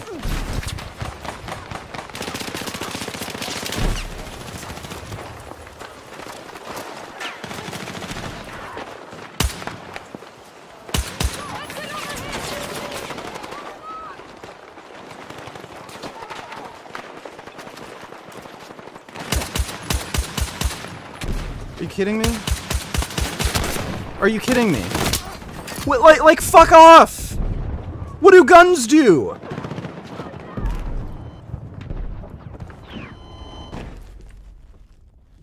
Yeah, that's a little fucktarded, dude.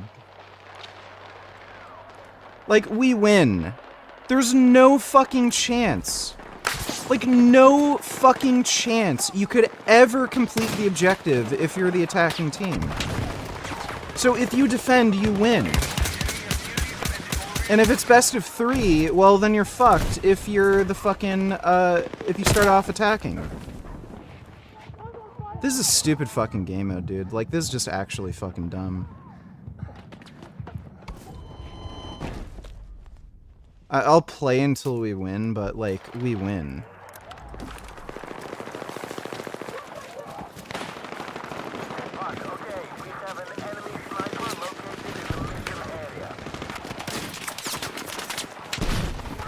Yeah, the defending team spawns way too fucking quickly. Like, it's insane.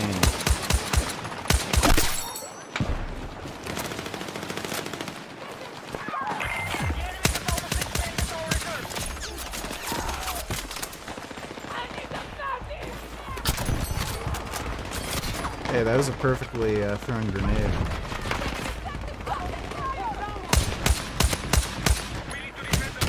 Fuck! What a bitch. You're a bitch.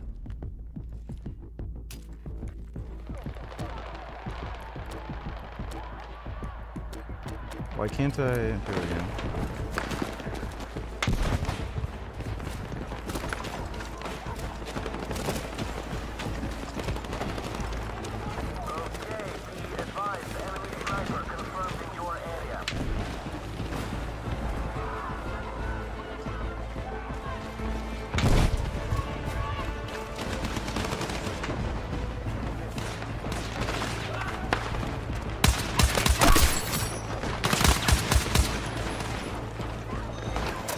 Oh shit.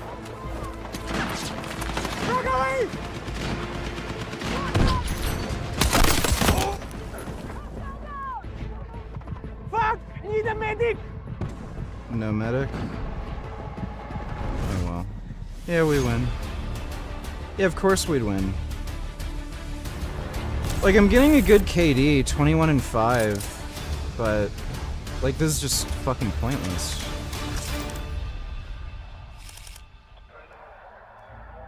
It's like, I'm actually convinced it's literally impossible unless the matchmaking is just crazy and you're fighting like 9-year-olds. There's no way you could ever win if you're the assaulting team. There's no chance. They've skewed it in such a fucked way.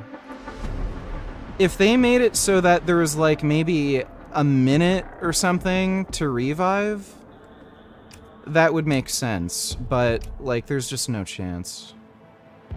Alright, I gotta pee really bad and it's late anyway, so I'm gonna just end the stream here, but hope you all had fun. Big thanks to everybody who donated in Streamlabs, really appreciate it. I should be on tomorrow and I'll do a leg day training stream tomorrow because everybody's been asking for a leg day. But thanks again, everybody. I'll see you all tomorrow, and sweet dreams.